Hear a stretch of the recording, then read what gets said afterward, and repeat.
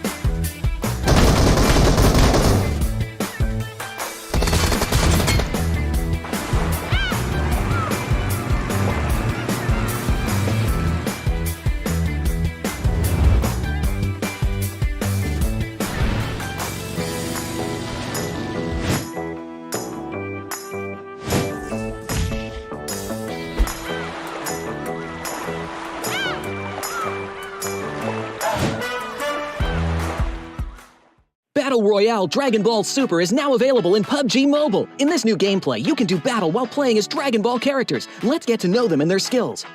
Son Goku's standard attack is a barrage of Kidan. Its damage output is reliable with an average rate of fire. It's crucial to find the right time to attack. In order to make this a bit easier, Son Goku's charged attack is a continuous Ki Blast, which can be charged up and fired to attack enemies. At the same time, Son Goku has a special movement skill that this is great for mounting a surprise attack or to escape a dangerous situation. It can be stockpiled 3 times, allowing it to be used in quick succession. Get to know these moves and you'll be one step closer to victory. Similar to Goku, Vegeta's standard attack is also a barrage of Kidan. It has a faster rate of fire, but the Kidan travel a bit slower. It takes a bit of prediction to accurately hit enemies. However, Vegeta's charged attack fires a bunch of Kidan, which deals small area damage to the target. Vegeta charges up with energy when he hits enemies. Once fully charged, Vegeta can release all the stored energy at once to deal massive damage to an enemy. If you wish to fight at close range, then you have to try Ultimate Gohan. Ultimate Gohan's standard attack is a rapid flurry of Kidan that can deal a ton of damage while up close in a short period of time. When you're surrounded, Ultimate Gohan can use his charged attack, which is a powerful single Kidan. It needs to be charged up first, but it will deal a lot of damage to anyone caught in the crosshairs. It can decisively end a battle during pivotal moments. At the same time, Ultimate Gohan also has a special skill that generates a protective barrier around himself. The barrier can block 500 damage and protects from all incoming projectiles while in effect. When the barrier takes enough damage or the time runs out, it will dissipate on its own. Piccolo's standard attack deals high sustained damage. Its damage even increases the more it hits in a row, which will really test your aim. Furthermore, Piccolo's charged attack can snipe enemies from a distance. He can zoom in for this powerful single-shot attack, leaving enemies with no place to hide. Even if you miss, it's no big deal. Piccolo's special skill is a powerful dash that can be used to close in on enemies, even those in the air. Another close-range fighter that's worth trying out is FaZe. His standard attack is an elongated Kidan that's easy to hit enemies with. Use his charged attack to throw a huge spherical Kidan. Positioning and timing are key. FaZe also has a special skill for controlling the battleground. Select a location and he will leap into the air. Then after a brief pause, smash at the location. It damages anyone that's hit and sends them flying. So that's a quick rundown on all the characters' moves. Come join the intense battle with Dragon Ball characters.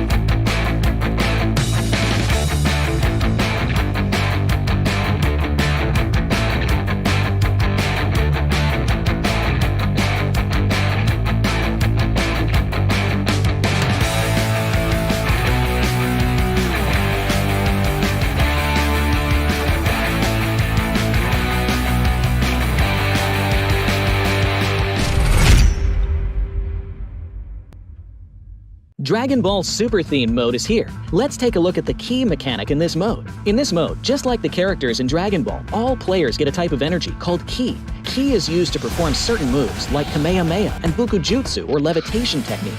Kamehameha is the most popular and powerful technique in Dragon Ball. You can obtain it by picking it up during a match. Kamehameha equips to the pistol slot and has to be charged up in order to use it. Once charged, you'll fire a continuous high-damage beam. You won't be able to move when charging it up or firing. Players with insufficient ki are unable to unleash Kamehameha. Kamehameha possesses astonishing destructive power, so find a perfect opportunity and use it to lay waste to your enemies. Similarly, you can also pick up Bukujutsu or levitation technique during a match. It also equips to the pistol slot. You can use this skill to fly freely in the air. Do keep in mind that Bukujutsu also consumes ki when used. While in use, you also won't be able to switch to your other weapons or throwables. Make good use of this skill to tactically move about the battleground. When you reach a certain amount of ki, the Release Ki button will appear. After tapping the button, you'll enter a releasing ki state, which enhances your abilities. When releasing ki, ki will be consumed more rapidly. When ki is completely depleted, your releasing ki state will end. So what are you waiting for? That's all there is to know about ki in Dragon Ball Super Theme mode. For more details, be sure to follow our official PUBG mobile community. Winner, winner, chicken dinner. See you next time.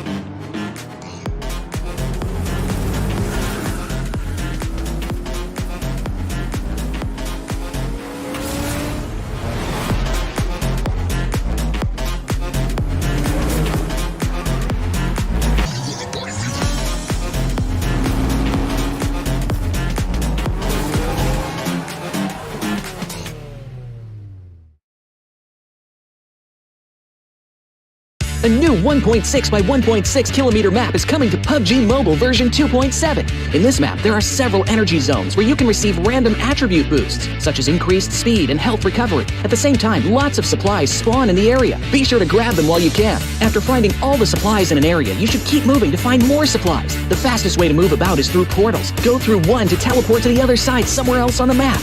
After exploring an area, it's best to teleport somewhere far. However, it's important to note that there's a cooldown after use, so it can't be used too frequently. If you want to travel across mid-distances, be sure to take note of the updrafts on the map. Get close to an updraft to get lifted into the air. After reaching a certain height, you'll descend back to the ground. During your descent, you can freely adjust your direction to head to your destination. This transportation method is very handy for escaping dangerous situations.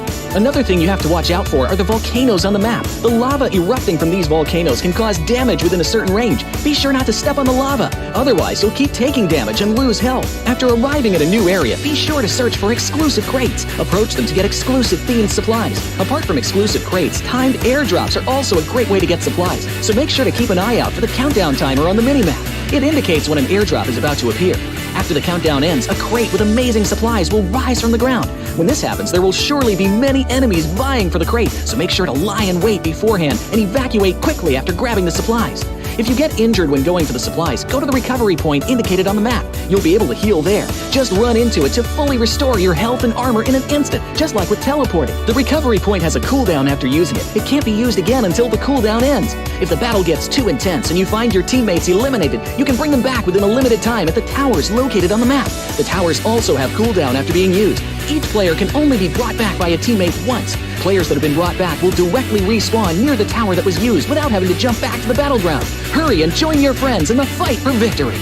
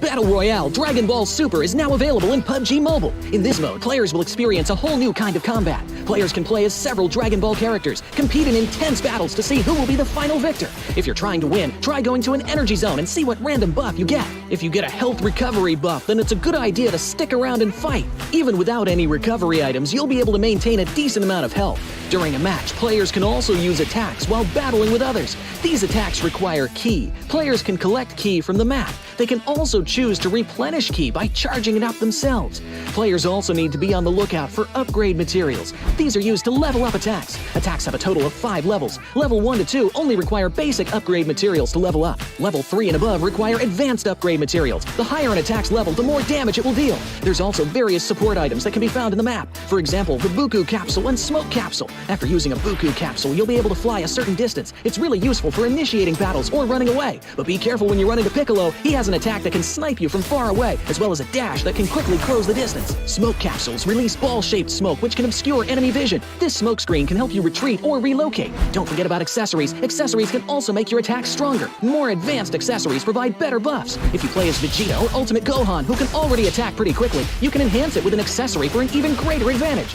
If you want to increase your chance of survival, look no further than the Armor item. Armor provides extra health, which gives you an edge in combat. It has a total of 4 levels, and the higher the level, the more extra health it provides. Be sure to pick it up when you come across it. So, do you understand the gameplay and items a little better now? Let's play Battle Royale Dragon Ball Super together!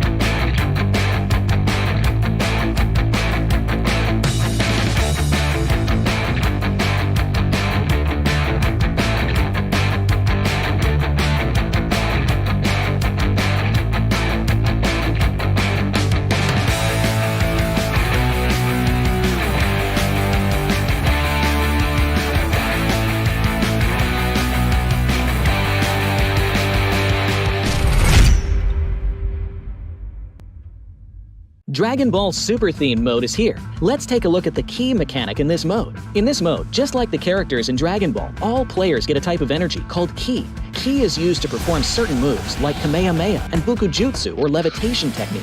Kamehameha is the most popular and powerful technique in Dragon Ball. You can obtain it by picking it up during a match. Kamehameha equips to the pistol slot and has to be charged up in order to use it. Once charged, you'll fire a continuous high-damage beam. You won't be able to move when charging it up or firing. Players with insufficient ki are unable to unleash Kamehameha. Kamehameha possesses astonishing destructive power, so find a perfect opportunity and use it to lay waste to your enemies. Similarly, you can also pick up Bukujutsu or levitation technique during a match. It also equips to the pistol slot. You can use this skill to fly freely in the air. Do keep in mind that Bukujutsu also consumes ki when used. While in use, you also won't be able to switch to your other weapons or throwables. Make good use of this skill to tactically move about the battleground. When you reach a certain amount of ki, the Release Ki button will appear. After tapping the button, you'll enter a releasing ki state, which enhances your abilities. When releasing ki will be consumed more rapidly. When ki is completely depleted, your releasing ki state will end. So what are you waiting for? That's all there is to know about ki in Dragon Ball Super Theme mode. For more details, be sure to follow our official PUBG mobile community. Winner, winner, chicken dinner. See you next time.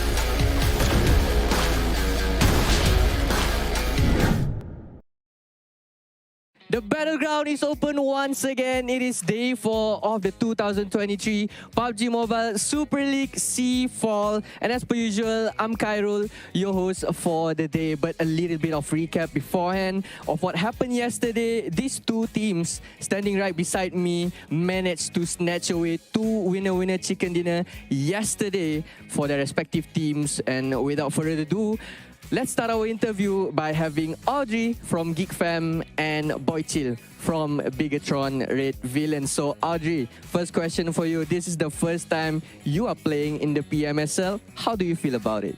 Jadi ini adalah PMSL pertama kali kamu main di PMSL. Gimanakah perasaan kamu saat ini? Yang pasti senang banget. Soalnya ketemu tim-tim terbaik dari negara-negara lain dan juga tim-tim dari Indo juga kan. Jadi ya semangat juga sih.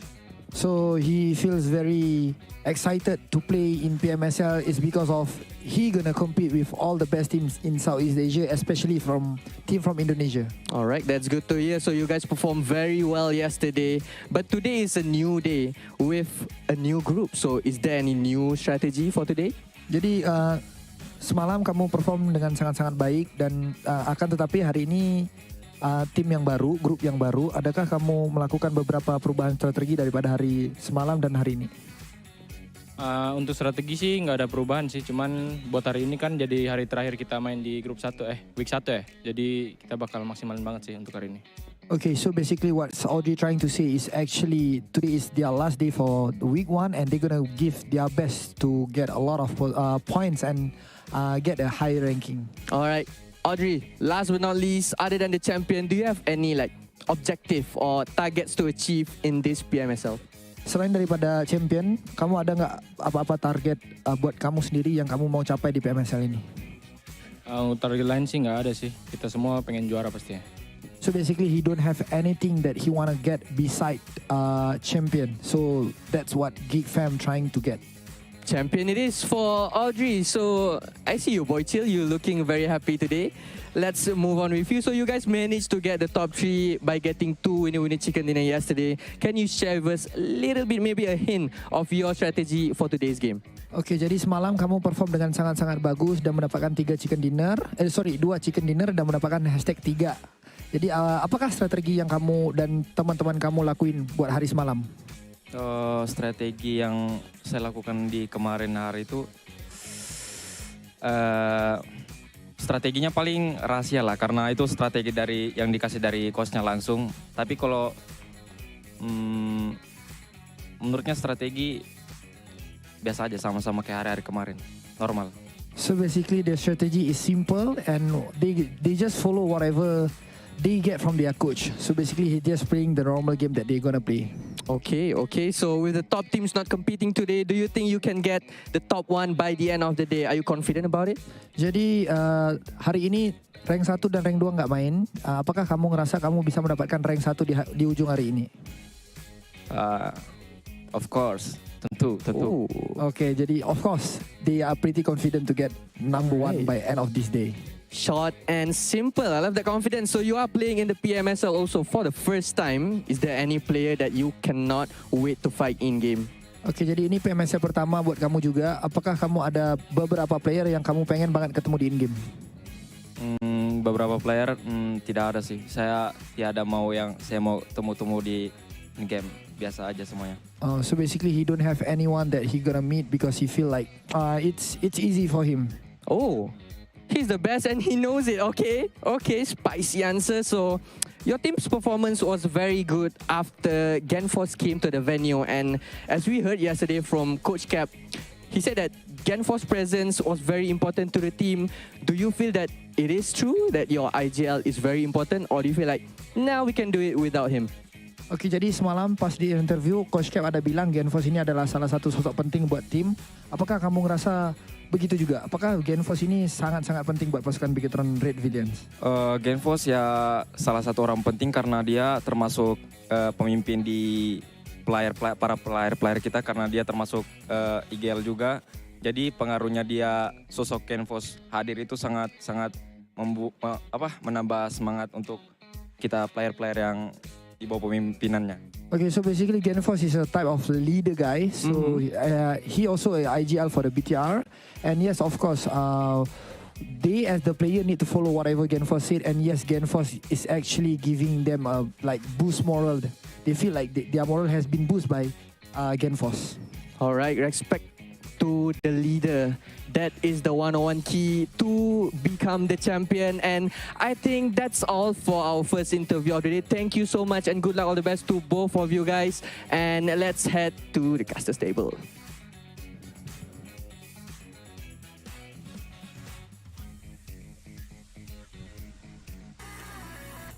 Thank you very much, Cairo, for the opening interview, and welcome back to the PUBG Mobile Super League Southeast Asia. Today, you're going to be having me, Contra, as well as Sir Cloud to be your storytellers for the entirety of the evening. So, Cloud, I'm pretty sure that there's a lot to talk about for the course of this week itself, where we see so many Titans actually stand tall over the course of these past couple of days. But do you believe that there's going to be a lot of changes heading to the weekend? Yeah, the changes I think will be quite significant because we got like today and tomorrow, just as how changed his test style finally. So I believe it will be quite significant. So today we will have some powerhouses playing. Vampire Esports is back for grouping.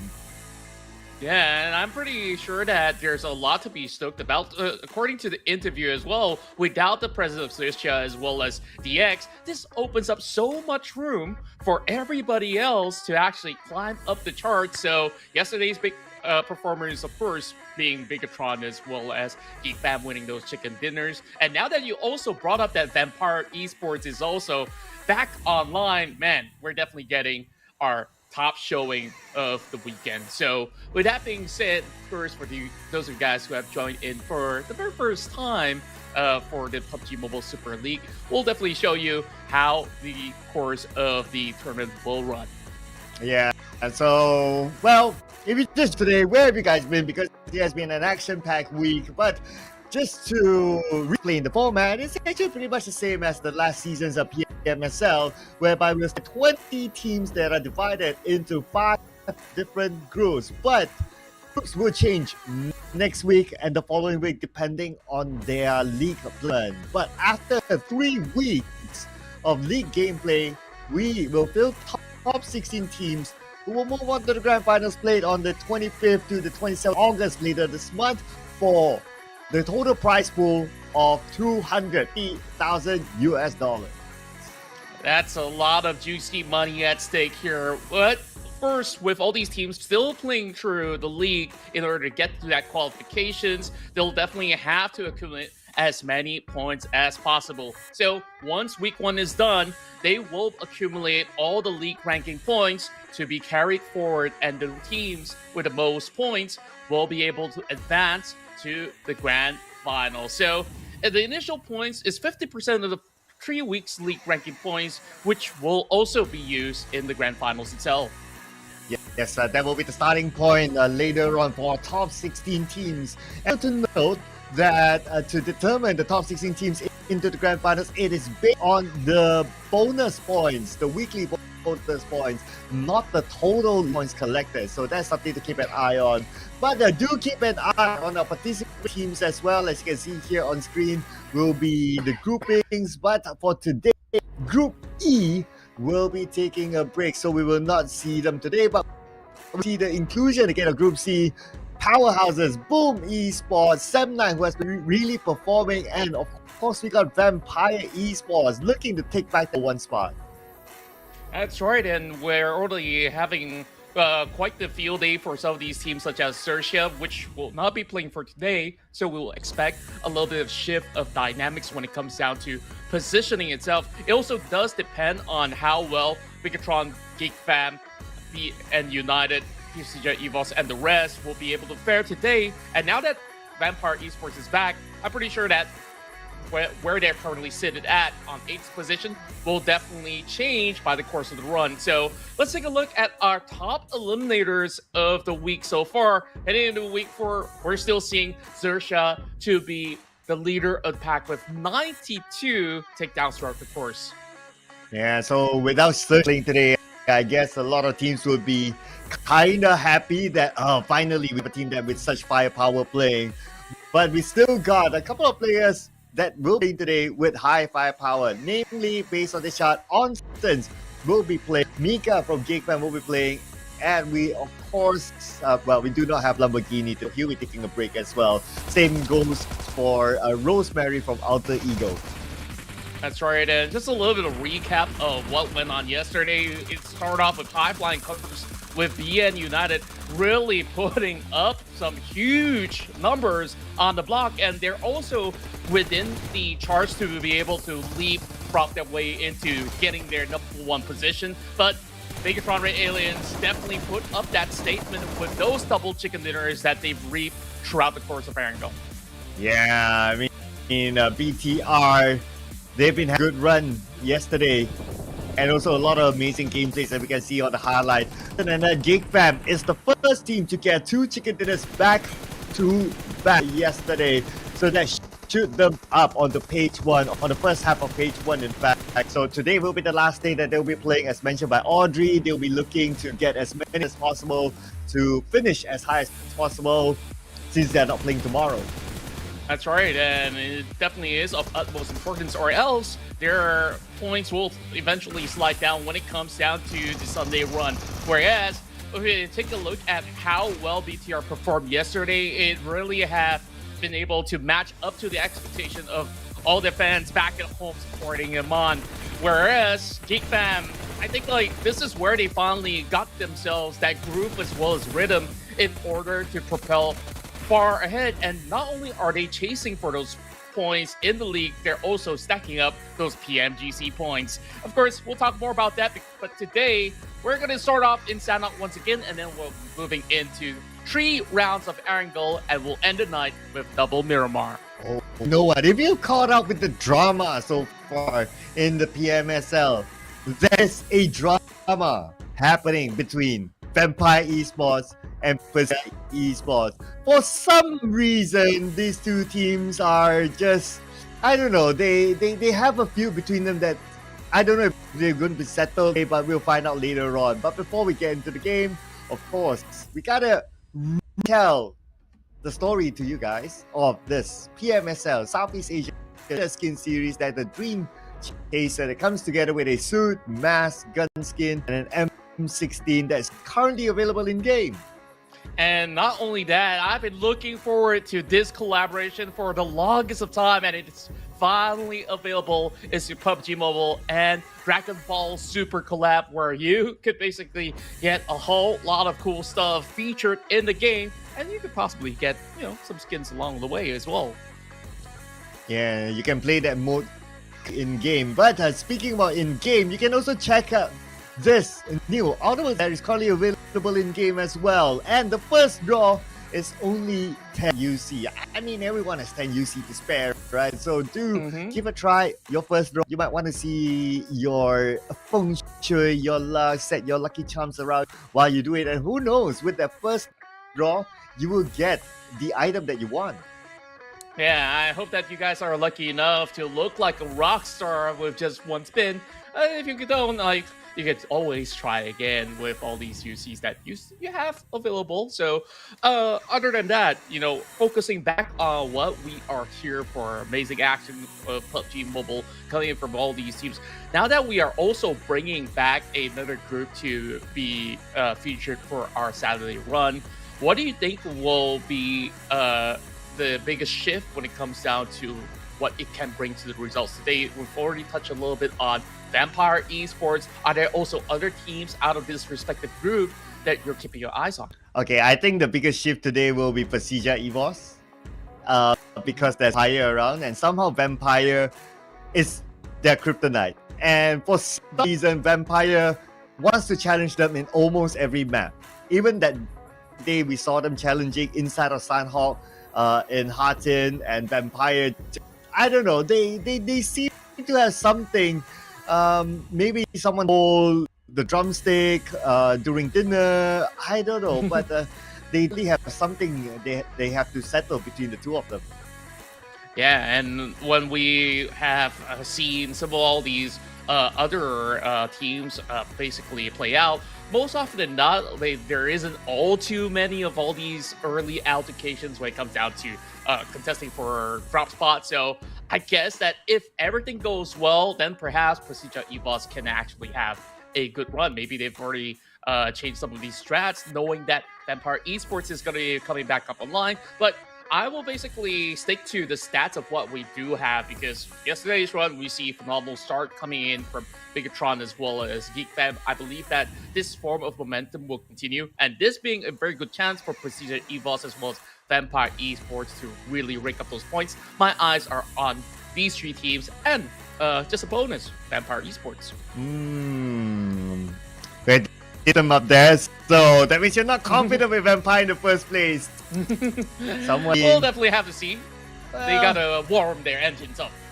You in Malaysia, we call that as lalang.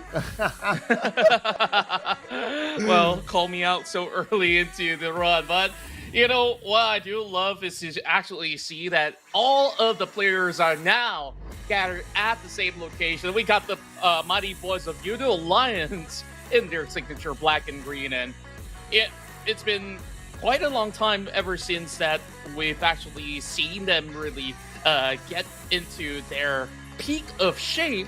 So we're gonna touch on to some of the teams that are not really having the warmest of engine right now.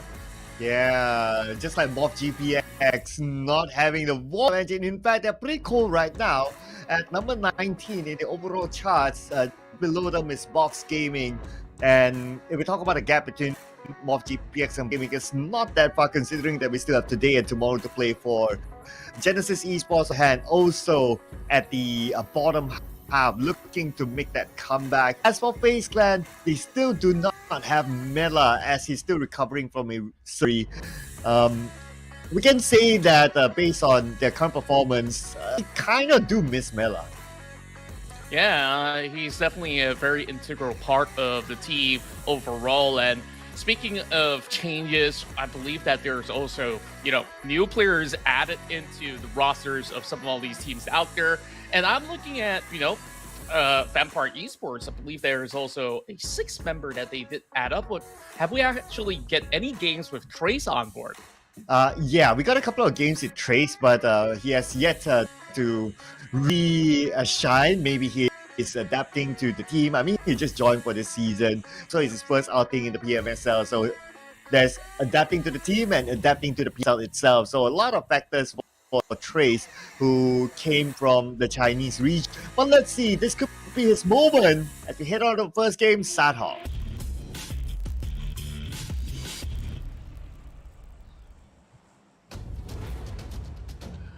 We'll kick things off in the tiny islands of Sanhok, where it will be a huge intensity being weighed upon some of the shoulders of the players out there. And we've been discussing on PERSIJA EVOS as well as Vampire Esports. Are they going to contest again? And is BIGETRON Red Villains going to be continuing on their streak alongside with GEEK fam? We'll definitely have to see how this one runs. As it goes, the flight pass is going to allow access for everybody to get into their respective drop spots. But do we get any form of contest in the early game? That is what we want to find out. Well, look like you got your answer now. It's PBE and MORPH GPX drop Asami. And the last time these two teams clashed inside Asami, PBE won against MORPH GPX, but because the zone was way up north, so not survived the blue as well. So it was kind of like a lose-lose situation for both teams. But I guess want to try to break that and see if they can win this clean as PBE Monboy takes the first shot. And this is going to be a little bit risky, as he's not have gotten any form of armor or even a helmet to begin with. So he's got to fall back for a little bit more. Thankfully, the rest of PLAYBOOK Esports is going to be pretty close by to be able to cover grounds for now. So very well looted up. It's still QEON that will be able to secure the very first knock, but coast is not clear just yet for them to push forward. Yeah, so both teams still a full squad, but they don't have the circle. Oh, Monboy on his knees, run, counters back onto Yoru. Yoru could be the first one to be eliminated. He's super duper right now, and in a position that it's going to be impossible for his teammates to revive him. Raimon secures the elimination point. PBE now 4v3. A perfect vantage point from the top end as well. They definitely did not really see that one coming, and it's really hard to even do anything from the side of MORPH GPX, where they're trying to cut the cross and they just got caught out like that. Now they're forced to turtle in. It is definitely a huge chance for PBE. They're looking to push with 2 members out there as they're cooking up a grenade, but got to make sure that every angle is covered up. All right, here we go. Every angle, of course, for PBE, particularly with the numbers, they have the better possibility of covering more angles as compared to MORPH GPX. Now, for MORPH GPX, how are they going to get out of this? Because right now, the ratio win rate between the two teams, it's still favoring PBE. And in the current condition, PBE still has the better chance of winning this one as well. Yeah, Bomboy tries to sneak his way out. I'm wondering if he's going to be able to clip anybody with his grenade. This one looks pretty good as it's going to be dropping onto Rocky, and he does survive with only a slither of health. He's got to reposition, but oh my word, Bomboy! He puts in a Molotov in time. It even clips over onto Pepeng, and this is the perfect moment to strike for PBE. Oh man, here we go. PBE going into the compound. Nothing much that Pepeng can do. And now it's only QEON left, bailing this. But how far can he go? I mean, he can climb from building to building, but that's going to be it. They got him surrounded.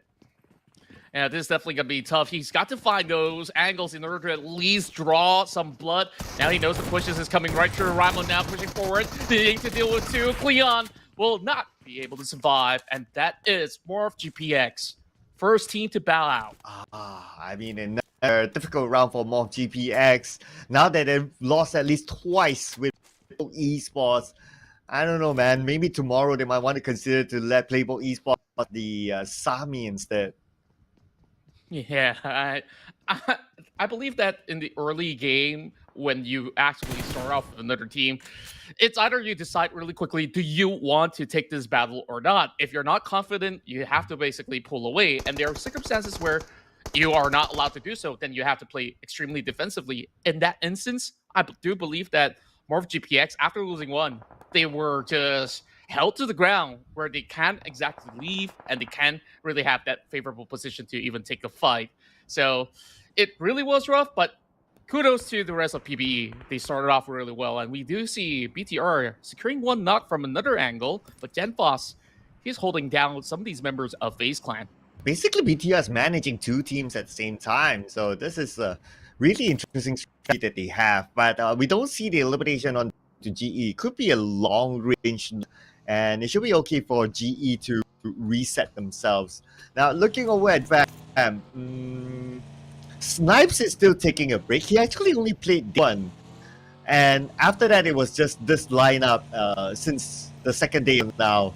So I don't know. To me, Snipes is one of the strongest in GEEK fan, but maybe this time around he hasn't been feeling it yet. Yeah, perhaps they're saving some strategies for the upcoming week where we'll see a little bit more out of Snipes, but for now, I think things are still working very well for the side of GEEK fam.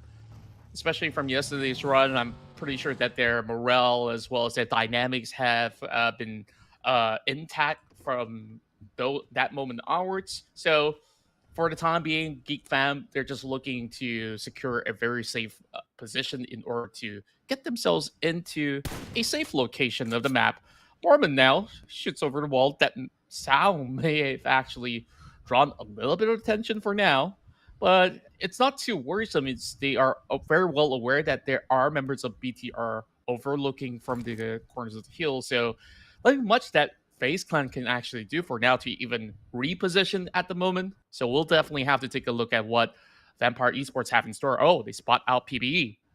Oh, and this Luke is playing instead of Stone. So a little bit of a substitution here for Vampire Esports, but it's not going to stop them from being the Vampire Esports that we know of. And Ravenclaw will pick up a point, and it's going to be Monboy, the Starman for PLAYBOOK Esports, eliminated. Yeah, and that itself is one of the rougher ways to go, especially when you are trying to scout out up ahead. And Vampire Esports planned it with a 2-2 formation. They have bird's eye view on top of the hill. So Playbook Esports definitely will have to think twice before proceeding up ahead. Meanwhile, over on the central areas of play, we even see DBD joining into the fray where they're surrounding this central location, trying to take control, but they have not spotted anything at all, while Sem9 are playing by the caves and spots out Mika from GEEK Fam.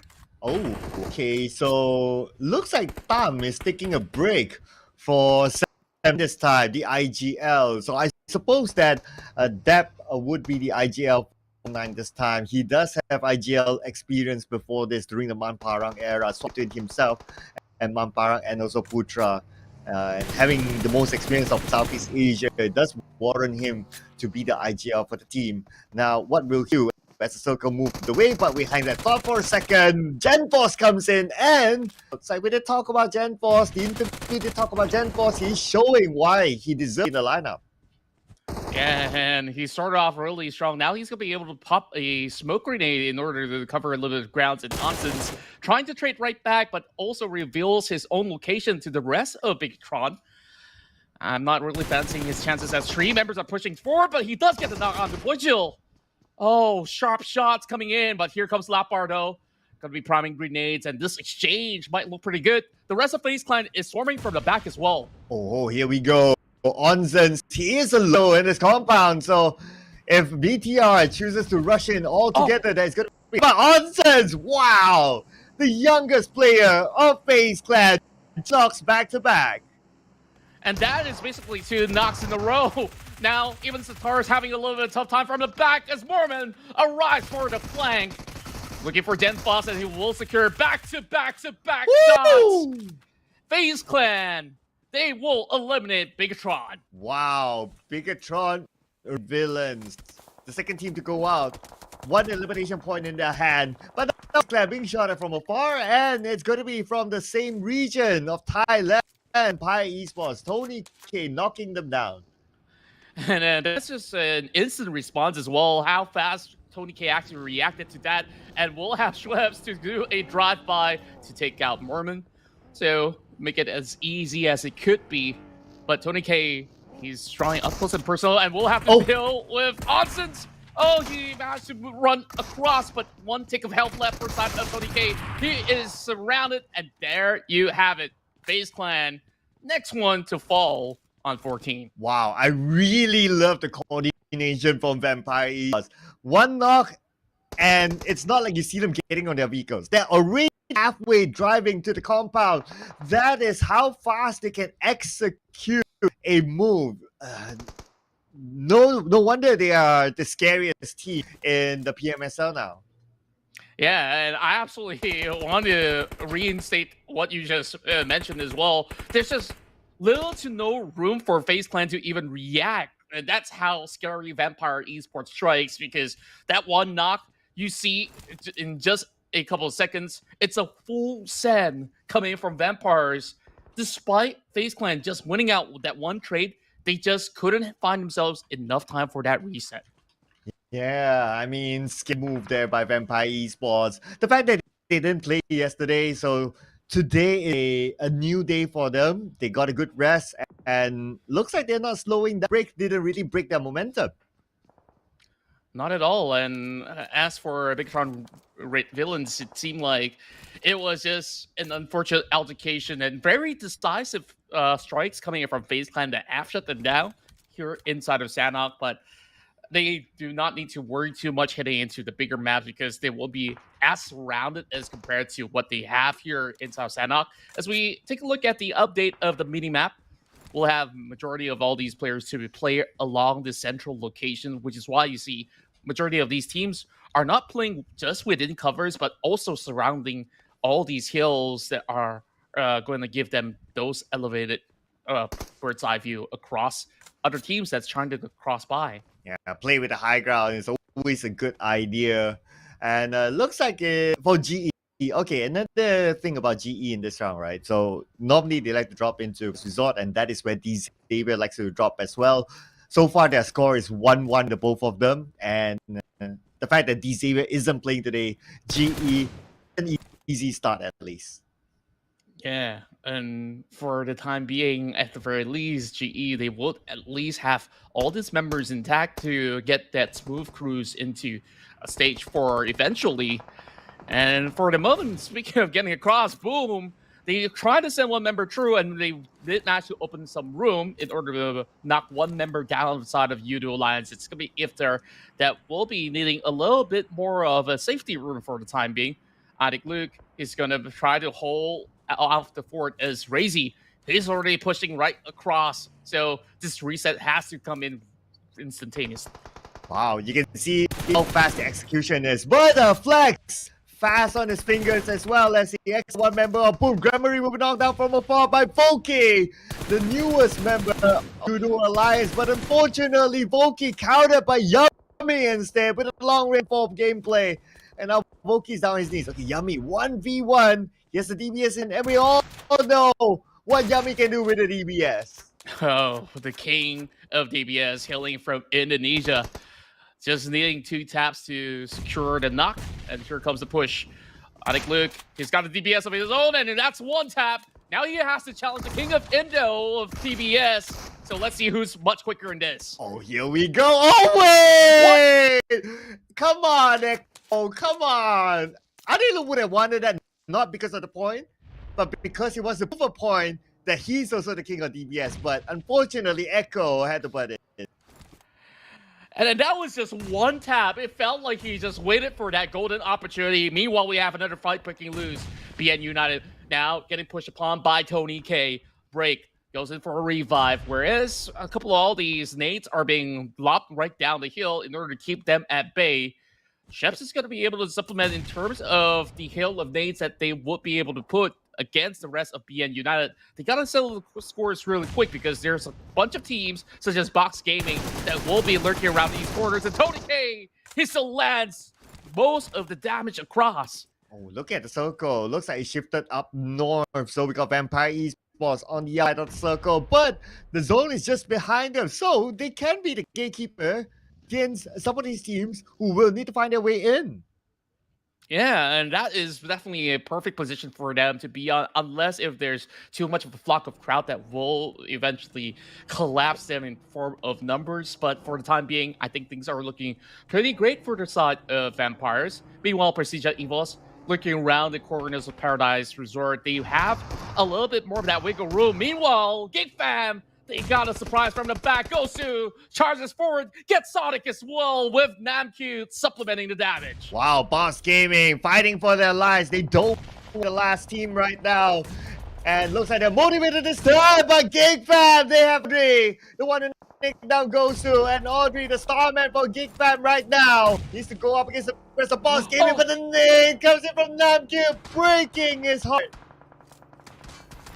My word. We thought that Audrey will be able to pull off a last stand perfectly so, but Box Gaming, they were relentless. But Sem9, they've already spot the rest of Box Gaming. So this is definitely going to be a very difficult stance for Box Gaming to actually cut across. They have very little amount of time as the blue zone's already setting right in. MQ tries to hook by the corners of it. He sees it's completely empty towards the left. He'll try to charge his way through, and the rest of the team will have to follow suit as well. Oh, but the zone is following suit to some of these teams on the outside right now. If, however, it needs to pick up Luke, but will it be clear enough for him to do so? Should be able to do that because Adilu is behind a rock. Yep, he's on right now. He goes in for the revive, and he should be okay, but he's also praying that GE doesn't come by. And GE, they're definitely under pressure, as well as PERSIJA EVOS is landing some tags upon them. A great vantage point. Meanwhile, BN United, they just want to ensure that they take control of the southern side, and next one to fall has to be Box Gaming. There's just no room for them to actually run forward to. At the same time, we look at GE as well as Yoodo Alliance sharing the same vicinities, which some of these sides will have to tap out eventually, but they're creating enough spacing in between. And GE, lo and behold, they are directly in the center of the upcoming zone. Wow, nice position for GE, but not bad position for RRQ as well. They have a compound. It's just that they need to manage the circle ships away Hopefully they still get the circle, because nowadays, ever since the PN, the circle has been kind of wonky. It likes to pull itself to the edge. So with that being said, there is still a possibility for RRQ to get the circle with a component. That's definitely what they'll be hoping for. Yeah, and if it's otherwise, then it will definitely be a tough bout for the rest of RQ to cut across the streets later on. So they definitely want to play a little bit more defensively. Meanwhile, same goes to BN United. Stuck by the corners, and there is going to be the blue zone setting in yet again. So 7-9, they are in favor of this position. Huge detonation by them.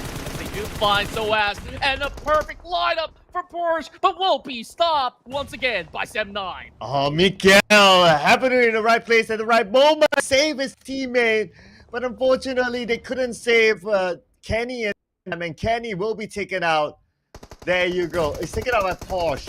But now we move on by Esports. Still a full squad after all that action. But now they're going to face up against Aura in the compound.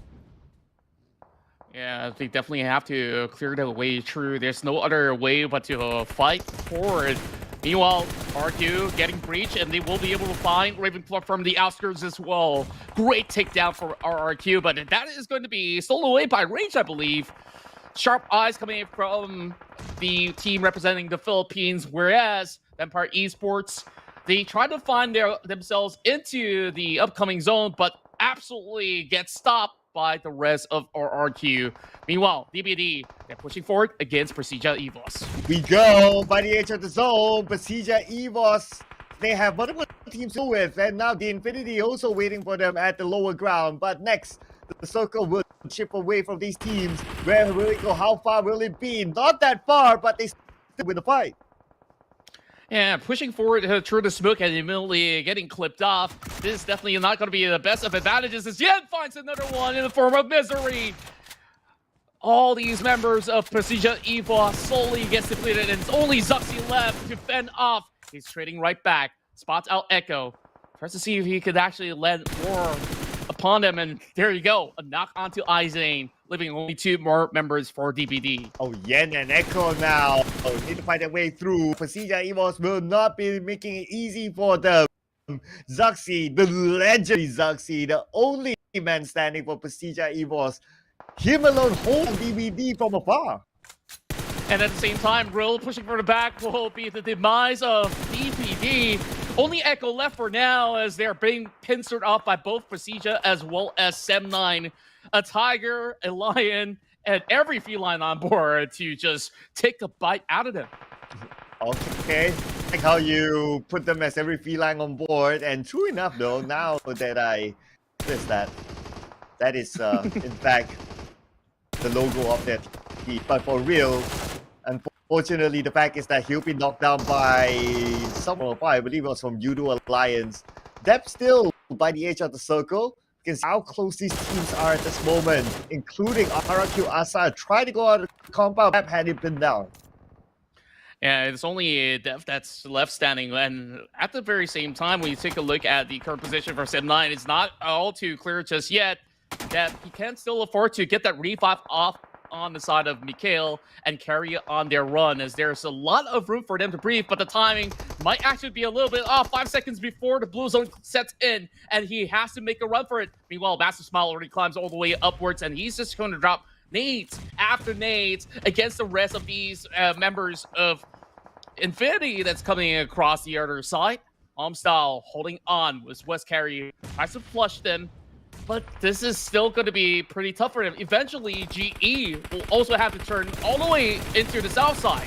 Oh, here we go. Lobby from the high ground onto Raimon. Both now facing off.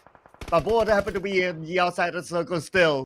But the Infinity still has GE to deal with. And if they don't wipe out GE, well, pretty much almost no way for them to survive the zone.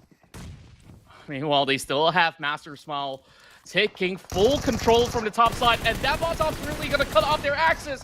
One more shot is all it takes, and he will be knocked down instead. But that is a member of Infinity bleeding out through the blue zone itself as West Carry goes in for the back, finds 4 members from the side of RRQ. Ifter taking out Cole, and it's going to be West Carry to save the day. GE They got to find a way to run right into the center of the area. And RRQ, like you said, does have the advantage. Oh yeah. Other than now, the circle is a no man's land. So with the 3 teams, all of them will need to get in. All of them will need to make the move. RRQ moving to the side. 7-9 still playing as a trio after all that action, but no mercy is not going to show any mercy to 7-9. Every single player hugging by the rim of the circle right now. Nepico finds Mikhail. As this is going to be pretty rough for 7-9 as they will have to take 2 battles at once. Once more, for the side of GE, they managed to pin 1 member outside of RRQ at the meantime.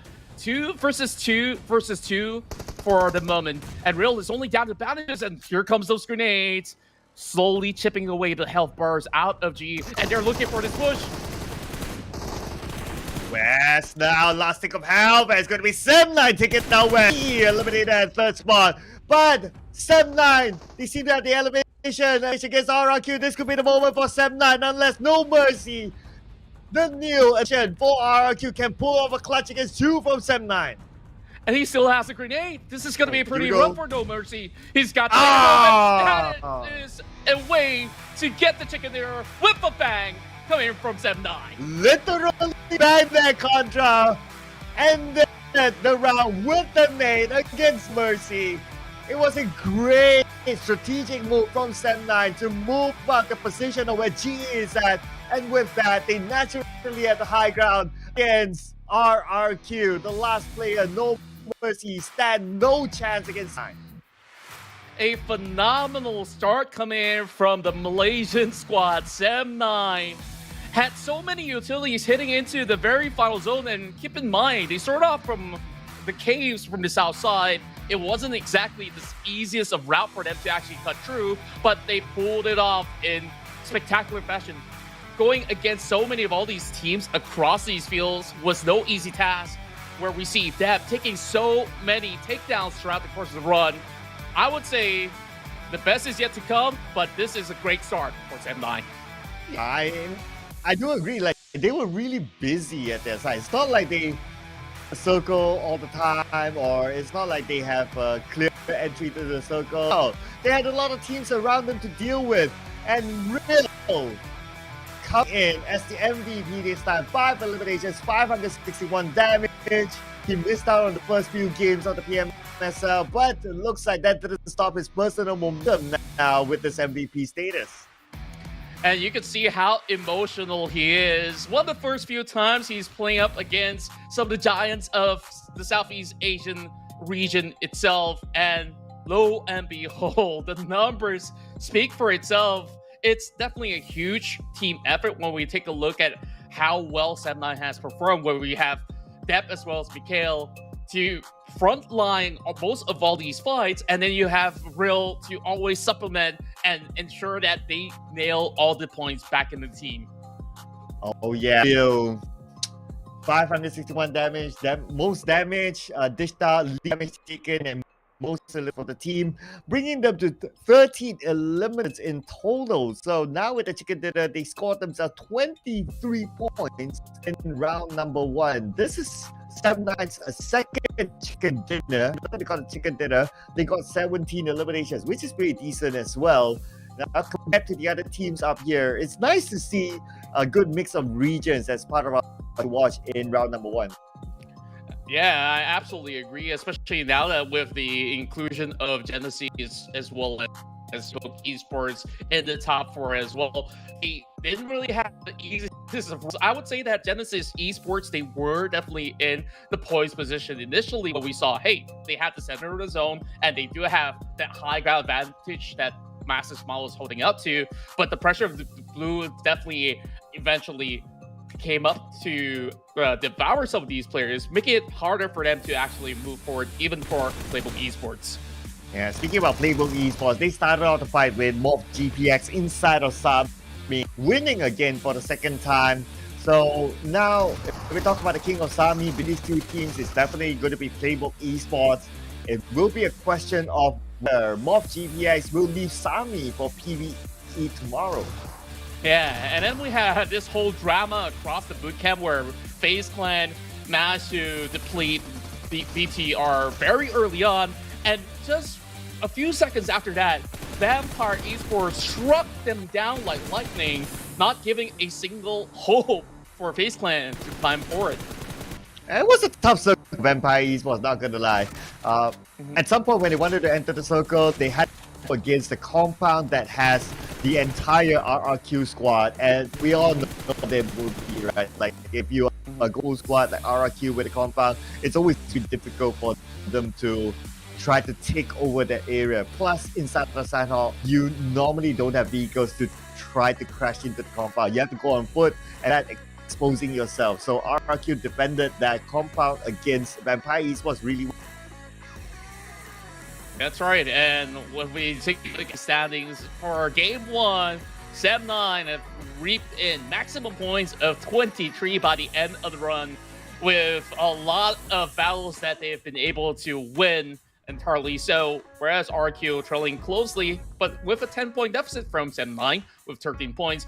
I would say a lot of all these teams have managed to get plenty full of points, other than GEEK as well as MORPH, which went in with 0 points. But coming in with Erangel up next, I'm pretty sure that they will be able to bounce back and recover. But for now, let's take a look at the updated weekly rankings. Vampire Esports, only team on page 1 without a chicken dinner. No chicken, no problem for them to remain on plan, but it's not the page 1 that they want. It's the number 1 spot that they want to take home. And the fact that XERXIA Esports as well as Xavier isn't playing today, they stand good chance. Considering as well that BTR and GEEK did not do as well as would have hoped for in round number 1. On the other end, we have MORPH GPS at a second place, but Box Gaming did okay. So now they have the gap between them and MORPH GPX with a 9-point gap. Yeah, and we could see a steady climb coming in for a majority of all the teams out there. It was incredibly important, even for RRQ, in order to secure that top 3 finish itself. Now they find themselves into 11. With just another round of double digits, they will be able to emerge at the top 10. But we definitely have to take a look at the stores of Sanhok, where other than Real that have been able to seal the chicken dinner for Sem9, we have Rage that has an impeccable run, with him being in charge of many of all these fights. And in fact, he was also one of the last few survivors for PBE. Oh yeah, the new transfer from Harame Bros to join PLAYBOOK Esports, the PMSL campaign.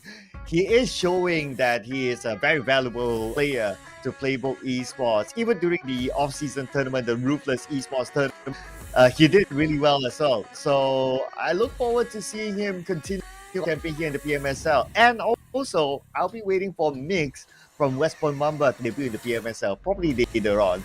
But as we move on to our Erangel match, so here are our top Erangel performers. Xavier currently at number 1, but they are not playing today.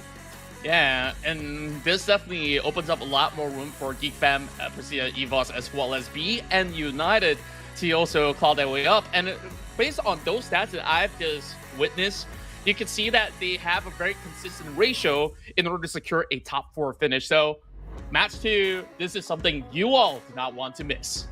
Oh yeah, 3 Erangels back to back. Definitely something that you don't want to miss out on. And we will still see whether Boom Esports and Esports will clash for Ross Hall as they always do again. But anyway, before we head on to another reminder to all of you, we're going to do this the entire season. So make sure you check out the game for the PMSL Southeast Asia limited skin that is currently available that features the Dream Chaser suit. That's right, and not only you could land your hands on the Dream Chaser suit, you could also go ahead and have a blast by the beach, as we have the new beach and pool party team Royal Pass, which offers you so many variants of cosmetics just by the affordable price of the UC. And of course, we have the Aston Martin collaboration with PUBG Mobile. And another fun fact about Aston Martin, the top speed for most Aston Martins are beyond 200 miles per hour. So they can go up to like 220, 240 miles per hour. So you can imagine how fast an Aston Martin is. Maybe you can get the top speed that's why we purchased the skin. Yeah, and I absolutely do love this collaboration because I'm a big fan of F1, and this Aston Martin brand has been there for quite some time. You just can't miss that signature lime green color when it does a drive-by, and you can basically land your hands on an Aston Martin in game. Go ahead and secure it while it is still around the store, so make sure you have enough UCs for that. Yeah, so make sure you have enough popcorn because we're gonna jump into our next game really soon. And here are predictions. My prediction is gonna be a bit unique today. I am putting support for the teams at page number 2. So we got Box Gaming down there, we got E down there, we got DBD as well, who are all looking to their first chicken dinner in the PMSL, and not only that too, most importantly, get at page 2.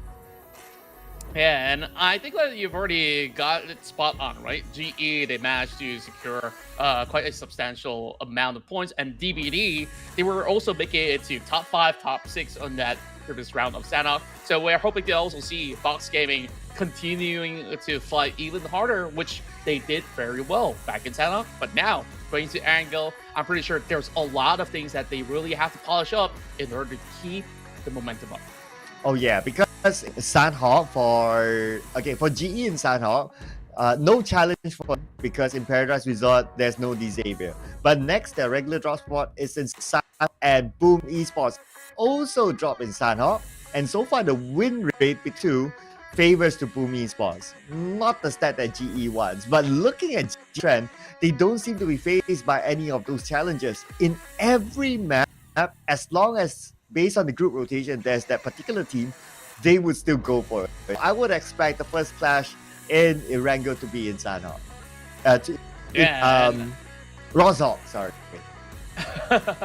Well, you can't fight into the previous map, can you? But anyways, like, I do believe that if there's going to be any form of a battle with what we have seen early on in South Sanhok, Box Gaming, they were like dealing with 2 other teams prior to bowing out, and eventually they were only pressured by the zone, and that really forces them out of game. But if they were to be having, a lot of ample space as well as time, I think like this time around, Box Gaming, they can definitely put on quite the showing. So I'm excited for this as we eventually will move our way into match number 2. So any other potential battles in any other series in particular that we should look out for? Vampire Esports PERSIJA again. In Sanhok, I did notice that Vampire, they let PERSIJA to allow them to play in Heartin, so that's fine. Maybe that's just one round. But for the next one, because we got 3 maps inside of Erangel, who knows, Vampire Esports will continue their vengeance against PERSIJA EVOS, because and it also makes sense, right? PERSIJA EVOS, they are on top of Vampire. So if they want to go and challenge PERSIJA, it kind of makes sense because they want to try to push the division down. And on top of that, like, they're also trying to add more numbers into their streak as well. When you take a look at these 2 teams, they are always battle ready, and sometimes when it comes down to a certain challenge, like what part is ego where you really want to fend up and defend your own territory, and not only that, to create a presence of respect coming from the rest of the teams as well. So I guess like these 2 Titans, they will have to settle the scores yet again.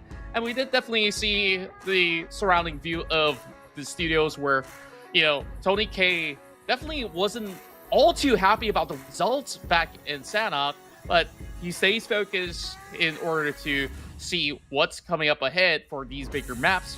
But who do you think is the biggest improvers of map 1? Ooh, biggest improver of 1. I would say, I do agree that Box Gaming seems to have improved for map 1. Yeah, I would give it to them. If not, then probably I would give it to Sem9. Because if we look at the 2 games of Sem9, they took a break yesterday, but the day before, they ended the day at number 10, number 11, hang on, 14, 11, 10, and 16. So basically, it's not even like top 9 or top onwards. So no placement points at all from their last few games. So with their chicken dinner, I would say I would give them the best improver. And the break definitely them a favor. Yeah, and I believe that there's just a lot more that will be getting out of that squad. At the very same time, BN United have always been able to show a very, very consistent performance, but Game 1, maybe a little bit of a rough shake-up, but they are well prepared for what's about to come as we will be making our dive into our second map, Arangel in PMSL.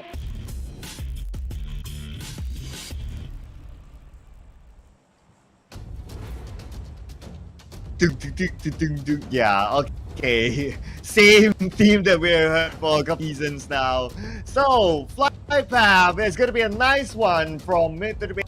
His shooting range, he's going to cut across the map. It's somewhat in the middle. So that means that majority of the teams are able to get into their regular drop spot without needing to stop by like in somewhere in the middle to grab vehicles or so forth. But that also means that the FlyPath is just right on top of Rosal, and the spot that I will be looking forward to see who will win this time. PE versus Boom Esports. It definitely is a very tough battle for them to actually have a very consistent result, because Rozhok is a town that's divided by two, whether if you're going to play from the water tanks or if you're going to play within the central area of the city. And then there's also some pressure coming in from school if any other teams were to actually drop nearby. So we'll definitely have to take a very close look into that surrounding area. Meanwhile, into the south side of Sonoska, we've got the staple Infinity as well as BN United to eventually journey their way across. It's always going to be a tough task because most often than not, most of these circles that we are seeing from these Erangel rounds have been around the main Pavilion zone instead. So the Infinity, they got to decide whether if they want to move in fast or a little tad later into the picture. Yeah, let's see what will they do since we got a left side guard castle. I guess it's a pretty balanced circle for most of the teams since the main peninsula. So plenty of entry points for teams to come in where they drop into. Speaking about drops, I noticed that with the absence of the Xavier, means Pachinki is empty. Boom Esports decided to let GE have fun in Rosal, and instead they took a bigger town with more loot as Pachinki for themselves. I would say it's a huge upgrade for the side of Boom because first, you don't really have to deal with that early game pressure. Second, it's still in the center of the whole map itself where you just have very free access to just cut across into the Gatco region. Once again, just to remind all of you players out there that you can drive the power with the Aston Martin that's currently available in-game exclusively through PUBG Mobile. Yeah, fun fact about Aston Martin. Yeah, I've been looking at fun facts now since we're going to talk about Aston Martin the entire season. Aston Martin, all Aston Martin cars are actually made by hand. So they don't rely on production lines. Yeah, fun fact. Well, this is what I read up. I mean, unless the writer, scams us, then I don't know. But it's based on what I read. Handmade. I do believe it because you could see that it's crafted to perfection, and usually to produce a car like that, it takes a very long time, and hence, if you want quality, sure, you just have to have some of the best engineers behind them. So, of course, hats off to the people behind the perfect craftsmanship. Whereas we're looking at the craft of all these players out there who's also trying to refine their craft.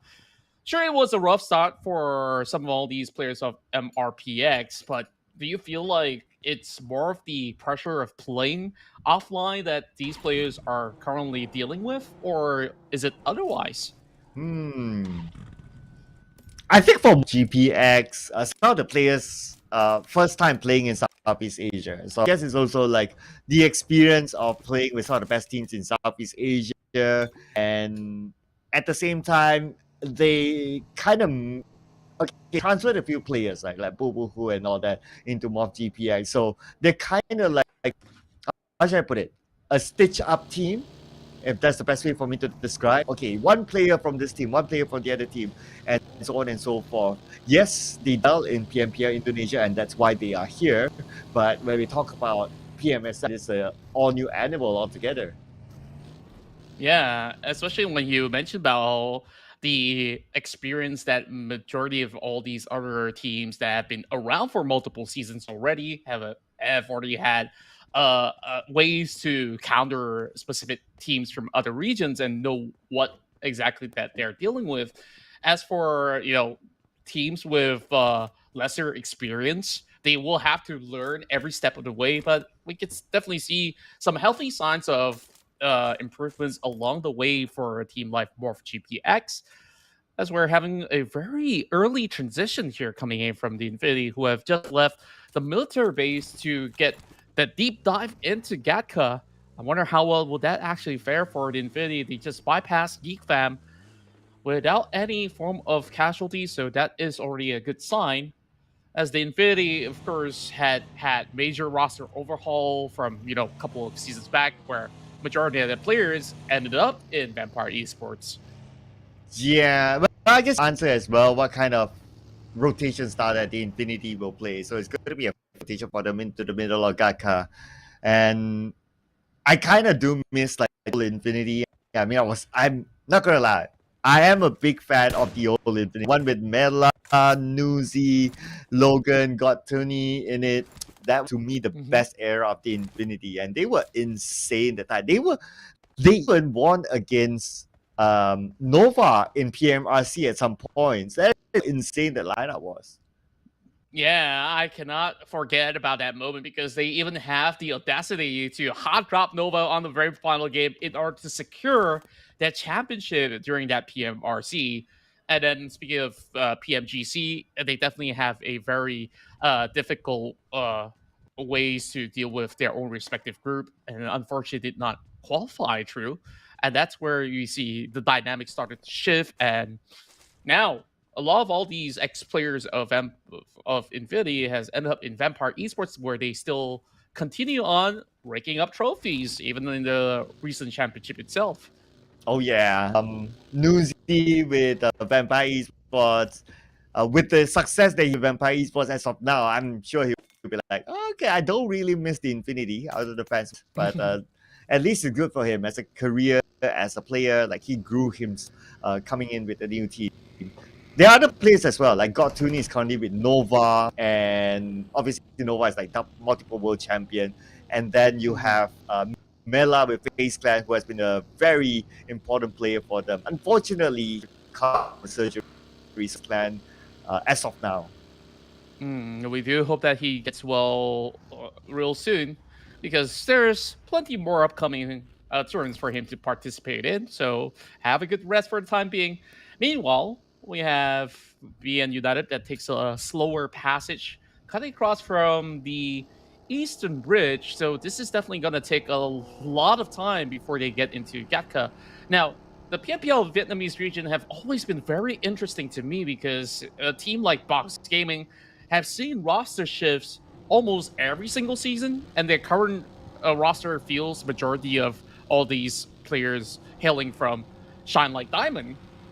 And BN United, they now bring in veterans such as Porsche into the team. SOAS used to play in Box Gaming as well, and you could see that in terms of their recipe of success, it hasn't shifted all too much. But Yoodo Alliance, they are well prepared to take them on. Max shot mid-air, and that is Voki on the dot.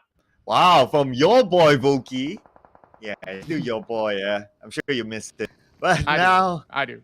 You definitely do. And looking at how he's currently in the PMSL, I mean, definitely he's still showing his value as a veteran player. Flag secured that elimination point, taking out SOAS, and not only SOAS, another from BN United, unfortunately, will be taken out. Now it's going to be Porsche all alone. And as you talked about BN United, this is what we call the casters, girls, ladies and gentlemen. I gotta be very careful with my words from here on out. So, BN United, sure, they had some really good games throughout the course of the week, but I think like it definitely is a very tough spot for them to be in, because even when we were looking from the perspective itself, Yoodo Alliance was almost invisible. So that is actually a great effort coming from Yoodo Alliance that sets up this perfect trap through the highway in order to just clip them every step of the way. So that's definitely a clean start for Yoodo Alliance. Yeah, I really like by Yoodo Alliance. It's as if they already studied the rotation of the teams, and they know that there's a high percentage that teams will come their direction, and they're ready for it. And 4 points in the pocket for Yoodo Alliance. PTR probably doing the same strategy, setting up for SEM9, but lucky enough for SEM9, they managed to get away. Although with that vehicle, at least no one got knocked. Yeah, it's really important for them to carry on their journey with their vehicles intact as well. It's still very early in the game where if you lose that vehicle, you're going to journey on foot for the rest of the run, unless the rest of the teammates do have something. And Box Gaming stepping up to the plate, challenges MORPH GPX. One member down, I believe that to be Yoru, as Kwang secures the first blood for Box Gaming. Still having quite a number of players within the region. Meanwhile, Adik Luke, he's going to be able to run down Satar with his vehicle, and they will journey on with a fight across Pachinki. Yeah, Yoru unfortunately will first want to go out, but BTR now, okay, 1v1. Boyser winning against Voki, but Boyser counter fire upon by Flax from the other side. So a little bit of a trade there between teams as Yoodo Alliance still duking out with BTR. Genforce, last thing, are still able to secure their elimination point. But that leaves only Genforce together with this other player that's still active. Iftar, however, the only member on his 2 feet for Yoodo Alliance, now being pinned down by BTR. It's just a great coverage coming from Lapar as well. He's just holding on to this really difficult to spot angles, and now Genforce, he throws the movement of Iftar. This is going to be a difficult 2 versus 2, and it will eventually be Yoodo Alliance to succumb to this onslaught of a pressure. So, BIGETRON Red Villains, they will only lose 1 member, but will have 4 points intact. Start 5 points, but unfortunately no placement points for Yoodo Alliance. That will be the end for their journey in round number 2. But if you know what, if you think about Yoodo Alliance's trend in even in previous seasons, they are a team that likes to show up last minute. Like last day, they will all of us pump in multiple chicken dinners, and then they will go all the way up. So Yoodo Alliance can pull off a surprise again this time. Yeah, perhaps so, but every step of the way, it's just a little bit of a adaptation that they will have to go through by the book. As Redface is the next victim on the block as the rest of BIGETRON Red Villains. They've been guarding this entry point into Pachinki all too well. And there's just not a single spot that PERSIJA EVOS could even bypass for the time being. That makes it 5 for BTR and PERSIJA EVOS. They're just going to give way, and can Genforce get more? Oh man, the El Clasico between these 2 teams. As always a banter between the fans of BTR as well as PERSIJA EVOS, since half of PERSIJA EVOS did come from BTR, so naturally there would just be this banter between who's the better team right now in this current modern era. But the current condition, it is of course BTR on top of PERSIJA EVOS, but the points are not too far.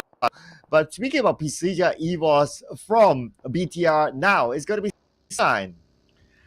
2 Tigers over the kill, battling for the prime spot. Kenny getting shot, immediately met by Zuxi on the DBS. He's going to pop some tires coming in from Depth's Buggy, and some significant damage to also suppress the rest of SEM9. And the rest of SEM9 are giving a lot of spacing against PJEV. Oh, now they have the high ground advantage against SEM9. So Sign, they got to be careful on their rotation. They can't rotate onto their open area. If not, he could shoot them down.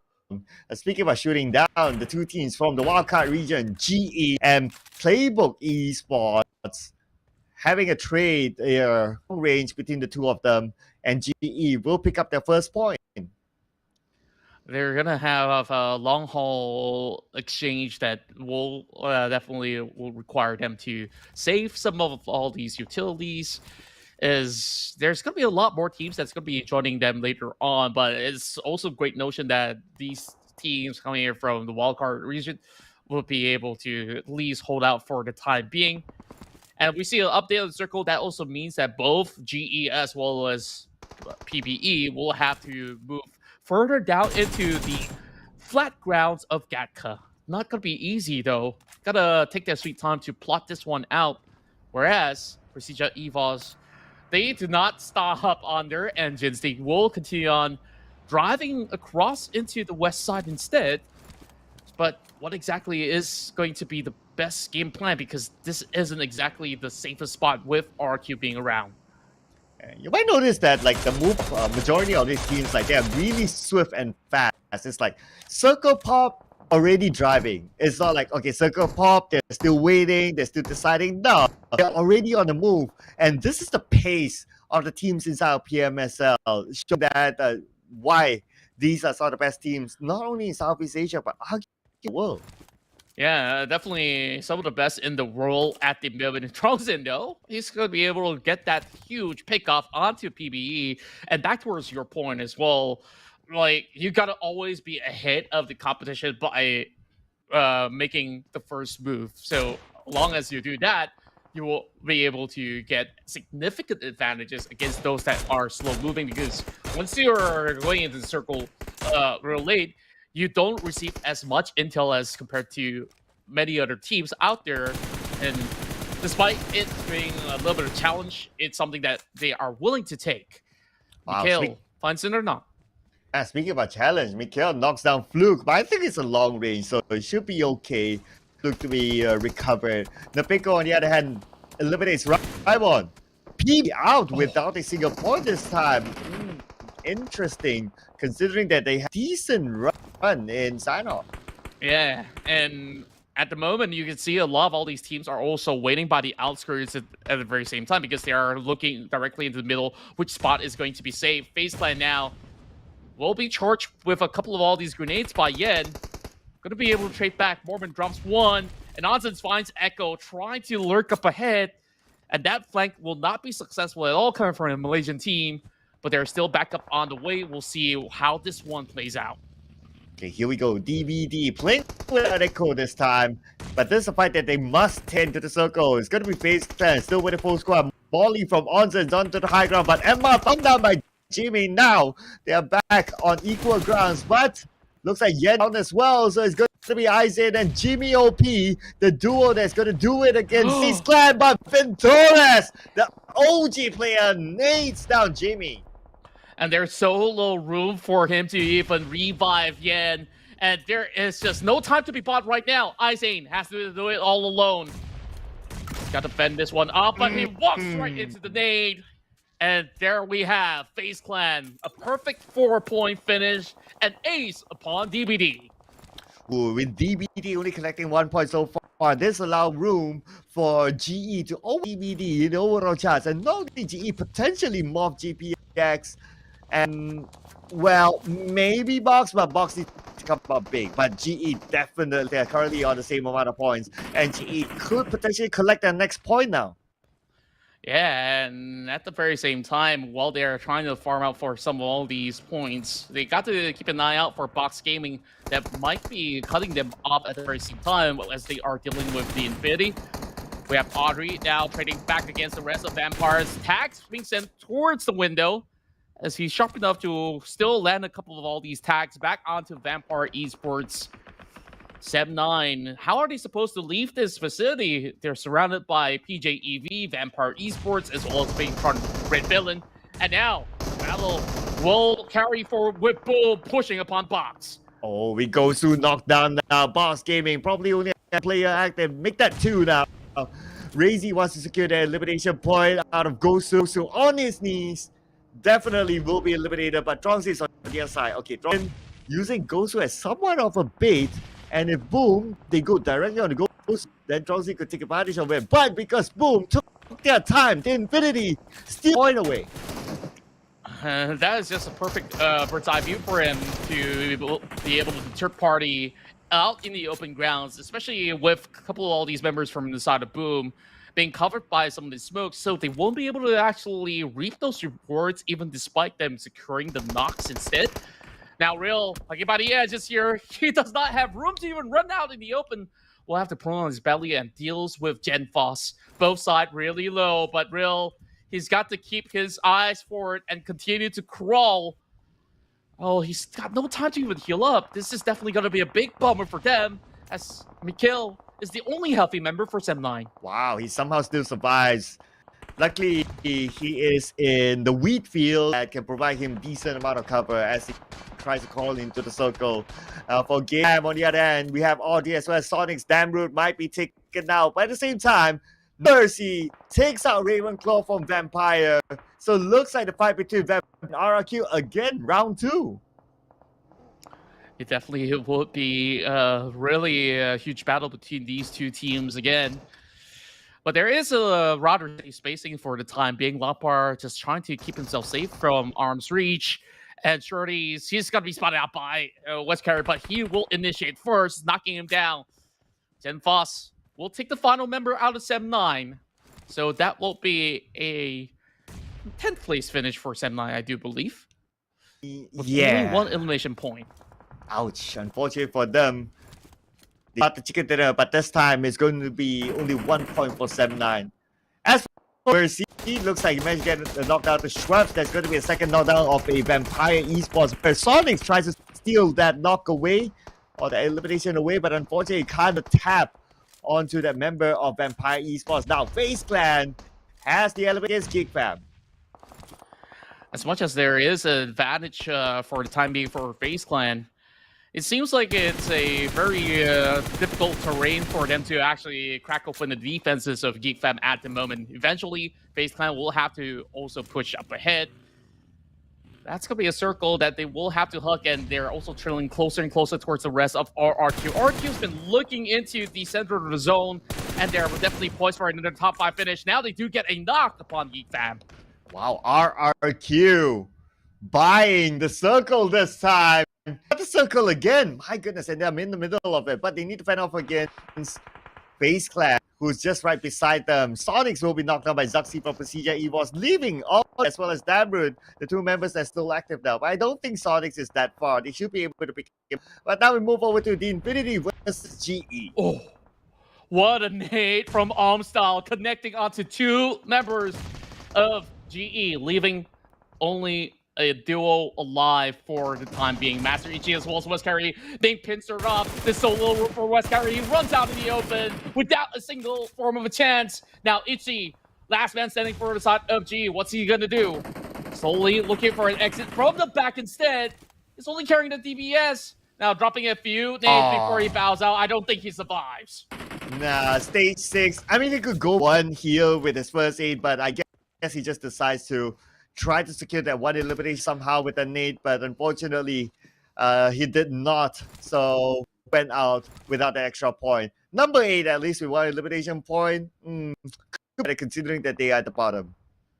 Yeah, could be a little bit more if they were in a bigger spot, but they just have to make do for the time being. PERSIJA EVOS, though, as they were having a rough run in from start all the way to finish, they've only got that 1 point and currently needing to find ways to slowly creep up from the south side is not going to be all too easy. So long as they do have utilities as they have in the back with smokes, then perhaps there is a slight chance that they can cut across. But the rest of GEEK fam, with them being so close by, it is a significant risk. Oh, speaking about risk, right? Boom, I want to take the risk against RRQ on the other side. Oh, PERSIJA, just as usual, we have the legendary Zuxi. Always somehow the last man to survive. Now, here we go. Nade from Zuxi. On to GEEK. Zuxi managed to evade that nade. His save will be cooked up. Sonics will be knocked out by Momo. Got a little bit of help there. It's going to Momo secure. Zuxi not able to connect the nades, but Zuxi is now going in. Final, Damrud will be taken out. 1 more to go. Oh, he even dodges the Molotov at the same time. BIGETRON Red Villains, they did secure a total of 9 takedowns throughout the course of Erangel, but did not have any form of room of a breather. Now needing to deal with Neprico, Misery, keeps them at bay. As long as he buys a lot of space for XERXIA, they should be able to hold out. Here we go. RRQ still in the middle of the circle, but teams approaching them. Okay, we got him here. Has arrived behind RRQ. Now they need to somewhat put a little bit more focus on the Boom bots. It's just that Boom Esports, they don't have a full squad. RRQ still has the numbers. And they're going to remain safe on top of the hill. No teams will be pushing forward for the time being. As both sides of the PERSIJA EVOS members are slowly getting tagged up, there's not much of a safe spot for them to even cut across. XERXIA pinned down to the ground with a beautiful spray from Mormon. Looks so good. Moved away from the teams at the bottom. So coming up to the side guard is going to be really hard. And FaZe Clan has eyes locked onto GEEK fam Audrey below. And FaZe Clan has the circle behind them, so they can exit to the circle whenever they want. But for that, I believe they want to secure the point. But speaking about securing points, Shirley will secure it on Zuri. Here we have the top 5 teams, with majority of them hailing from Indonesia as well as Thailand. Only one member left standing in the way for the side of GEEK fam. Let's see whether if he could basically creep into a top 3 position. But as it stands, RQ with a significant 4-member advantage to fend off against the majority of teams, except for the Infinity that can close the threat. Speaking of which, they're already slowly melting their health bars off and just getting knocks after knocks, securing the points back in their favor. This could be a solid chance for the Infinity to get a win of their own. Oh, yes, they have the numbers now. 4v2 with 3v1. They have the numbers, all the other teams, but the Infinity still has a challenge. That's how the top teams right here. We got Boom Esports, we got FaZe Clan as well. Anything can happen. So the Infinity cannot let their guard down. But look at the current circle. Audrey still survives. FaZe Clan didn't finish him off, and he could bite him back. Oh, speaking of which, 1-8 will secure it for the rest of these players of the Infinity.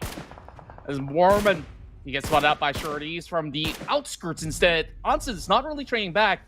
With the blue zone closing in, they will have to proceed even further, but there's a lot more open space for the Infinity to slowly take down other players out there. Lobby needing one more tag onto Razy, but he managed to run across and keeps himself safe for the time being. The Infinity moves directly into the center of the zone and will eventually close things off against Boom. Ooh, the Infinity now starting to stand a better chance of getting this chicken dinner. FaZe Clan is on the other side. They will leave this fight between the two teams to go ahead and before maybe coming in as a third party. But the Infinity taking it hard and fast, going in despite them losing Shirley. Each can will retreat back to Yummy meltdown by Omstyle. And it's all dealing all the damage right now. 3 takedowns and still aiming for one final member of Boom who's driving all around. I'm not too sure if he could actually get Ika, if ever the case. Infinity already on 10. Can they find 11? With only one member standing in the way, Indonesia will eventually secure top 3, but it is an all-tie battle. And also, he's getting spotted out by Onsens. Can he trade right back? Oh, one more to go. This could be the moment for FaZe Clan, and we thought that the Infinity will get the chicken, but not that easy, because they left FaZe Clan behind, and now FaZe Clan coming as a third party. Omstyle left 1v2, unless Omstyle, the man himself, taken time, can pull up a clutch against 2 members of FaZe Clan. And FaZe Clan, they were too occupied trying to take down members of the side of Boom, and they eventually left a little gap, but it doesn't matter. As FaZe Clan, they will come back up huge, moving into our map 2, securing the chicken dinner. It's all about the timing. Man, look at this. You always see Ventura giving hugs. Like, he's always like And that. that's why we love him. He's just a bear overall, and when it comes down to performance, he's a grizzly bear mowing down everybody else. FaZe Clan, a team that is well revered across the globe. Victorious is like one of those like OG players who just don't stop. Oh, okay. Moment, he's having fun. They're definitely happy with the performance. 6 eliminations, 921, crowned the MVP for FaZe Clan this time. And to me, like, Vendoras as OG guy since the PMCO days, still not dropping in terms of performance. Not at all. He's one of the most consistent players in the PMPL Thai region, and now with the addition of MORPH into the arsenal itself, you can see why this player has always been well respected for whichever team that he's been playing on. Now with FaZe Clan, he's still putting numbers on the chart with 921. For a moment out there, we thought, hey, the Infinity would have actually struck everybody out, but FaZe Clan, they got plans of their own. Yeah, I was about to pull out the Infinity jersey, but I got the chicken dinner, so I'll be keeping that aside for now. But let the eliminations collected, so it looks like they got themselves 11 eliminations this time. With the chicken dinner, so that's 21 points in the bag for FaZe Clan. But overall, they have been missing Mela. But with this chicken dinner, it does seem like they are starting to adapt without Mela because they have to. We don't know how long Mela will be. Yeah, and even without his presence, they are still charting in some significant numbers to close off rounds this angle. FaZe Clan is still in a very healthy state. As a matter of fact, they should be able to garner just about more than enough to actually qualify into the final runs for the grand finals. But this is still early into the week, but we're already seeing them giving it all out against all these superstar of squads that are playing here in the PMSL. Aside from FaZe Clan, though, I would say it's a huge step up for the Infinity from what Game 1 was all about. And then you have the Indonesian squads, majority of them making their waves here in Erangel. Yeah, actually, before the PMSL start, there were a lot of questions on how the Infinity would perform with the current lineup, in which a majority of their top players have moved on to the other teams. They are still showing that they are able to still remain somewhat consistent team and still be up there. They picked up some good players from Bacon Time who descended before this season started, and it is shown that they continue to perform despite their roster change.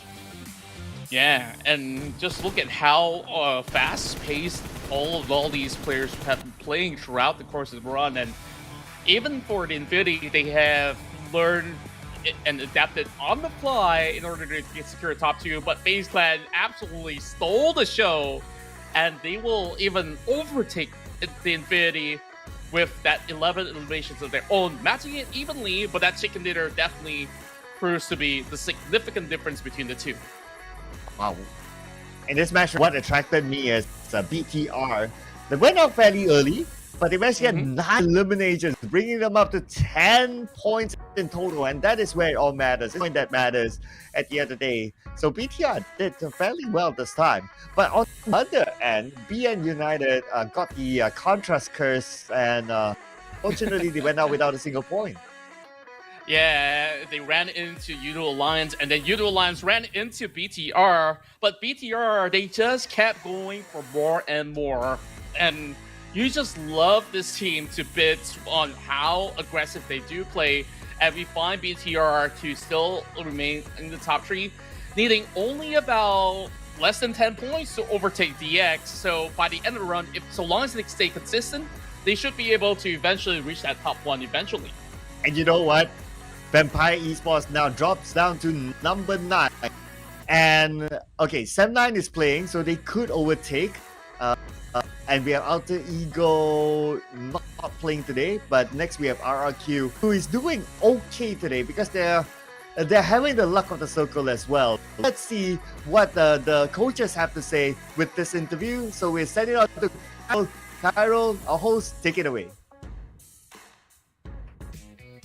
Match 2 has just ended and we're back at it again with another interview session, and here with me right now is none other than the backbone of the team, the carry of Sem9, the coach himself, Sly Diddy here with me. How are you, Sly Diddy? I'm good, thank you. Alright, so starting off with the first question.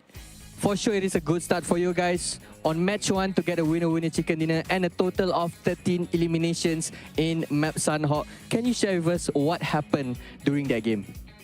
As for that game, I think the boys clearly they just took the game slowly, approached calmly, just analyze the situation, deciding on what to do, and then take measurement and then just execute on what they think they should be doing. All right, all the best to Sam9 for the upcoming matches. But as a team coach for 2 seasons and with the majority of players are playing PMSL for the first time, how did your team's mental preparation for PMSL after returning from PMWI? After PMWI, of course, the team have a quiet meltdown because we were quite excited and has a goal for PMWI. But unfortunately, it turns out not that good. So I had like team session with my manager, handling the situation, preparing the mental so that we can, keep our head up and just move on, go for the next. As the saying goes, teamwork makes the dream work. And last but not least, which team or player do you consider as your biggest rival in this PMSL, and how are you preparing your team to face them? As for rival, I think it's more of an admiration of a team because I don't think we have any biggest rival or anything, but if we want to be a good team, we would prefer that if we can be as good as Vampire Esports, because I think that is the goal, to become the best of the best, and that has been shown by Vampire. So it's either be like them or, not be anything at all. All right, confident answer, love it. Okay, I think it's all wrap up for this time interview session. Back at you at the casters table. Bye-bye.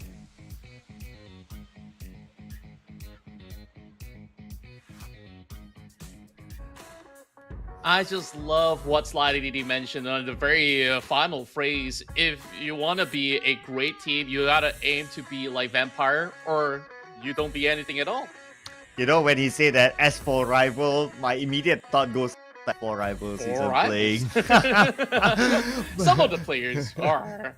Boki is though. Boki is your boy, and he's been doing well. It's just that unfortunate for Yoodo Alliance. They set up the trap for PN United. That was great. That was nice. But they had a taste of their own. That BTR set up a similar trap for them. Yeah, and overall, it's just a game of catch so in certain scenarios. Whereas for Sam9, I think they've definitely learned a lot from their experience in PMWI and even from a lot of all these local experience that they have back in their own region. Despite huge roster shifts on the side of Sam9, a lot of doubts coming in from the fans, can they eventually match up against the best in the world? And here they are, proving the doubters wrong and staying consistent to the fans that have been loyal to them as well. Oh yeah, it's really nice because Sam9 has had a lot of flags since the PMWI, and it's nice to see them proving the critics wrong, basically. As for our top performers, some of them proving critics wrong. So FaZe Clan without Mela doing well this time, and we got a BTR as well with a star-studded lineup, and we got Omstar who transferred from Bacon Time to the Infinity after Bacon Time disbanded, still continuing on this nice performance, and we'll always remember Omstar for his very interesting hairstyle. I absolutely love his style, and I want to get a lot more of him on camera if we do have that opportunity to do so, because he has been the carry for the Infinity for even the final game. He was one of the last few members remaining for the Infinity. Before we kick off our match here in Erangel for Game 3, may I remind you that you can land your hands on this limited edition Dream Chaser skin that's only available throughout the course of PMSL. So make sure you land this one in your account. Yes, and this is limited as well. It's the Dragon Ball Super in-game at the moment. Play as your favorite Dragon Ball Super characters. On screen here, you can see this. Anyone play without purchasing the skin. And if you purchase the skin, of course, you get more out of the entire event. But for Contra, who has been going to concerts recently, you can relate to this. Oh, this is definitely one of my favorites out of the Ultimate set, where the Dandy Groosters will be able to get you some riffs going when you play your matches and secure those chicken dinners. So, that actually looks very much like a guitar. I didn't actually expect some of all these skins to be able to be so similar to what you can offer in concerts. Yeah, you had a lot of concert experience recently, and be more in Jakarta soon. I don't know. Hopefully. Yeah. I see a lot of people going for concert craze right now. Like, even that's going to happen at the end of the year. But what else is going to happen at the end of the year? It's going to be the MGC top 6 from the PMSL move directly on the PMGC. So there's a lot at stake on the line this time.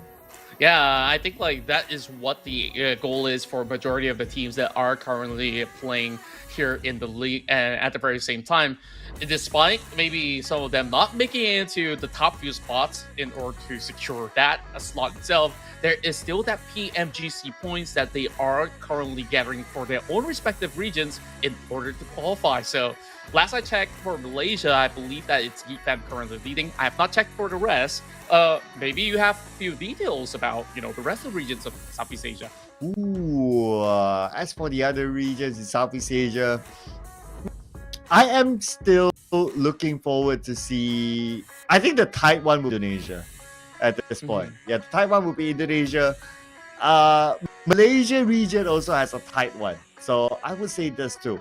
For CAD region, it's almost pretty certain that GESPBE can pull off something insane.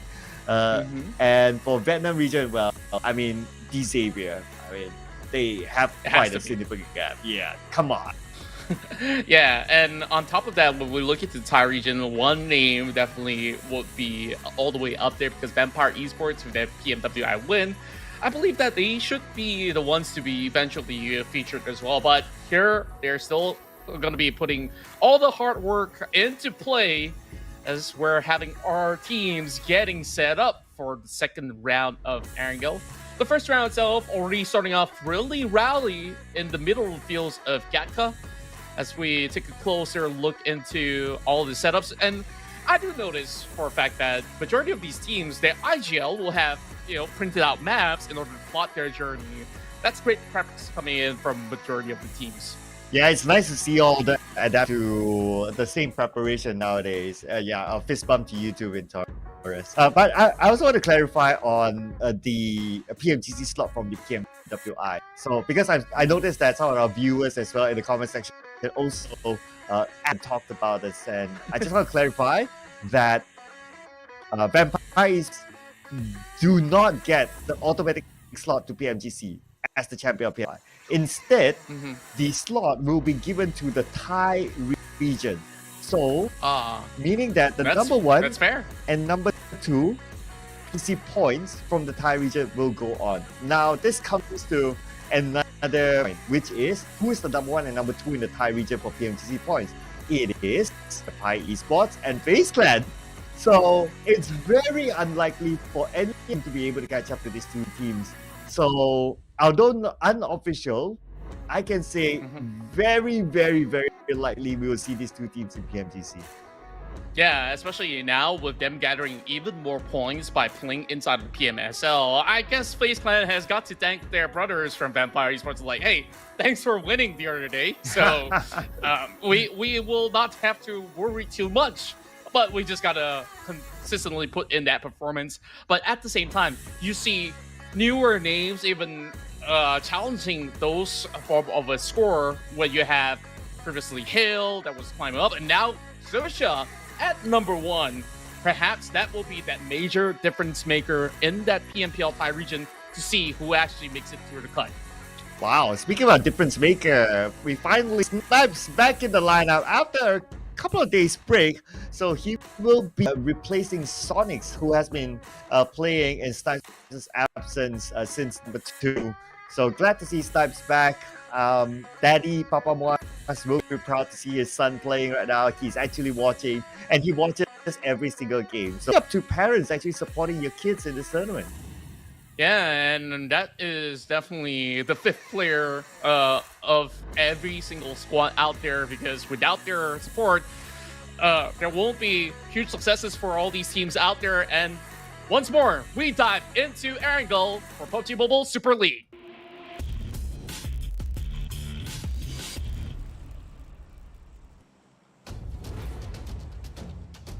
Erangel it is, the last before we head onto an extended break.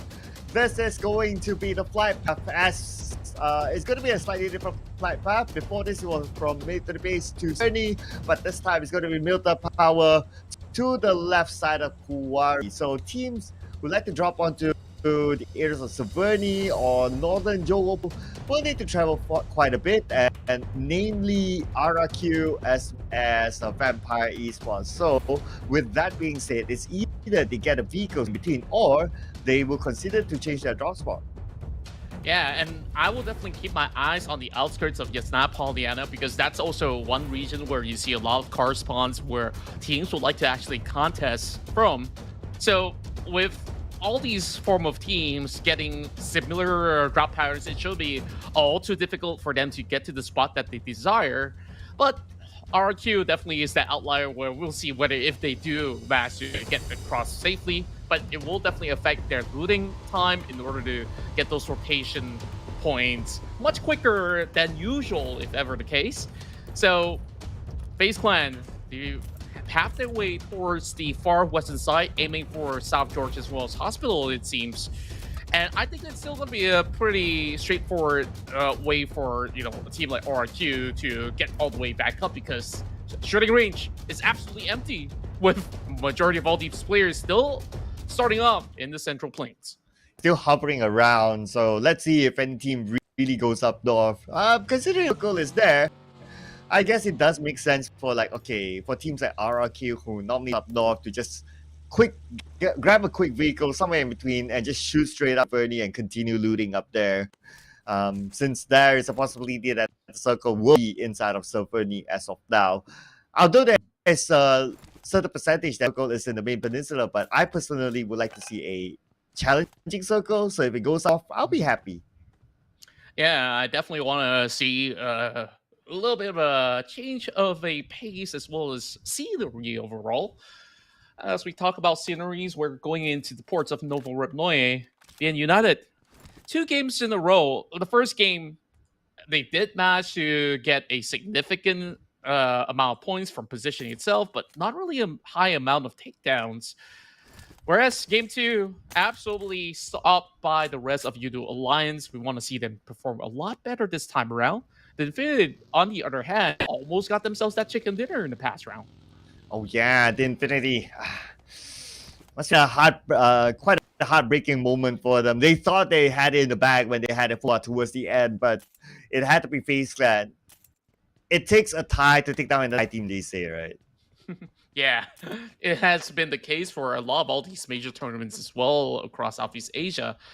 And I think the closest competitors to Thailand has always been Indonesia. And now Malaysia as well as Vietnam is also trailing very, very closely in those records when it comes down to, you know, 4 versus 4 battles. But there's just something about Thai squads that they all have great firepower. Speaking of which, it's going to be MORPH GPX that will trample them up ahead. That's first blood, baby, against Vampire Esports, and Petbank will be able to get one for the team.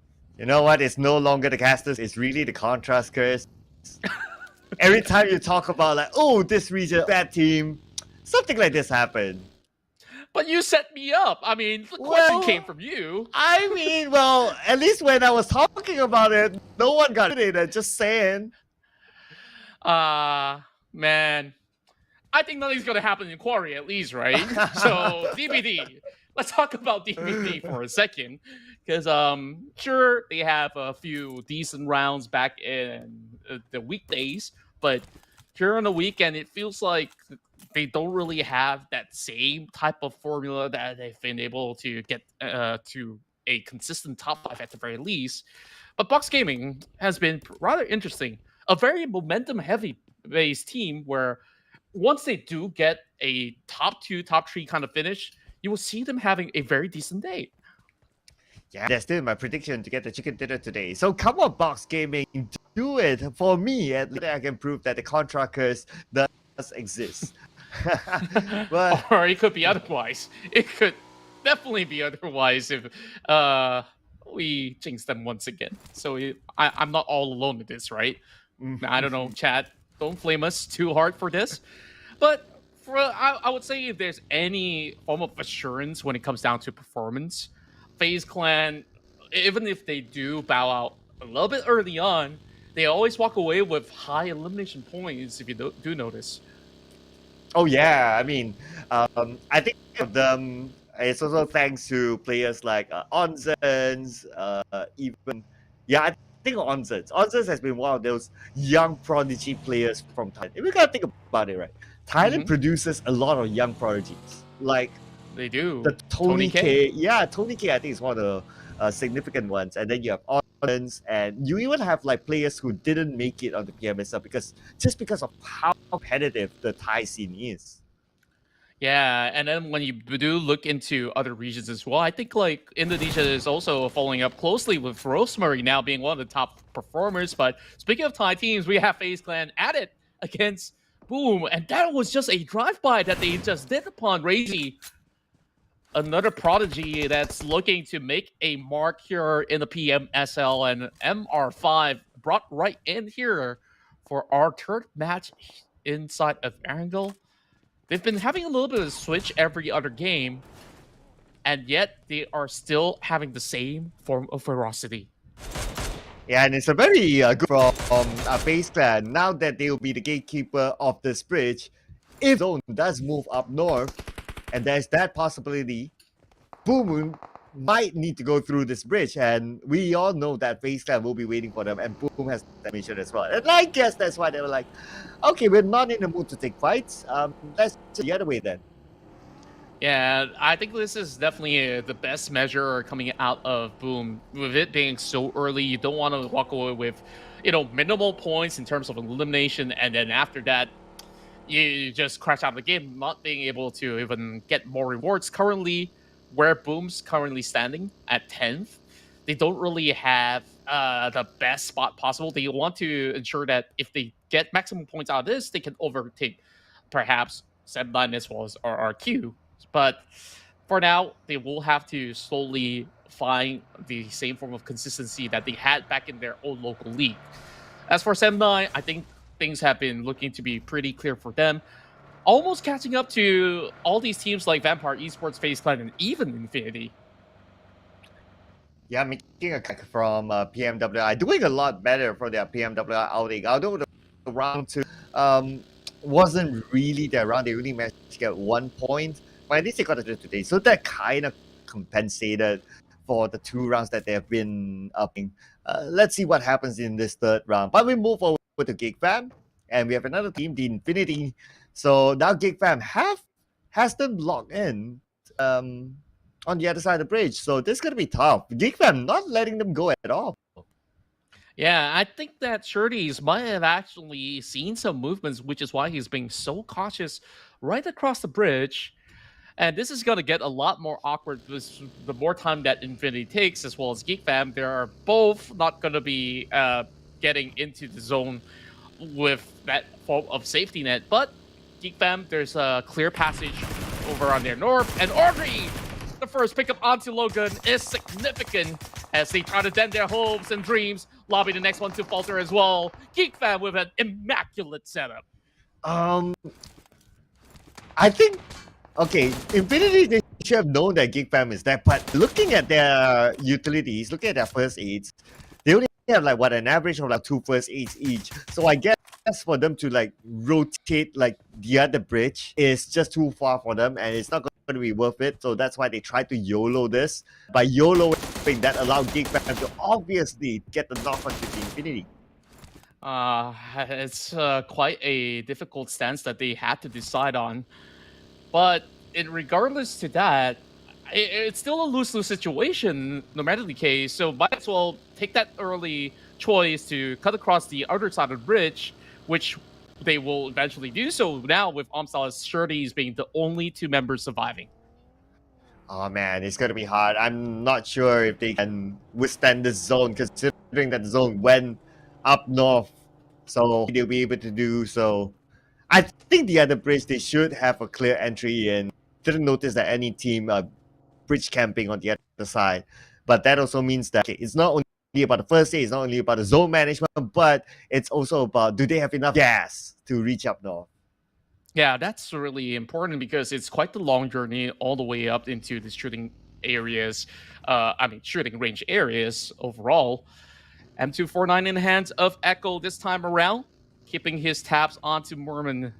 Quite a segregation between Mormon as well as the rest of FaZe Clan, but there should be enough covered grounds for FaZe Clan to also counter in response. Now, back towards that conversation, I guess the only thing that the Infinity had to worry about was BN United being around Nova Ripnoe when they do start off, which is why they did not choose to rotate over the other corner much early on.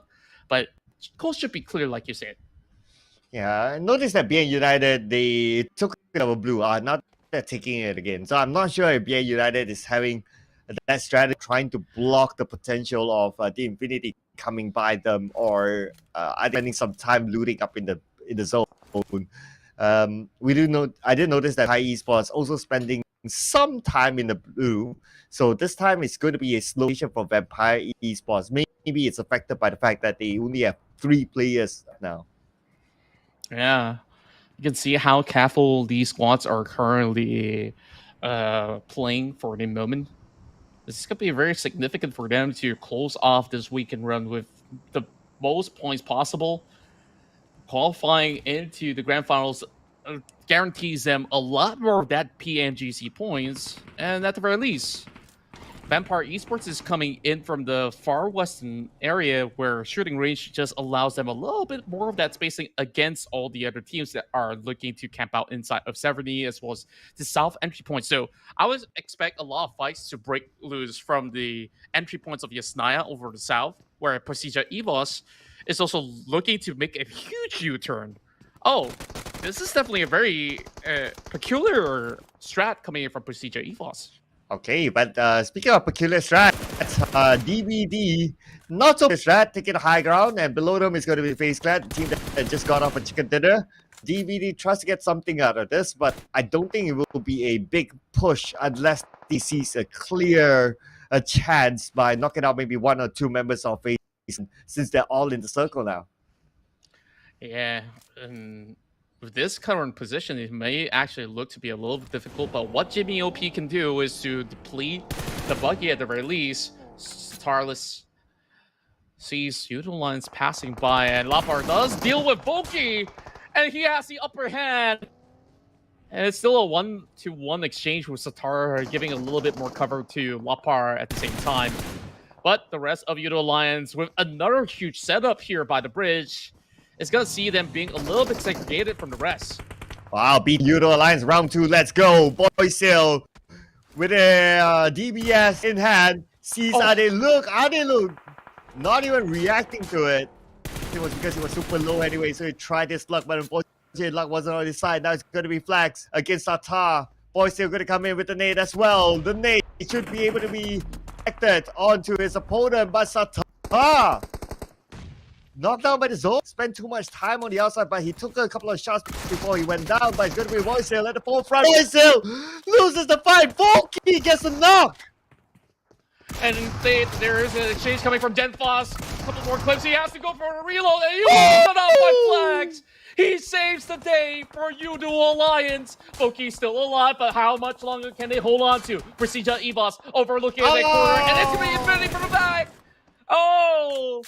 The late bloomers finds a reward from the outskirts. Just as when Yoodo Alliance want to celebrate their revenge against BIGETRON, they had to appear. Man, that is just heartbreaking. Man, it feels like they are a hitman, right? Like they put one team onto the list, and then once that checklist is done and secured, it feels like there is another hitman that was hired to actually take them out. This time, Infinity, they heard all that form of ruckus coming from far across, and it was just unfortunate for Yoodo Alliance to have 2 back-to-back rounds and in the same weird fashion. Oh yeah, but this time only 3 points. Before this, they got at least 5 points. So, by that much, right? It still doesn't affect them in the overall charts that significant. As in, like they are still at least from the list here, number 11.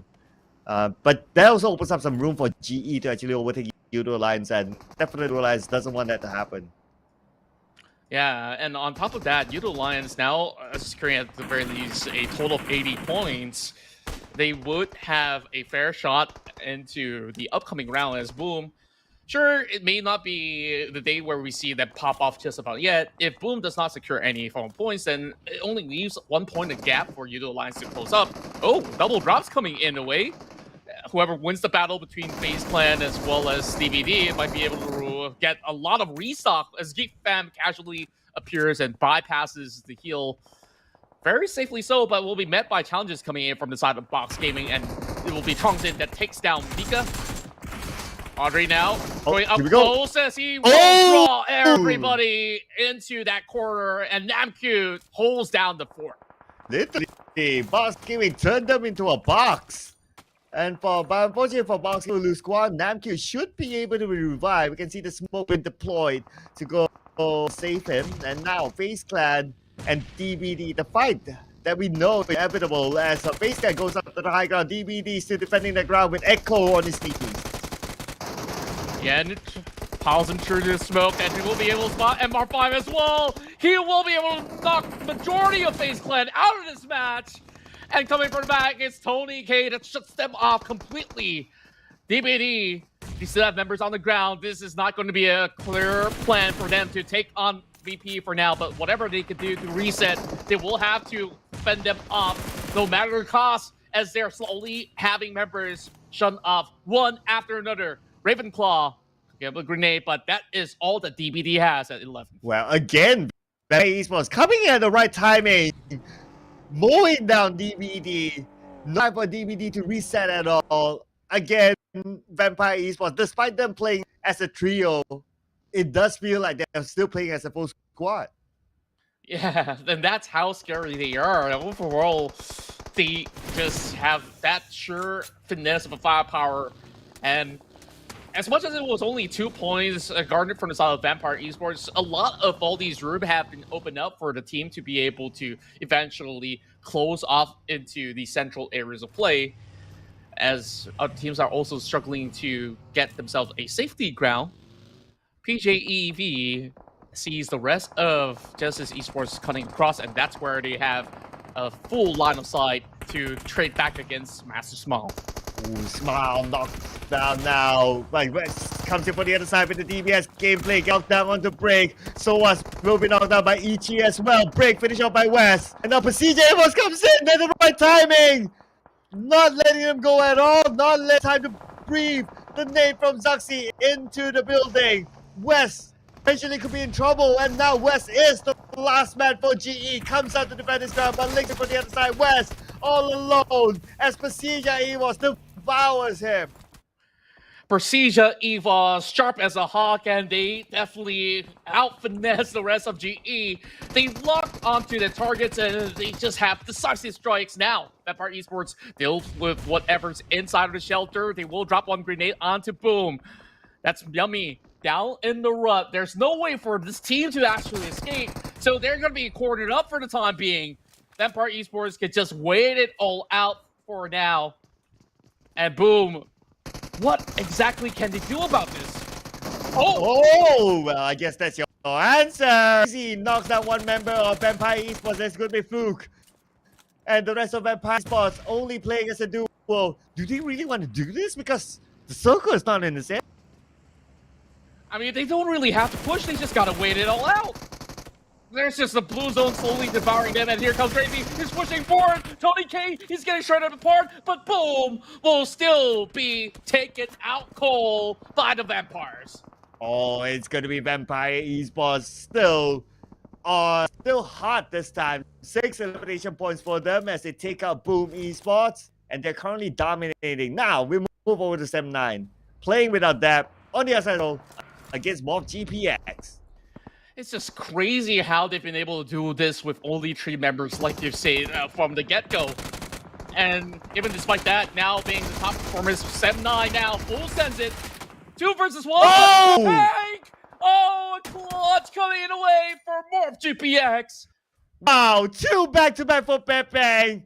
My goodness, this guy has been a lot of critics, but look at this sort of performance, taking out 2 members of 7-9, back eliminating the entire squad. Pepe is in the house. And he is just showing them how it's being done. The movements, the spray. And he was only being scratched for a little bit. Great recovery from the rest of the squad as well to back him up at the very same time. Meanwhile, Box Gaming, significant improvements as they do secure 5 elimination points of their own. And it's NamQ that's dished out majority of the damage upon all the other teams that were coming across. Ravenclaw out in the open, spotted out by Monboy. They do have a clear view from the top, but this is not the easiest of terrains for them to actually get everything being secured, as their backs are also exposed to certain other teams. Oh yeah, I mean they need to take care of multiple angles now. And speaking about multiple, okay, RRQ gonna come in, and RRQ, they definitely want to secure this elimination point. Hexas will be knocked down. Got a little bit of assistance from the other side, and I believe it was from another team. Okay, PBE takes down more. Okay, it's probably going to be PBE. Yeah, PBE is close by. And as for the matter of fact, it's going to be a smooth cruise for PBE to get into the circle where PERSIJA EVOS is one of the teams controlling the central of the area. And Ravenclaw, he tries to trade back through the smoke, and RRQ pulls it off in a very gut-wrenching moment. There was 3 squads out there. They had to settle with Vampire Esports, and even despite that, it wasn't absolutely clear, but RRQ failed. Meanwhile, PBE, they tried to push on forward. They left a lot of room into the center ground, and this isn't exactly going to be the clearest of the entries, but more, they're pushing forward, and they're gonna find themselves stuck in between PBE. Oh, PBE now 5 elimination points, looking good. Made themselves into the top 5. PBE, however, does have the circle, but they have an entry point. Now we move over to Box Gaming, also in the top 5. Go against another team just right below them. PBE spawns out Hexas, but they can't secure point just yet because they're being shot at from the other side. Raman gotta be careful. No Mercy having such a sharp eye onto Monboy. Every single time he tries to take a peek, he always soaks in a little bit more of that damage, but here comes Gosu, dropping a Molotov into the smoke. Won't be able to find members inside of PERSIJA EVOS. There's only 2 more left, but we've seen what Zuxi can do back into the first round of Erangel, and he's definitely gonna put them to work once again. PBE, 4-man members still alive, but they're not having the best of rounds to work with Nepeko. He's going to spray through members inside of Box Gaming when Gosu tried to make it work. Not enough cover, especially with the grenades flying in. Oh, 3 teams just next to each other. PERSIJA EVOS on the other side, but it's going to be Max from PN United. He will get 1. NamQ will be taken as well. Max from PN United secures 2 elimination points back to back. Insane performance coming in from the Soul Ranger of BN United. Now he's soaking in a little bit of pressure coming in from the side of RQ. Still looking for Asa with a tiny gap through the shack. He's trying to deal with the rest of RRQ. Thankfully, he has enough smokes here to work with, but PBE sends 3 members back to back. Oh! And Monboy, he's bowing out. He's not letting any shots for the DBS. And in fact, he's putting the SLK. 1 more to eventually clear them up. Max, can he do it though? He gets a little bit bird's eye vision. There is a grenade being cooked up, and it says Max. He almost gets cleared up completely. 1 more tag is all it takes. Raimon tries to prime this nade, and he's pushing out. Max! Oh! He got it from afar. RRQ had to butt in, take out Max. My goodness, RRQ being the 3rd party at the right timing, and now, come on, RRQ can wrap things up finally. That was insane coming out of Max. It was just unfortunate that they won't be able to secure that final point because there is still Cool remaining alive all the way from the back. As much as we thought PBE with the numbers advantage, they won't be able to secure the round. There is still RRQ that they will have to take out, and they have this area fully surrounding the only player that can contest from the Philippines. Oh man, if Cool can pull off a clutch and no vehicle, 50% health, hardly a vehicle, no other teammates, will be the greatest of all time, I can tell you that. But he's going to start it off with a new member of RRQ, Nomi. Let's see if we can get it off down. He's still got 4 other frag grenades, no mercy. Ooh, just missing that shot. Cool getting it finally. And Cool trading it back and forth. There is still Hexus that he will have to deal with, securing 1 more point in the way. PBE's best performance so far. But the nade out of nowhere gets it back for RRQ. Man, look at how cool they are. They're like, oh, we got a chicken dinner. Okay, just another day's work. RRQ, their first in the PMSL. Finally, after near just, they got the chicken dinner. A steady climb every step away of this Indonesian squad that has been revered from the very first season of PUBG Mobile competitive play. They have once again shown us how well they can dominate the competition. And now, with this chicken dinner in the back end, what we saw back in Sanok was just a little bit of an appetizer to the fans out there. And the Peko is your main man on the mission to get things done for the King of Kings. Former PMPL Southeast Asia top eliminator Neko is still the man for RRQ. 3 eliminations, 488 damage. And with this lineup of their new team member, No Mercy, transfer from Aura, finally they get the chicken dinner. And with this chicken dinner, they'll get more than 100 points, breaking the 100-point mark. This round is something else, I gotta say, Sir Cloud. Like, we had that challenge coming from PBE that went so disastrous as they were hoping to eliminate Max from Baonam United. And Max just cleared those 3 members up like it was nothing. And suddenly the tides really turned upon them. If should be the case that PBE stayed put, maybe it could have been an even standoff between PBE as well as RRQ, but RRQ take what they got, and look at that. Box Gaming, as you predict them to be one of the bigger winners of today, they are clawing their way into a top 3 finish. But you know what I noticed? That at today, RRQ has been quite the circle magnet. Like, look at their distance travel, right? As compared to the other teams, not as much. And it's only this round, even like in rounds like when they had the compound inside the Sandhawk, even in like the Erangel round, they always have the circle. So that did favor them. It's a charge to get the top 3, top 4 spots, and now finally it's. Yeah, I absolutely agree with you that their predictions was very spot on. And even despite the circle being a little bit further away from them, they always ensure that they make quick measurements to drive their way into the poise position and then take those later fights heading into later stages of the game.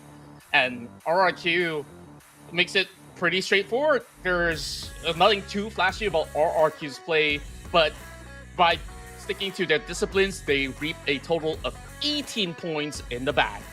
Yeah, but on the other end, it's going to be Boom Esports suffering this time with a single point at all.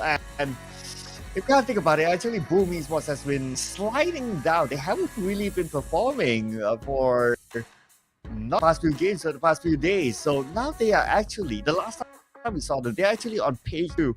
It's not a position that we're used to seeing Boom be in. Yeah, it definitely is something that is very uncomfortable, even for the squad themselves. I wonder what the struggle is, because I do see the team surviving into a top 10, but this time not even securing a single elimination point. And this actually leaves a lot of gap for other teams to chase upon on. So they definitely need to amp up the firepower in order to make amends for some of all these lost rounds. And you see, Boom, they're not really having significant changes at all at the spot. Meanwhile, big improvements coming in from BN United, now moving into the top 5. Yeah, and time without Team Secret playing, unfortunately, they can't add to their point tally. So allow Box Gaming to finally come out with their number 20 spot to overtake Team Secret as the number 19 team. And because they're still playing today, and Box Gaming pretty okay today, if they can continue on their performance after this break even, who knows? They would be just edge of page 2, and that would be good enough to get end the day with that position.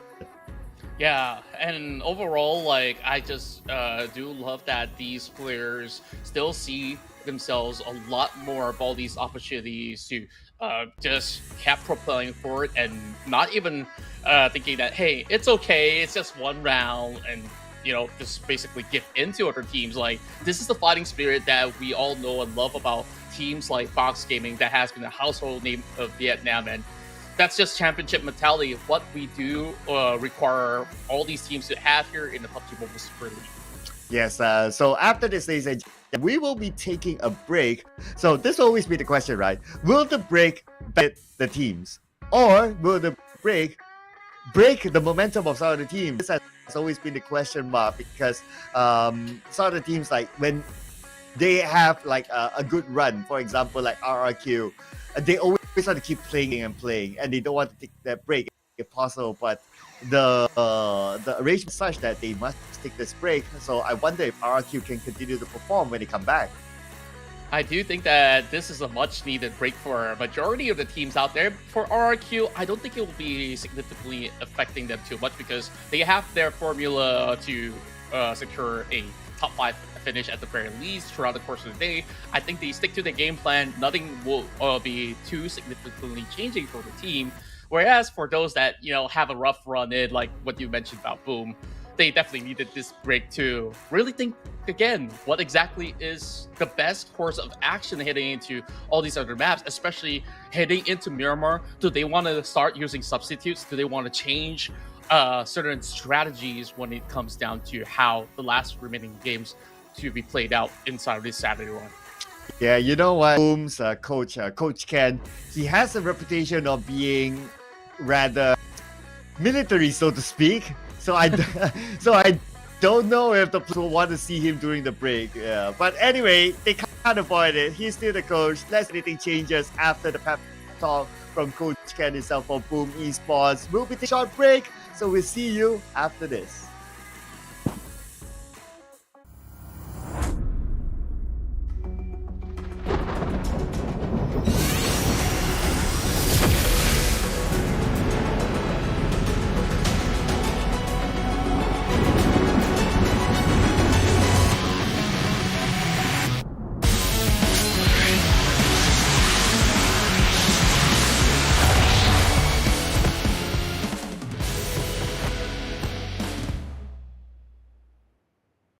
Battle Royale Dragon Ball Super is now available in PUBG Mobile. In this mode, players will experience a whole new kind of combat. Players can play as several Dragon Ball characters, compete in intense battles to see who will be the final victor. If you're trying to win, try going to an energy zone and see what random buff you get. If you get a health recovery buff, then it's a good idea to stick around and fight. Even without any recovery items, you'll be able to maintain a decent amount of health. During a match, players can also use attacks while battling with others. These attacks require ki. Players can collect ki from the map. They can also choose to replenish ki by charging it up themselves. Players also need to be on the lookout for upgrade materials. These are used to level up attacks. Attacks have a total of 5 levels. Level 1 to 2 only require basic upgrade materials to level up. Level 3 and above require advanced upgrade materials. The higher an attack's level, the more damage it will deal. There's also various support items that can be found in the map. For example, the Buku Capsule and Smoke Capsule. After using a Buku Capsule, you'll be able to fly a certain distance. It's really useful for initiating battles or running away. But be careful when you run into Piccolo. He has an attack that can snipe you from far away, as well as a dash that can quickly close the distance. Smoke Capsules release ball-shaped smoke, which can obscure enemy vision. This smoke screen can help you retreat or relocate. Don't forget about accessories. Accessories can also make your attack stronger. More advanced accessories provide better buffs. If you play as Vegeta or Ultimate Gohan, who can already attack pretty quickly, you can enhance it with an accessory for an even greater advantage. If you want to increase your chance of survival, look no further than the Armor item. Armor provides extra health, which gives you an edge in combat. It has a total of 4 levels, and the higher the level, the more extra health it provides. Be sure to pick it up when you come across it. So, do you understand the gameplay and items a little better now? Let's play Battle Royale Dragon Ball Super together.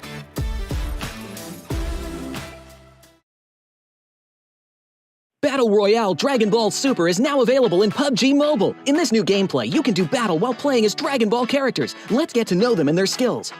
Son Goku's standard attack is a barrage of Kidan. Its damage output is reliable with an average rate of fire. It's crucial to find the right time to attack. In order to make this a bit easier, Son Goku's charged attack is a continuous Ki Blast, which can be charged up and fired to attack enemies. At the same time, Son Goku has a special movement skill, but this is great for mounting a surprise attack or to escape a dangerous situation. It can be stockpiled 3 times, allowing it to be used in quick succession. Get to know these moves and you'll be one step closer to victory. Similar to Goku, Vegeta's standard attack is also a barrage of Kidan. It has a faster rate of fire, but the Kidan travel a bit slower. It takes a bit of prediction to accurately hit enemies. However, Vegeta's charged attack fires a bunch of Kidan, which deals small area damage to the target. Vegeta charges up with energy when he hits enemies. Once fully charged, Vegeta can release all the stored energy at once to deal massive damage to an enemy.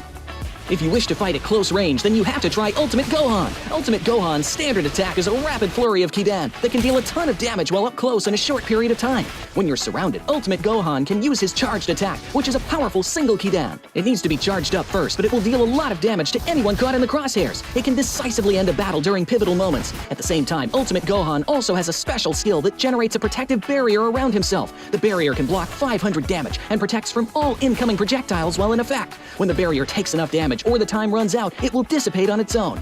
Piccolo's standard attack deals high sustained damage. Its damage even increases the more it hits in a row, which will really test your aim. Furthermore, Piccolo's charged attack can snipe enemies from a distance. He can zoom in for this powerful single-shot attack, leaving enemies with no place to hide. Even if you miss, it's no big deal. Piccolo's special skill is a powerful dash that can be used to close in on enemies, even those in the air. Another close-range fighter that's worth trying out is Frieza. His standard attack is an elongated Kidan that's easy to hit enemies with. Use his charged attack to throw a huge spherical Kidan. Positioning and timing are key. Frieza also has a special skill for controlling the battleground. Select a location and he will leap into the air. Then after a brief pause, smash at the location. It damages anyone that's hit and sends them flying. So that's a quick rundown on all the characters' moves. Come join the intense battle with Dragon Ball characters.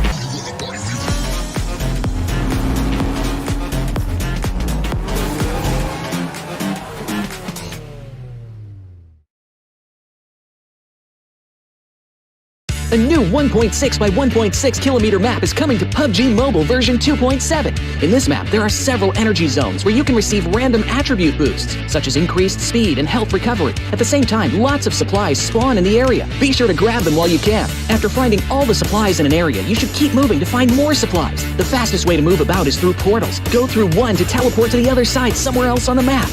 After exploring an area, it's best to teleport somewhere far. However, it's important to note that there's a cooldown after use, so it can't be used too frequently.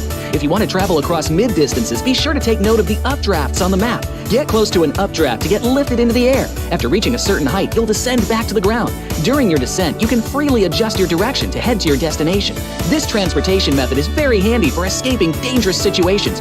Another thing you have to watch out for are the volcanoes on the map. The lava erupting from these volcanoes can cause damage within a certain range. Be sure not to step on the lava, otherwise you'll keep taking damage and lose health. After arriving at a new area, be sure to search for exclusive crates. Approach them to get exclusive themed supplies. Apart from exclusive crates, timed airdrops are also a great way to get supplies, so make sure to keep an eye out for the countdown timer on the minimap. It indicates when an airdrop is about to appear.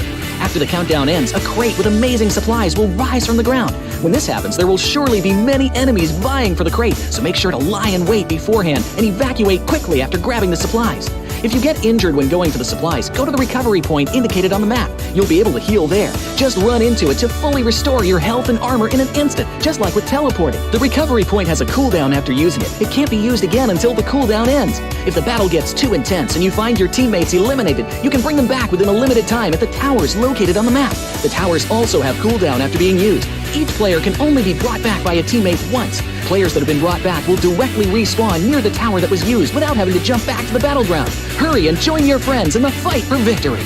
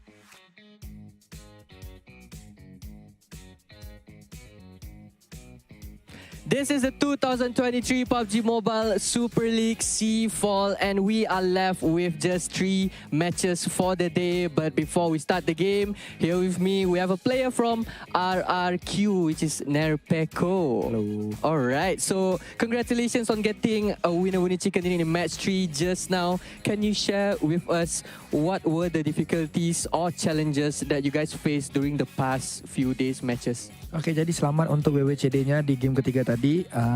Bisakah kamu share dikit lah apa permasalahan kamu di hari-hari kemarin? Mungkin kalau di hari-hari sebelumnya kita lagi permasalahan tuh rotasi ya, belum maksimal lah. Dan di hari ini kita udah belajar dari yang kemarin, ada kesalahan-kesalahan yang kita perbaiki di hari ini. Okay, so basically on the past few days they having a difficulties on a rotation, but then they already fix it and they already learn how to rotate on these days. So basically that's what they did. They changed about their rotation timing and everything. Yeah, they're looking very good today with their rotation, especially on Sunho and Erangel just now where they get the winner chicken dinner. So your performance over the past 2 days was not that good. And have you implemented any adjustments for today's game to improve your team performance and scores? Oke, jadi performa kalian di 2 hari kemarin tidaklah begitu bagus. Adakah apa-apa strategi baru yang kamu udah pakai buat hari ini supaya kamu bisa mendapatkan skor yang lebih baik? Kalau strategi sih nggak ada ya, lebih ke memperbaiki kesalahan yang 2 hari sebelumnya dan dimaksimalin lagi di hari ini. So basically they haven't do any new strategy. They just focus on what they has done before and try to fix it and try to give a good result lah for this days. Alright, hoping that they will do better on the upcoming matches, which is 3 games left. And which team is your biggest opponent in your opinion and why? Jadi tim mana yang kamu ngerasa itu rival terbesar buat RRQ lah? Rival sih nggak ada ya, semuanya musuh lah kita anggap. Tapi yang paling nyusahin mungkin yang dekat-dekat kita, kisaran kita. Kayak contohnya Boom, yang sering ketemu. Ya.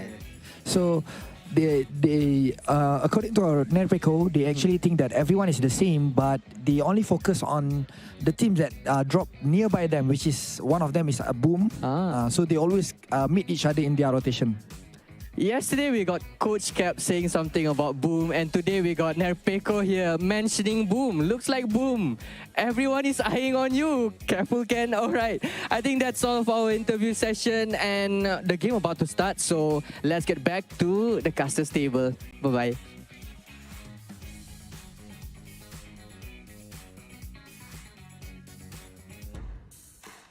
Yeah. And once again, welcome back to the PUBG Mobile Super League. We heard it from the Nepeko before we kickstart our second half of our Saturday run, and looks like they have been eyeing on Boom because they kept running into them. So will this happen as we move into our final round of Erangel? Well, at least for RRQ, they managed to overtake Boom in the overall so far, and Boom is now on page number 2. A very, I would say, unusual spot for Boom to be in, and I'm pretty sure they're not happy about it. I'm pretty sure Coach Ken isn't happy about it. A guy who has a military attitude against his own team. So let's see if the thought during the break does help them to come back in our final rank that's going to happen after this. Yeah, and overall, I think like from what they've mentioned, there's not too many significant changes onto how RQ actually plays the game, but to actually fix rotations. And I think that is actually essentially the bread and butter for a majority of these teams, because what are the teams that have always been held back by rotations? If you look back, Infinity is one of the teams out there, and then you have Yoodo Alliance. Sure, they set up that checkpoint, and once they moved from that checkpoint, it's rotations that actually got then clipped up as well. So fixing rotations is not something so easily done because every other game is going to be different, but we'll definitely want to see who are the top performers throughout the course of our 3 rounds so far. Yeah, so some of the top performers here. Names as we have seen. So we got Ravenclaw, the IGL from Vampire Esports. He is still performing despite overall for Vampire Esports. I said because they have Vampire Esports, right? Because they're PMWI champions, so the fans will be acting a lot more from Vampire Esports. But for VN United, especially Box Gaming, who was at the last place for this, performed well today, doing so far so good, and they managed to open a Team Secret in the overall charts. And of course, we have a member of GE up there who did fairly well as well today.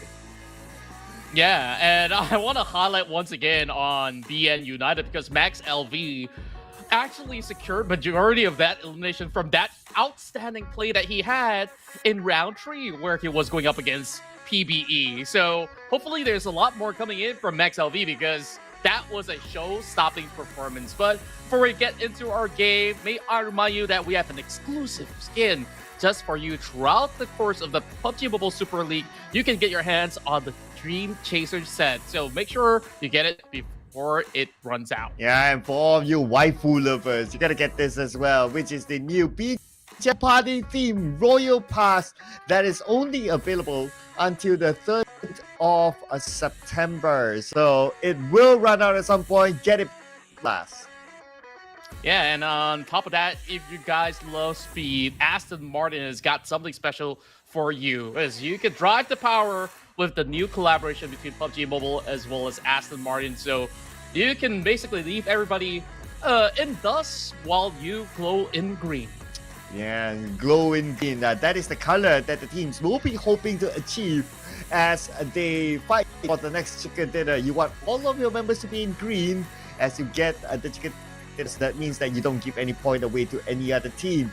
Now coming into this wrangle, based on the talent predictions, how are you feeling about your predictions so far? So far, I feel like whatever I've guessed earlier through the day was more on the results that these teams have turned out from yesterday. I would say that they are still performing decently all right, but not exactly up to my expectations because it wasn't as such a exorbitant amount of elimination points or even ranking points to be accrued by PJEV, GEEK fam, as well as BTR. But that's also due to the fact that they've always contested against other teams very early on than to prioritize for that late game. But in the upcoming rounds of Miramar, I do fancy these chances for these teams to be able to come back with their own resurgence.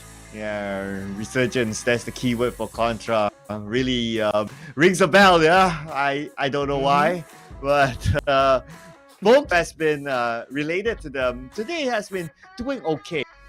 But it's just unfortunate that they always bump into teams like fairly early on, especially for the past two. They got eliminated. It was through BTR again. So maybe they want to go back to the drawing board about whether they still want to take that fight BTR if they do have the same rotation or just go somewhere else. Yeah, and Yoodo Alliance, as much as they've exacted their vengeance upon BTR in that specific round itself, eventually there was also other teams that caught up. Infinity that took, I don't know, it felt like hours for them to rotate in. It did manage to spot them out as well. So I feel like there's a little bit of cleaning up to do post-fight every single time that Yoodo Alliance goes for all these form of challenges. So they gotta always be on the lookout if ever the case. For BTR though, I gotta say, sometimes their effort actually result in a lot of elimination points, and other times, like, they walk in with bare minimum. The last I checked, it was like 3 points in the past round. They definitely need a lot more. Yeah, because they also got into early fights with Yoodo Alliance. And Yoodo Alliance, of course, no pushover team. Even if they go out, they would take out like 1 or 2 members of BTR, leaving them handicapped very early on in the round. So it's something for themselves to consider what they're going to do next. Do they still want to play with the same strategy of trying to block the rotation of Yoodo Alliance, or again do something else? Actually, about doing something else, at least for Boom, they changed their drop spot to D-Xavier would normally drop, which is inside of Pochinki. So this has brought them an easier start as compared to them having to fight against GE in Rosshawk. But easier does not mean easier end. Boom will need to find the easier end this round. Yeah, and a lot of adjustments need to be done by Boom in order to achieve that. First, avoid RRQ at the very same time, because RRQ don't want to meet them either ways. Then maybe they will have a little bit more of a smoother run into the later stage of the game. Hope you guys have already got your dinner, while the players are hoping for an extra dinner in the form of chicken dinners. PBE, I think the last round definitely showed that they have what it takes to actually walk away with a chicken dinner. With maybe a few steps to be refined, they could be able to challenge for that big win in particular, finishing in the top 2. And here we have What a legend Whoa. coming into the scene. Luxy reunited with his Tachibana twin, Zuxi. So definitely the pacing for PJEB will shift with a veteran coming to the scene. You know, it took me a while. Like, okay, is this who I think it is? Because you know they are twins, right? So it needs to pop up before. Okay, it is Luxy that's coming to the fray. A lot of fans asking, "Oh, where is Luxy?" They want to see Luxy play now. Today, ladies and gentlemen, it's your lucky day that you get to see the legendary duo playing together for the first time in this PMSL. Yeah, and I'm just happy to see that they would eventually bring what they're known best for. The way that they have, I'm trying to even look for the words here. Unrivaled chemistry amongst all the players out there. So with that being said, is this a boost for PERSIJA EVOS? We'll have to see. Yeah, we'll have to see because this is going to be the last game inside Arango. So this will be the final push for map before they need to switch their praise into Miramar. Let's head on to it.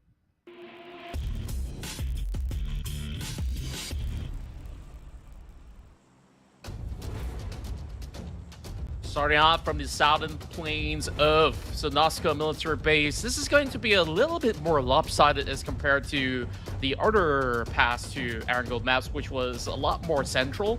So we're looking at points like Isnaya, Pollyanna, Stalber, as well as Kameshki to be slightly cut off from the parachute markers, as we'll see majority of the teams would still get that firm access into most of the township that's currently available. Yeah, so I think see like similar drops again like before, like nothing much going to change since the map is not too far for these teams to reach to their regular drop spots. In Empire, this time they can drop onto North George again, so it's not going to be a big issue. Same goes for Q in Saverny, that's going to be okay for them. Interesting stuff. Military base is normally taken by the Infinity, but they choose to go there. I think it's because of the bridge camp from GEEK fam in the previous round did leave a mark onto them, so they're changing their drop spot. They're floating onto the areas of Princeton.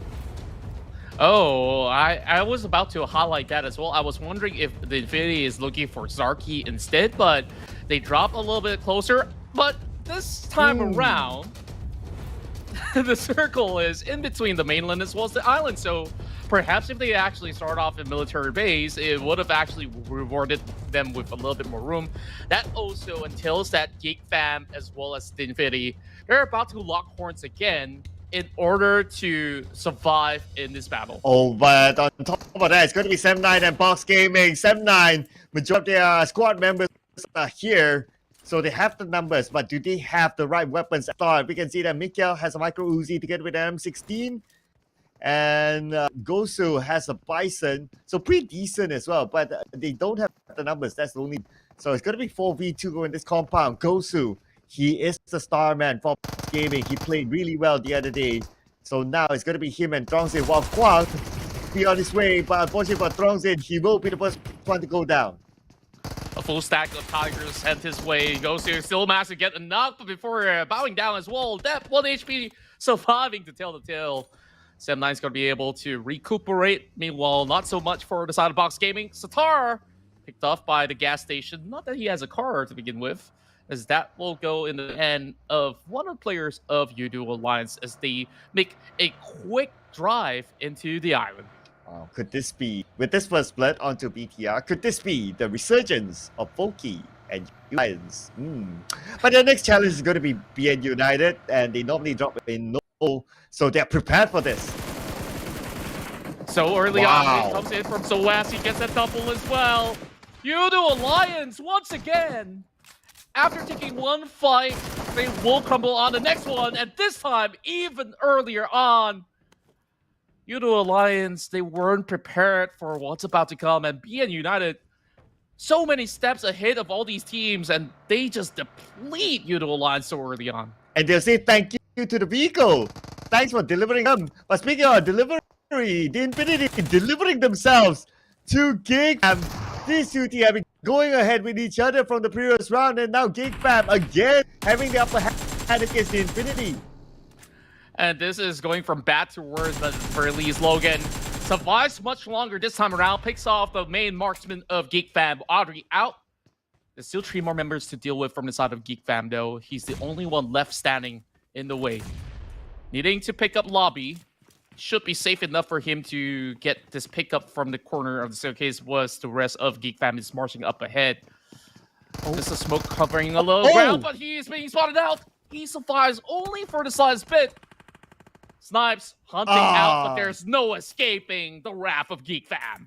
If only he went like a little bit further, then maybe he would have bought enough time to revive his teammate and play as a duo. But unfortunately, the gap was just enough for Snipes to spot out Logan, and that is where Infinity will be the second team to bow out. It's just so sad for the Infinity, right? Because of the decisions that they make. This could have actually been an easy circle for them. But they decided, hey, we don't want to have that problem by the bridge. Now you have a problem by Ferry Pier, a territory which I would say they're not entirely the most accustomed to, with Geek Fam being around as well. We're going to get ourselves another fight between DBD versus Boom. Oh, DBD, Pondbed currently on his knees. The rest of Boom is going to come in. Looks like it's going to be abandoned ship for Boom, as DBD has the number, so they're not continue on. And I believe, since Boom starts off in Pachinki and they're currently in mid to the base, there is a possibility that Boom is not hooked up yet. Probably their plan was to loot up in this compound, but unfortunately, they just started to loot. DBD happened to come by. Yeah, it's just the happenstances happening across the map. Like, this is one of the fastest stage 1 with only 50 players remaining. That's, what, 14 players already out.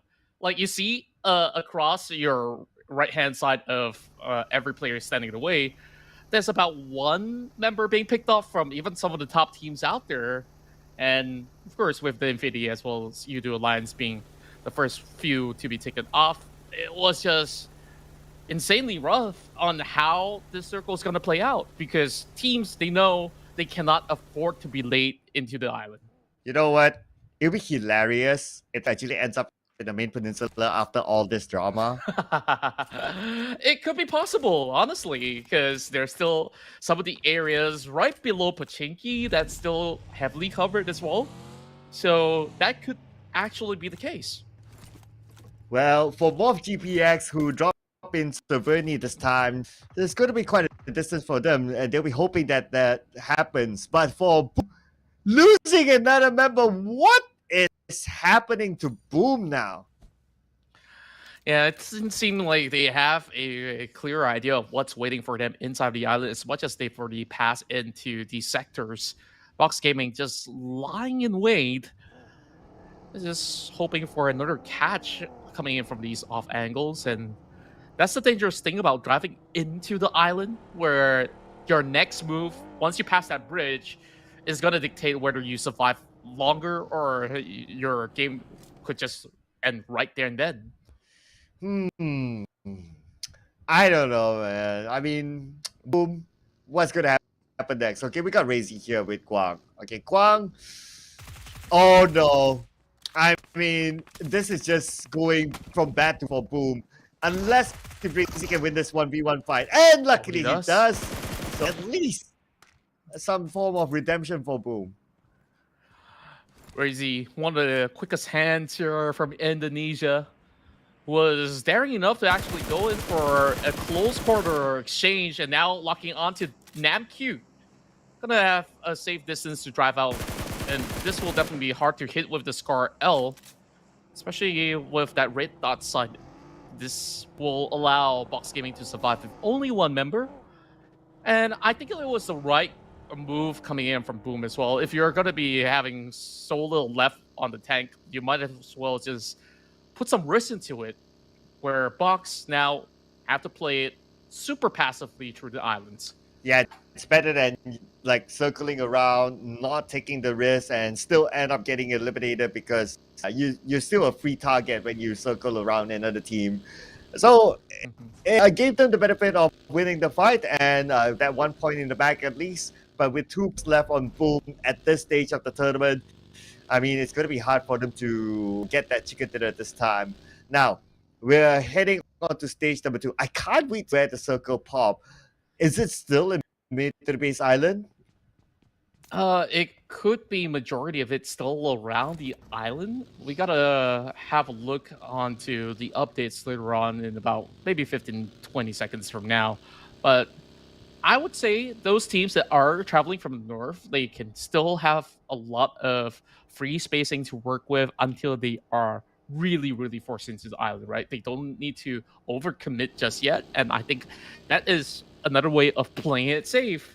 As we're also looking at Sem9 driving the opposite way. This looks like Stalbert to me, or around the corners of Pachinki. So Kenny, he's making sure that the coast is clear. DBD is the one climbing up these bridges, hoping for a catch, and they spot a member out of boom. Well, okay, they see. Oh, wait a second. Oh, Yummy. She's getting a boat? Are they going to the boat because the circle actually went up to the main peninsula? Maybe. It might be. Yeah. It might just be. Like, look at this. GE is driving past Gatka. The circle is still around Gatka. So this might just be the case. Oh, scammy circle. My goodness. Oh. Oh, man. Okay, this could Very, be very bad. iffy. I mean, I always say, like, if in this kind of situation, it's like from the pan to the fire, this is literally from the car to the water instead. Car to the water, from a submarine into the water. Let's not talk about submarines. I mean, that's just a boat. Oh, okay. So, I mean, that could be added to the game one day. Just saying. Just saying. Yeah, and then you add the ability to shoot missiles from the submarine. I mean, why not, right? Might as well. Or have your friend be on the remote control.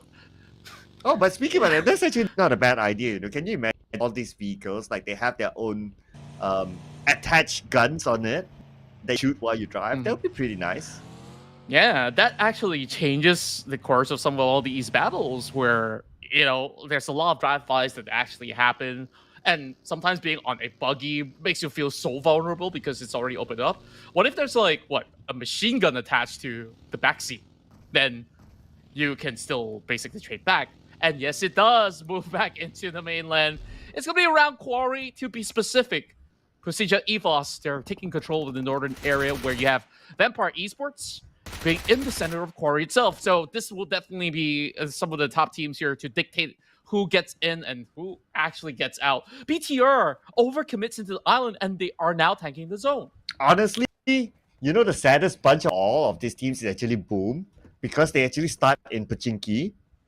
They quick rotation down to military base just to lose 2 players, and now they have to go back up.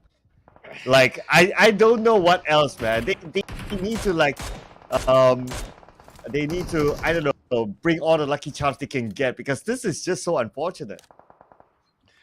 I don't even know what to say about that. Now that you highlighted it, I just can't feel any worse for the team, right? Well, needing to pull all the way back, and even for a team like BTR, they made a very early entry in. They also lost 2 members because of that pursuit. And now needing to trail back, it just is one of the roughest game out there. And maybe even for Infinity or Yoodo Alliance, they're like, you know what? We're glad we're not even part of this anymore. Yeah, we're like, okay, we'd rather sit around, right? Rather than trying to go through this. It's like, it's not worth it, guys. Oh, but when the going gets tough, the tough gets going. And boom, they managed to make it across. Yummy was struggling by the waters as there was a little bit of a pressure coming from DBD from the bridges. Now he docks by the port with still more members of DBD waiting for him in the corner. Oh, you know what? I thought of another contender for the saddest team round. It's actually Yoodo Alliance. Because they normally drop in farm, they made their way out thinking that the circle would go into the base just to be stopped by BN United, and they eliminated for that. Oh, it just gets sadder from here on. I feel like we gotta let them recuperate from some of these losses already. Meanwhile, Vampire Esports, as much as they are holding on to Quarry, seems like there are already early challenges coming from the side of MORPH GPX. And it's interesting to see, MORPH bouncing back into these regional battles. They were one of the early few to qualify into Southeast Asia tournaments many years back. And now, collaborating with even Gang Kapax, they managed to revive their former glory days and reestablish themselves as a household name of Indonesia. Whenever you say Gang Kapas, it reminds me of Kung Fu Hustle for some reason. Oh. I know that scene. A hilarious show. If you guys have not checked that out, I don't know if you're living under the rock or not, but oh boy. And then the terrain just gets worse and worse from here on. Look at where it goes into the hills of Quarry. Oh man, I have a feeling that Yummy, the rest of Boom, Ken, they all need a hug right now. Yeah, I think it's just Yummy, right? Like Yummy's the last one standing. Like he's all alone. And I don't know how he's going to deal with this. He's got no vehicles, by the way. Whereas DBD still stands a chance. But there's GenForce around. Can GenForce get anything at all is going to be the question. I don't think from this angle he'll be able to get any form of pickup. But he's definitely running into what seems to be a harbor warfare between FaZe Clan and DBD. Okay, here we go. FaZe Clan now. What? DB needs to win his fight, but the nade comes in directly onto Isaiah from Onsens, the youngest player of FaZe Clan. Yen is just right in front of him though, so Onsen, I wonder does he know that Yen is there, but he can't get a clear shot. It definitely is tad difficult, especially with a little bit of a dip of the terrain, giving themselves covers. But whatever grenades that they can lob, they will eventually fancy that chance to get those knocks, and that's going to be on top of Ventores, which will not be rescued by FaZe Clan because he's so far away. Okay, here we go. Echo onto GenForce, and that is it. BTR out as well. Another difficult, but for FaZe Clan, they're having fun picking out the points as members of DBD got eliminated. Now Echo will secure this spot. Okay, wait. He doesn't know that. He doesn't know that Ventores there. So Ventores has a second chance. What? Onsen saved Ventores. Wow. Insane prediction coming in from Onsens. He's inside of the smoke, and yet again, he just relied on the intel that Ventores provides to say, okay, I'm by the corner of this broken truck, just spam through. And he gets it completely. Man, 3 takedowns. And he saved his IGL, Ventores, after that. Okay, Onsens, man, he is really on point this time. His game sense is just level. But now his next challenge is going to be PLAYBOOK Esports. Ryman wants to try to think, but looking at them driving by, they might be safe and using the terrain to their advantage. And I'm not too sure if Ryman wants to pry on this any further, but if he sees that vehicle smoking up, he definitely wants to secure a double if he can. Damage being sprayed across the board upon members inside of FaZe Clan, but none to be taken out just yet. But boy, final bullet on the tank does knock one out. Oh man, FaZe Clan now. Second time around, they need to deal with a team that is trying to stop them from getting into the circle. The zone is onto them right now, and definitely not going to have a good time. Another spray coming from one boy this time, knocked onto MR5 from Cool. FaZe Clan might be eliminated now that the zone has arrived. There's not much time left. They just really have to cut their losses right now. PBE suppressing them all throughout. Foreman is trying to heal up. Does he have enough time? Just about enough. But can he go in for a quick restock and make that run across? Because he needs to get across the shore in order to get into safety. And there's also GEEK Fam by the other end of it as well. Right, here we go. Circle goes up to the area of Quarry where Vampire Esports is at. And it's scary for teams trying to get up to that high ground. Moment somehow survives, but how no vehicle. He's using his last first aid. Can he make it across? He should be able to though. Oh, he should be just about in the nick of time. Yes, he does. But there's still damage. Oh boy. Not like that. Oh. This round is It's just depressing. A series of heartbreak, my friend. Cloud, I don't think I can stand to watch this any further, but we gotta keep on with the program. Man, I'm feeling the teams now, you know. It's like all teams eliminated. Like we got like what 7 teams already out. All of them eliminated in an unfortunate situation.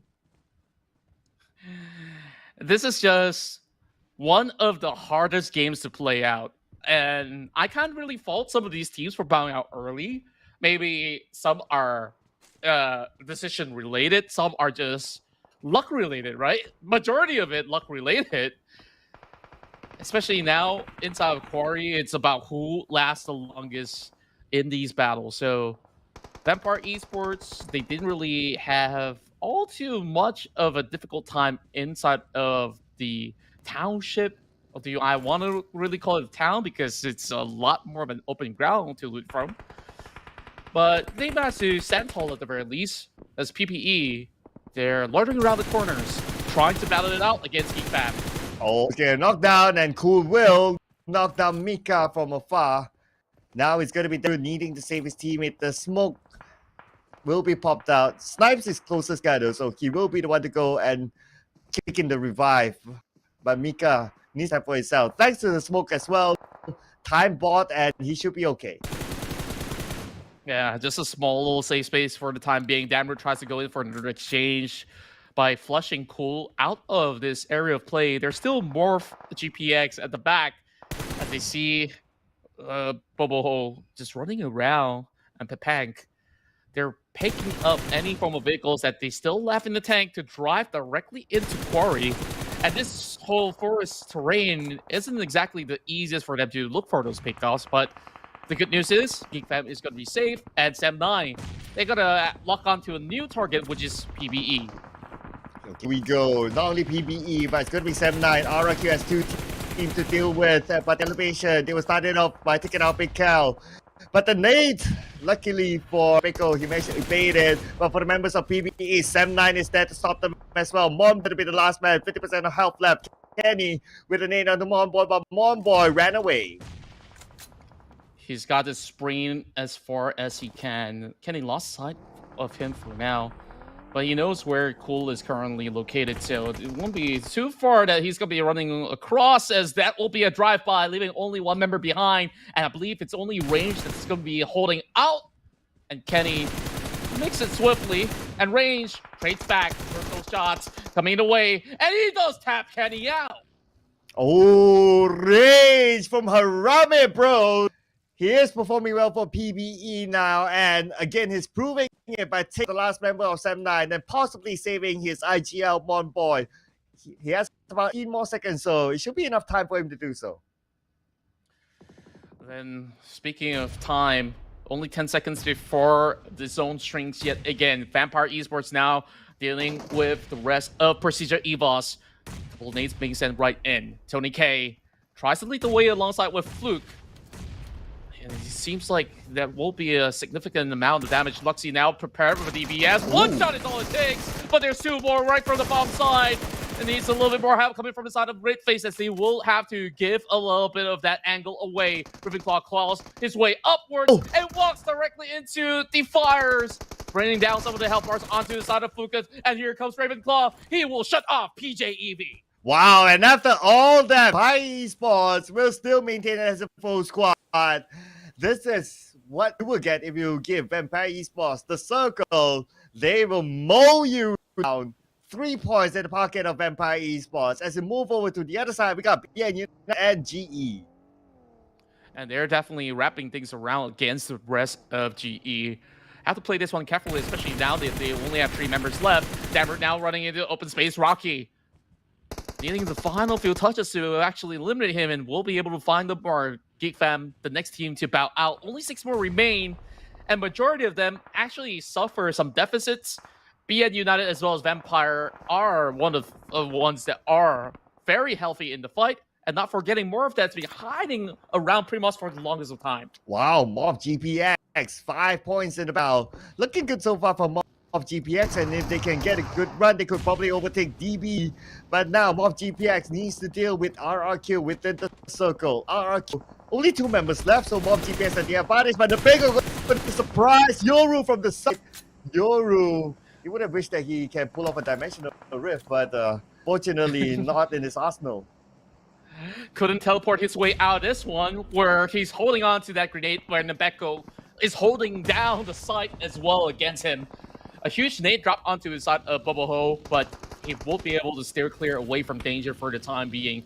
The rest of RRQ quickly repositions. They did lose 2 members in the process. Now cutting off any form of exit point, and this is the perfect angle for Nebeko. He needs to ensure that he is not within the sight of other teams. So as what a transition! He gets 2 in a row. Oh, absolutely prepared for that to take out PLAYBOOK Esports. Stage 6 and my teams left. Now Vampire Esports wants up. MORPH GPS on the other side, but we got GE Myrna from Yangon Galacticos. Takes out one. Takes out the second one. One more. Genesis Esports, they prevailed to tell the tale. And now Max LV, last member remaining from the side of BN United, has his leg sticking out and is slowly being picked up on the side of Schweppes. He's got to keep himself healthy and alive. And not that the rest of GE have noticed, where GE getting tagged from both angles, from the far ends. Even RRQ wants a piece of the pie. Vampire. Oh, nicely done. The second nade could land on the GE as well. The nade Max. It will connect, but not knocking out anyone else just yet. He has a third nade that will be thrown. But MORPH GPX Rocky eliminating RQ by driving past them. I did not expect that to happen to RRQ. And just like that, they clawed their way into a top 4. Max LV understands the risk, moves back into the quarry.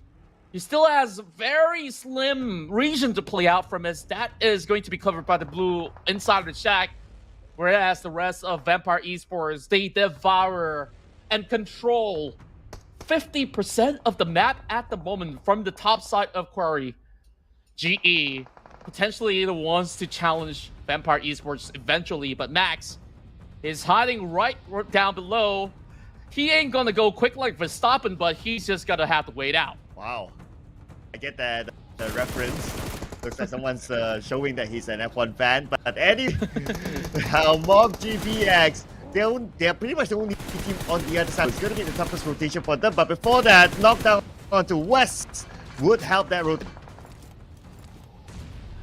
Rocky getting one more in the back. Just as Esports, the last 2 more left from the tank. And Tony K, make sure that none of these players from GE will prevail. Top 3 finish and best chance possible for Vampire Esports to close out the round, unless MORPH GPX secures their first ever chicken dinner here in the PMSL. Okay, here we go. MORPH GPX with Pepe at the forefront. Rocky climbing up the hill. Now he'll pull out his Tiger as he gets an elimination point onto Myrna, taking out GE, but he needs a revive. There's still Max hiding right below the noses of these members of Vampire Esports. Bobo Ho now getting clipped by a grenade sent his way from the side of Vampire Esports. They're just leveraging on the edge of these hills. I'm not even certain if they won't be able to hold on for much longer, but Max, he's just gonna play it cool. I think Schweppes has already got him locked right in, so there's no way to go. Okay, Max now on the outside of the circle to move at some point. Vampire Esports, okay, they know he's there. Oh no, not look for Max. Where is he gonna go right now? He might want to consider to deny side to the blue, but before that, GPX might do me a favor. Let's see what they can do against Vampire. 9 points in for the side of MORPH GPX. What the best performance that we're getting from the Indonesian squad so far. Preparing a smoke grenade right down onto the floor if they ever need it later on. Ravenclaw is coming in with a very proactive move, trying to go in for a flank. Max finally gets tagged out by Schweppes.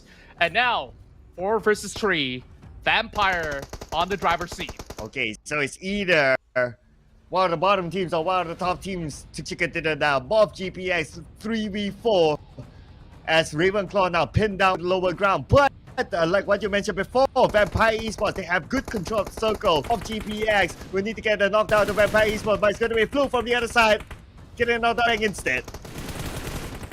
Lucas coming in with huge numbers, back on track. Now it's really down to Rocky, Tony K, low health. Bubble Ho still prevails though, but Fluke, he's going for the upfront challenge along the side with Schweppes. He does get the one knock. Bobo, can he get more? And Schweppes closes the deal here for Vampire Esports. Has there been any doubt? If it's 4v3 sort of situation, Vampire Esports can definitely close up the game. It's been a while since we last saw them having a chicken dinner. That is since PMWI, ladies and gentlemen, mind you. And this is their first chicken dinner in the PMSL. You won't believe it, but it did take them that long. And despite them not getting chicken dinners on the prior days, you still see them around the top 5 ratio throughout the course of the standings. And it's Tony K that has done the significant numbers in terms of damage. And we saw how challenging this map of Erangel was, and they were unhinged. They were not even phased about any sort of challenges sent their way inside the quarry. Tony K, the overall MVP for PMWI, now coming in with an MVP forms in the PMSL. And if you kind of look at the stats, right, they're quite well spread. Like you got Fluke with the lowest damage taken, and then you got Schweppes with the highest eliminations, Tony with the most damage, and you have Ravenclaw as well. He's the IGL, so gotta cut him some slack. But it just shows that Vampire Esports is a team that not necessarily depend on a single player to perform. Like every one of them can contribute.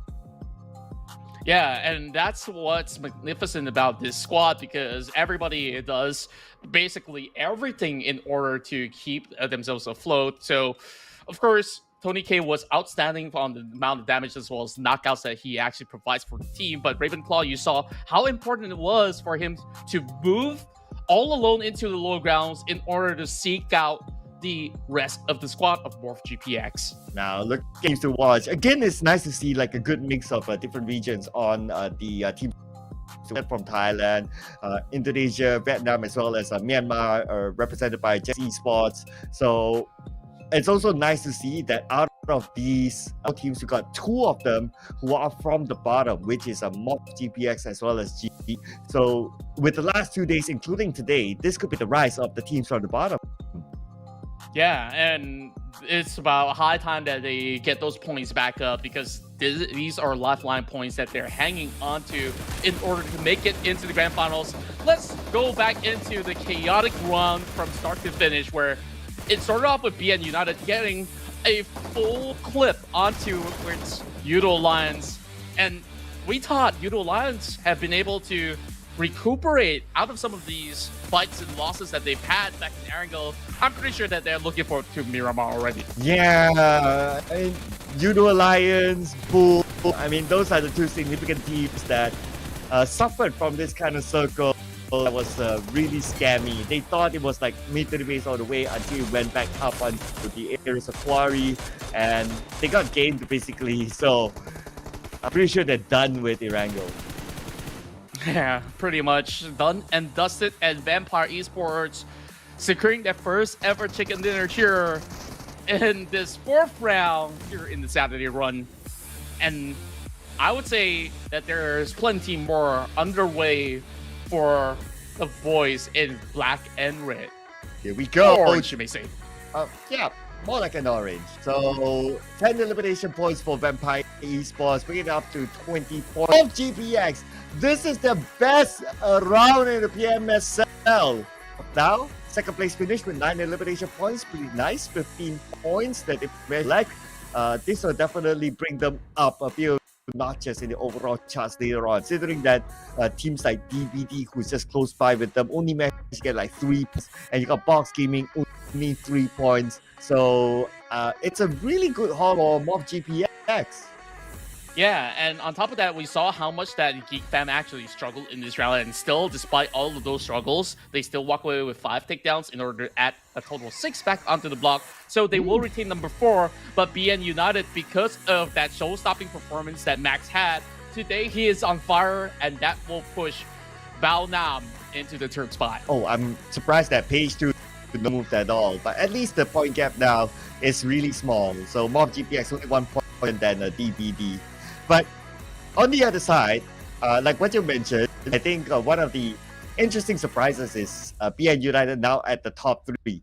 Before the PMSL started, nobody would have predicted that, okay, PN United will be there. Maybe they think that, okay, somewhere in the middle, that's fine. But now PN United is only 1 points different than XERXIA at number 1.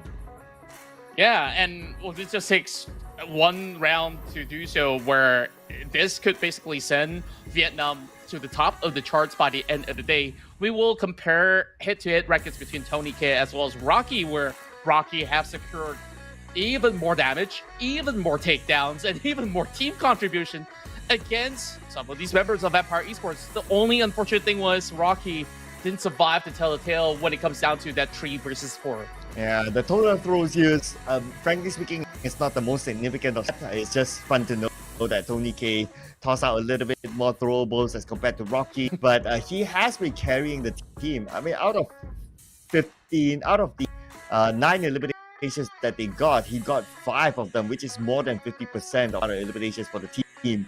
And now we wrap up Erangel, and some of the teams will be clear to not see Erangel anymore. So we're moving on to Miramar. XERXIA, the top of all, Miramar is not playing today.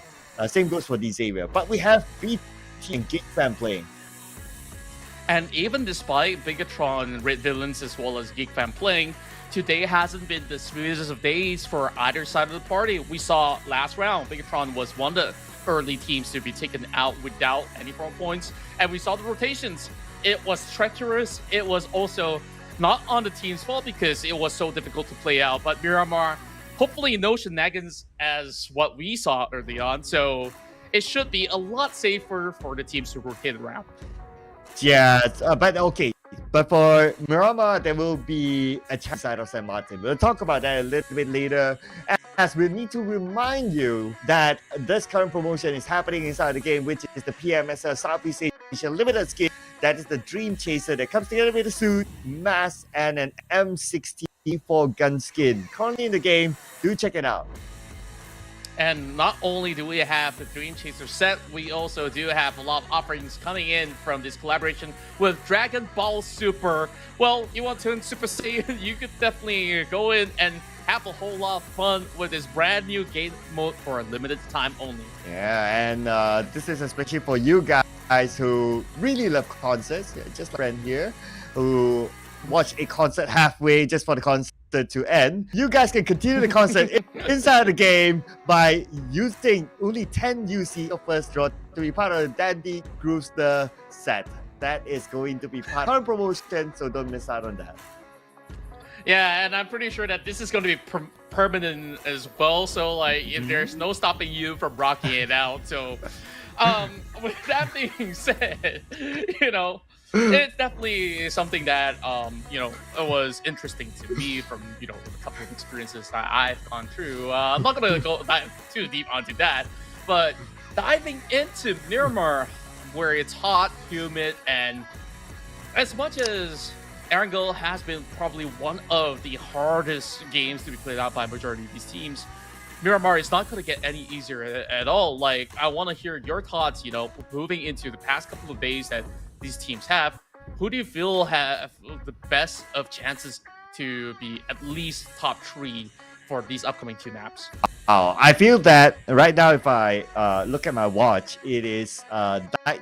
So it's time for Vampire Esports to come out of their fin or castle or whatever and start to find people for them to flirt with.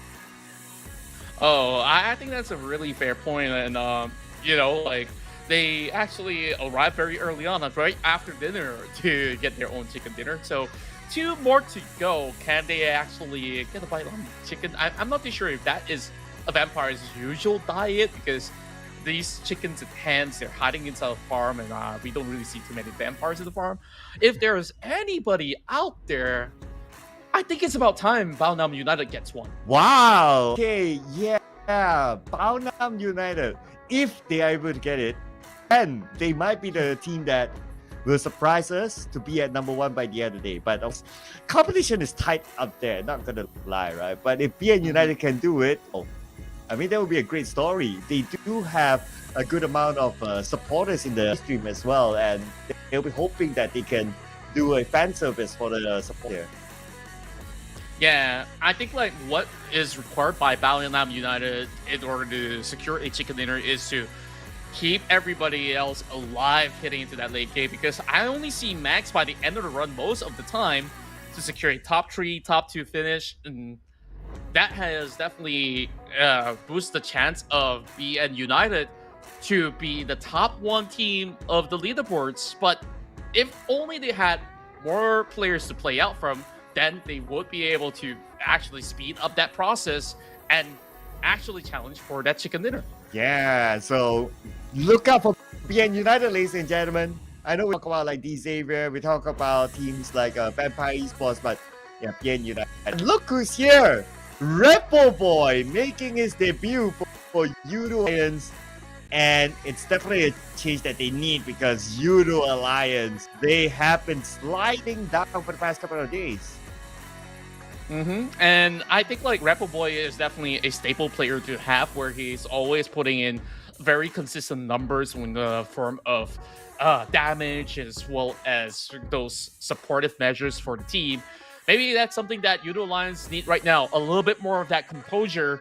As for Vampires, you say it is about time they turn this Miramar City into Gotham. This should be the time. This should be the time. Looking at how they perform here. But I don't know. Okay, to be realistic, right? In the Erangel game, they didn't have to move that much, because wherever they dropped, that's where the circle was, and they did not decide to go into mid to the base. So they were pretty much for the circle. If they can get a chicken dinner inside of Miramar without the circle on their side, like from the start at least, then yeah, they are definitely back. Yeah, and another team that I'll keep my eyes on is GEEK Fam. This is one of the maps that they have known to be a powerhouse in. So with that being said, can they still deliver like how they did yesterday, where they managed to secure 2 chicken dinners in that day itself? So it's about time we all find out all together here in the PUBG Mobile Super League as we dive into Miramar.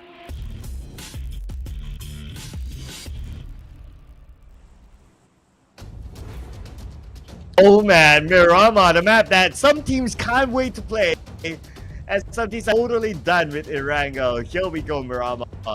Look at the flag power. It's going to be a right side of flag power, starting from Los Eagles, ending around the areas of El Azhar. So for teams to drop in El Pozo, La Cobera, it'll take a bit for them to travel.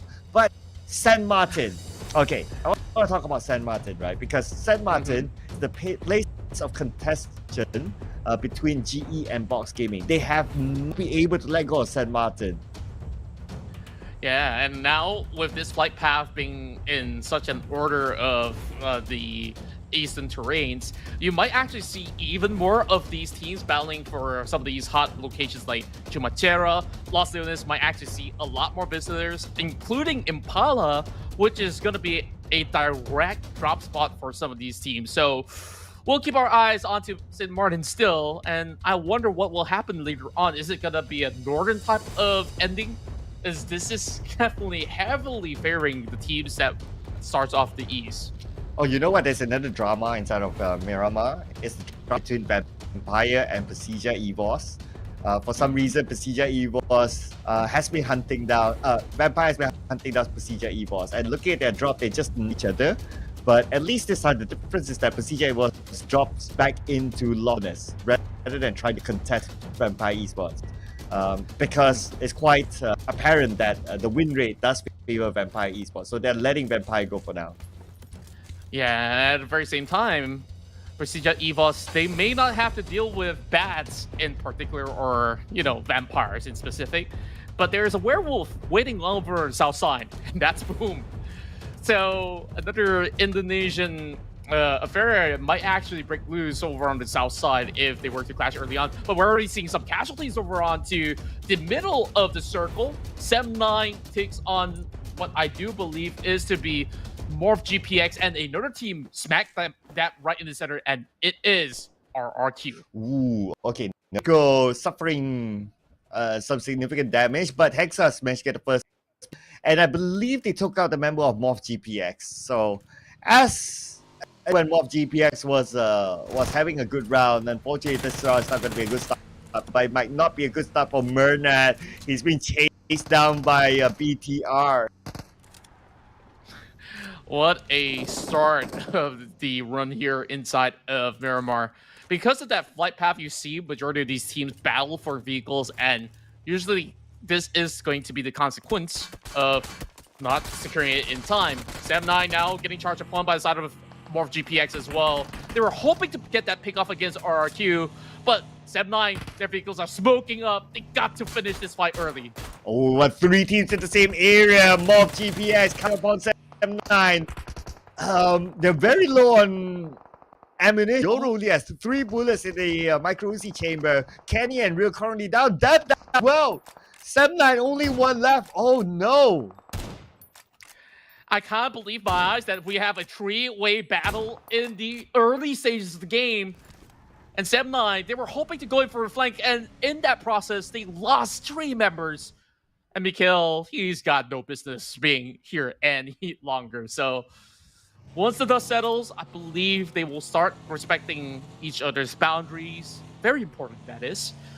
And RRQ is the bigger victors in that matchup with 3 points secured. Oh yeah, good steal for RRQ. And it's not like they have like their favorite weapons in hand. Like they have like a pistol, Winchester, and maybe the best is an AK. Still managed to get like 3 eliminations early on, just showing their level of versatility that they have. But now, let's check out the replay. I believe this is where Hexas gets the first blood. Straightforward elimination for him. As much as it's straightforward, you gotta also say, oh, well, I'll hold that top for now. GE, they're taking this fight against FaZe Clan. Close quarter terrains. Master Ichi's only got that M16, trying to get the first fire down. And there's a lot of time here for Mormon to go in for the full medkit heal. He wants to be at 100%. Whereas Hansen's is getting picked off as well. Master Ichi with a long-range S1 shot. Oh my goodness. Oh! FaZe Clan. They got annihilated. Oh, Unbelievable. Unbelievable. I thought they had a good start with their first knockdown, but then again, GE with their coordination eliminated FaZe Clan, and they didn't even lose any one fight. I was really surprised. I believe the sequence of that fight was either one of these parties actually crashed in with that monster truck, and then after that, it's just GE being very well prepared from the outskirts. They took that fight head on, and I think it was Onsens that was hoping to get the full heal. That leaves Mormon to be all alone in that fight. Wow, our fight's not stopping yet. Now Boom wants to get one over PERSIJA EVOS. PERSIJA EVOS, Zuxi knocks down Yummy by driving by. Now they're coming into the compound where Razy is at. So now Luxy is coming in with the DBS in hand, but there's two of them that Razy needs to deal with. They're splitting up, and Razy knows Zuxi. And that's the power of the Tachibana twin brothers here, delivering every shot on the way. Luxy is hunting out for the final member. Boom! And he will eventually get it in hand. And that is what PJEV is known for. Pure brutality sent towards Boom. Boom clearly needs a hug now, like for real. Like I have no words to explain what's happening to Boom right now. Like, okay, if we talk about the Iran, fine. Unfortunate, the circle was just terrible for them. But this time it's just straight up losing a fight. It's a bad day for them. Like, initially we thought, hey, they have the advantage against PERSIJA EVOS because they were on wheels. But even on wheels, out of nowhere, they managed to get one run over and then DPS shots not kinetic. And now, here comes another classic matchup. RQ versus BTR. Netbacko ready with the DBS. 1 versus 2. You got Yuhai on the block as well this time around. Netbacko left the building for now. He's no Elvis, but he's definitely up for a dance off. Here we go. I'm not sure Elvis. Okay, yeah, Elvis is good at dancing. But anyway, I know someone's been to call recently. He's still in the mood. But for RRQ and BTR, they're definitely in the mood to fight. Nepeko better finish this dance and not make this dance be his last dance as this name. Ooh, just in front of his face. That was really, really close. And now he does connect. One tap is all it takes, but he needs to check those angles clear. Satalis finds him running across. But the show's not over just yet. 3 members of RQ have just arrived at the scene. Here we go. Hexas needs to go into the other side, but before that, he'll pick up Nepeko, so he'll be buying some time. His team is will be buying time. Keenan knocked down GenForce. It's the only one standing for BTR. Oh man, not looking good for GenForce now. Exactly where he is. They're going in for him. GenForce with a nade in hand. Is he going to be surprise his opponent? Looks like the answer is no, as they didn't bite the bait. There's still another nade being cooked up. Oh, almost clipped onto him as well. He's being absolutely surrounded. I'm not sure if he's going to get any form of chance getting out of this one alive. Any form of Molotov now being tossed towards the staircase, but there is a lot of definitely that the rest of RQ can expand. They don't really have to use too many utilities. They just gotta full send their way, hoping to not lose members in the process. 3 members running through. Deadbot takes 1.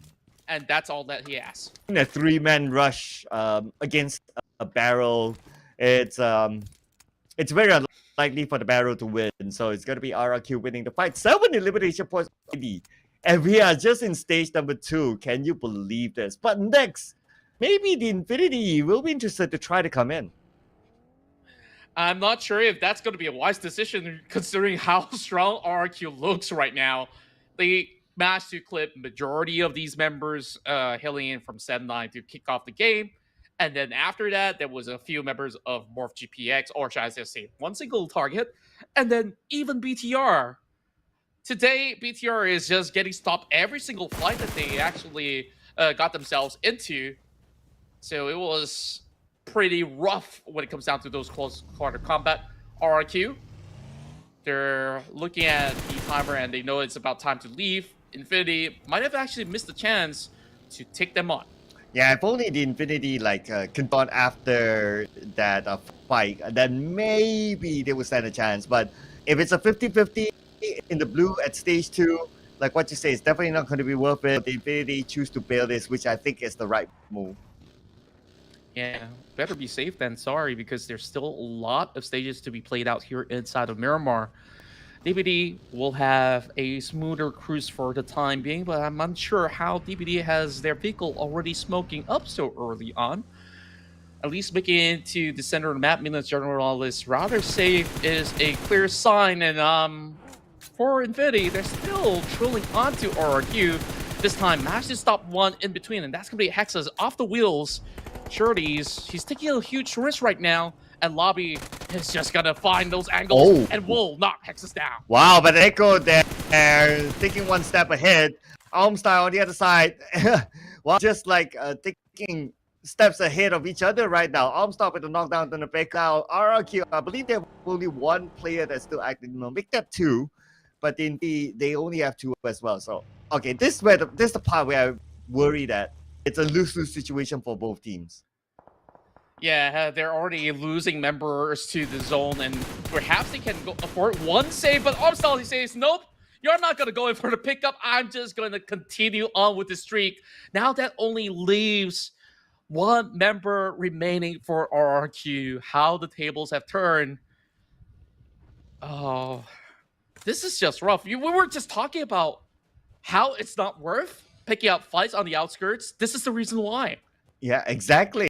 And I don't know if Damroot, who's close by, wants to take about him, but we do see another knockdown. Okay. And it's going to be Damroot. All right. He'll say, okay, thank you, guys. I'll be happy to take that point, and ciao.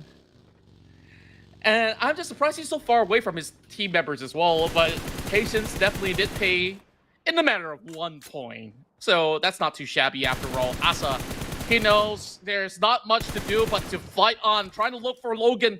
That's not gonna cut it though. Too fast, too furious. Lobby, he's only down to bandages. He's definitely not gonna make it. Yeah. Same goes for as well. He doesn't have any first aid. Probably a couple of bandages. Okay, hoping that he gets it. But okay, first aid. No, not going to be enough. Look at the timer. The zone is closing again. So Asa might not make it out. And plus, Lobby is still there. I think he's having the same idea, like, oh, whatever first ace that I can find, I'm just gonna go and pick it up. But Lobby, he's also slowly running out of resources himself. So with that final clip, he just have to continue on his journey because there's no more first aids. Bandages, I'm not even certain as well. Okay, he's making a pit stop.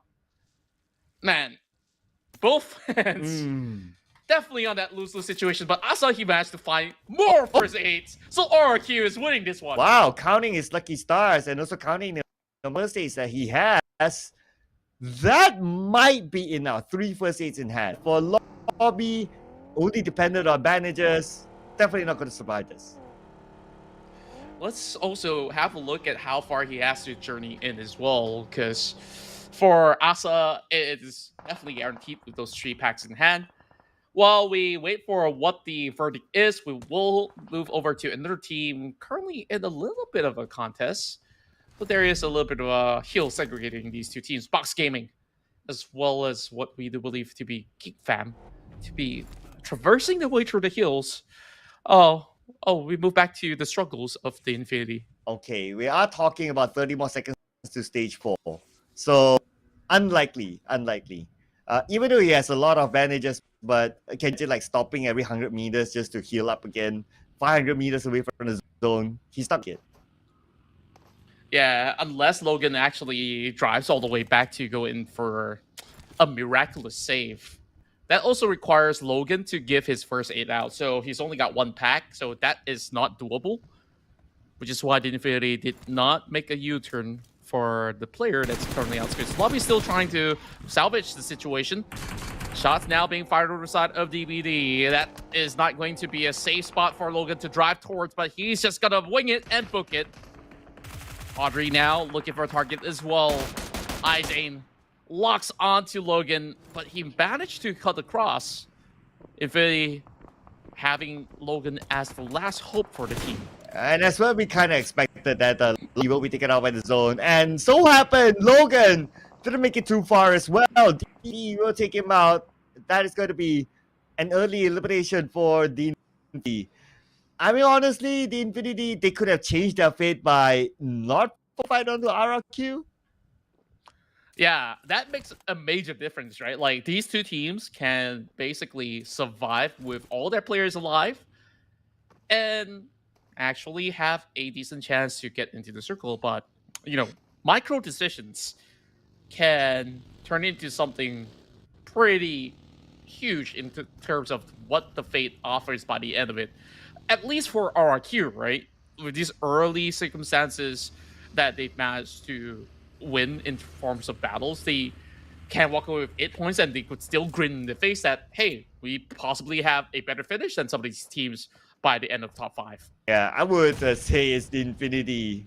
RRQ would have done okay and they would have got into the circle. But that is a discussion that's already closed. Now it's going to be MORPH GPX PBE high ground against them. And PBE didn't do that well in the previous round. Now they'll be looking to gather some points against MORPH GPX, who is looking to rise from the depth. And there's also a shot coming in from PJEV from the bottom side of the hill. Whoa! That's a huge blow-up coming in from MORPH GPX. Yoru will suppress the rest of PBE for the time being. No time for a pickup on either side just about yet. The exchanges will go through. And Yoru slowly getting clipped up as well. Just trying to keep the rest of PBE from advancing forward. Oh, here we go. Okay, pickup time. This time? Okay, so far on the clear. RRQ. Wait. Oh, it's each exploded Asa's vehicle. So RRQ is out. But at least they got 8 elimination points. Not too shabby. But they could have had more players if not because of the Infinity. Indeed.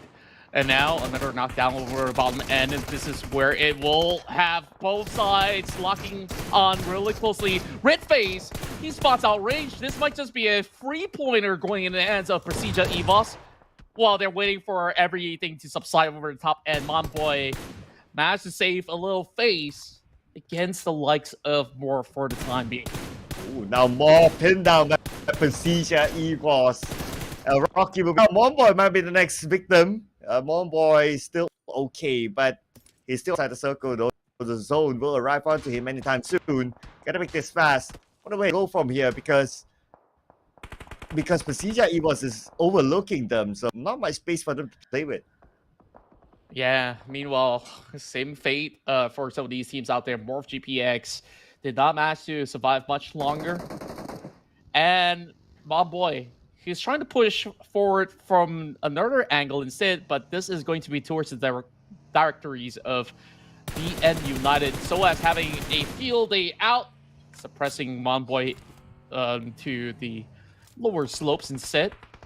Gosu in the center zone. Mikhail as well. A lot of Lone Rangers remaining in the matchup. Well, I say a lot, that's just two teams. Yeah, there's 7-9 and Box Gaming now, so how long they can last. But Vampire Esports now in action against DBD.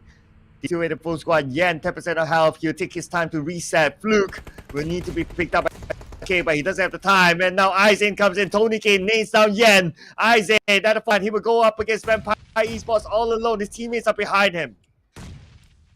Tony K with another sublime nade drops right over onto Aizen. Two members left from the side of DBD. They gotta find a way out of this battlefield. There's no chance for them to actually go in for the pickoff as well. DBD absolutely been gated off by the rest of Empires, and like you said, this team shines brightest when it's nighttime, baby. And Tony K further putting pressure into the smoke. Ravenclaw will finish off Aizen. Again, still limping over onto the back of the rock. But there's just no time for Echo to go in for the rescue. Oh yeah, he needs to win the fight somehow. But we're talking about esports here. They would try to choke him down. Jimmy backing up on the other side. Ravenclaw knocked down. Ravenclaw will finish up by Jimmy. But not yet. Ravenclaw still survived. 40 health left. He's bleeding out though. Jimmy wants to finish off Ravenclaw, and he will. Huge nade coming out from inside of Jimmy, and with that push coming from Echo, they are working in tandem. They can deplete the rest of Vampire Esports with Echo. His shoulder is popping out. Jimmy OP needs to stand tall against Tony K as well as Streps. Another nade being sent in. Can be a potential revive, but the angles are not right just yet. Oh! Cooked in the nick of time. Tony K obliterates them with the nade. Well, there is no question about the skill level of Tony K. 6 elimination points for himself this time, as of now. But the red face had to spoil the party. K now down on his knees, but at least he has his teammate around to save him. And we've been keeping our tabs onto Red Face. He's been excellent on all these long-range changes and with those pickups as well. Tony K, he got knocked down early on and will knock him again. Schweppes will have to go in for a second revive, but that actually pins down the rest of Vampire Esports. There's still Yoodo Alliance waiting on the other corner of the map as well. Zuxi is going to find a little bit more of that leverage room in hopes to pick off the rest of Vampires. All right, we're going to see the next video circle soon. But Tony K finished off by Ripple Boy. Yoodo Alliance is still in this with a full squad. Okay, it's a significant improvement for Yoodo Alliance. Managed to break into the top 5. Probably it's the Ripple Boy effect. The IGL, the main, the OG IGL of Yoodo Alliance, who has been with them since the Farang Legend days. Now, bringing them up to the top 5. And in the span of Stage 5, we have only got 16 players left on the block. Mikhail, being the sole survivor for the side of 7-9, has a crate very close by. His chances of surviving is still pretty significant at the time being, as majority of the teams are still by the outskirts before they swarm directly into the middle. But Yoodo Alliance is about to move right through, so hopefully Mikhail doesn't get spotted out just yet. Yoodo Alliance, okay, despite them surviving for now, but only 2 elimination points. Need more, they want to get out of the second page. Mikhail counting his lucky start at the circle though, so he'll definitely stay put here for now, hoping and praying that team drive into his shack. BN United currently on the eastern corners of the map. have already seen some movements coming in from Genesis Esports. It's a 2-2 split for Genesis Esports, so it will definitely be difficult for West Carry or even Master Ichi to be moving out of their side. And doesn't seem like they have much options on the table, unless if they were to maneuver elsewhere. PERSIJA EVOS moving from the northern side, and that is Max finding a perfect pickoff point on Bernat Boy. Okay, we still got a good number of players for teams like Yoodo Alliance being United and PERSIJA EVOS. Speaking of PERSIJA EVOS, United, Porsche will be knocked out by Zuxi from this high ground, and they should have an easy entry circle, but not easy for Genesis Esports as they have BN United in the compound. BN United having break here, being knocked out. So West tries to lead the way, but will be stopped there by the rest of GE. So this form of a push into the compound isn't exactly the best idea going up against Genesis Esports, whereas PJEV, look at how excellent they've been coming into third party, multiple teams onto 7 points already. For this nade, can Ichi get it? Not yet. Closes the door, hoping to hide away from his opponent. But you can't think about it. GE the one on the outside of the circle, so pressure will be onto them. BN United just need to buy time, let the zone do his work. Yeah, BN United, they already spot him cutting across, but the trades are perfect coming out of Master Ichi. He's the one holding the rest of them back. GE still have 2 more members from the top side of the hill as West Carry drops in a couple more nades. BN United, I think they kind of overcommitted onto this fight. Like, this isn't going to be the best form of scenario for them by the end of the round, especially now Zuxi spots out Max. Oh, and not only spotting it up, but also knocked out, but it's going to be Ichi stealing the point away, taking out Max. We got Yoodo Alliance on the other side now, putting pressure onto GE as well as BN United. They are not going to get out this easy because the team's looking at them. Perfect angle coming from Break. He does have them lock onto target. Oh! Will make it, but West Carry, he survives, and he will crush the rest of BN United. Nice by West, but now how he's going to get out of this? Look at the circle, moved away from GE. That they need to go up to the high ground. But the moment they do so, PERSIJA, EVOS, and Yoodo Alliance will be waiting for them. It's all boiling down to how well West Carry could still hold out against that member of PERSIJA EVOS. West Carry and Co, look at their performance so far. 9 elimination points for the team of Myanmar. Now, having a solid shot in the chicken dinner, surely there's still PERSIJA EVOS as well as Yoodo Alliance to deal with, as they still have a 4 stack remaining. But they can play it as slow as possible. There's not much utilities left on the side of West Carry. He has to find ways to slowly lurk towards Zuxi. He's not leaving the spot just yet. Yeah, Zuxi really wants to take out West now. He knows that this is a point that he can get. Fortunately for West, his teammate Bernard is taken out. Zuxi now 1v1 against West. And West, wow, hitting the shots onto Zuxi, forcing him to move away. And now Zuxi is just backing off as well. He knows that this isn't going to be worth the cost. They will redirect their way into the circle, whereas it's a long-range pickup onto Bernat Boy. So it's only down to West to tell the tale. Bernard definitely not going to survive this. Red Bull Boy is going to be happy to pick up the point. And not only that, they have an airdrop as a bonus for them. So level 3 vest and helmets, the hands of Yoodo Alliance. But now Misery with the high ground against Yoodo Alliance. This patient will favor them. But West, oh my goodness, how? But oh, it's Voki taking out West instead. And he only survived with 1 HP, and Voki sauce, you know, this is that perfect opportunity to land that final tag. And now it's really boiling down to these 2 Titans hailing from Indonesia as well as Malaysia, and 1 outlier in the form of Mikhail. Well, he's definitely just going to be the judge in between the fight of 2 different sides of the angles. A huge split up coming from both Yoodo Alliance as well as PERSIJA EVOS.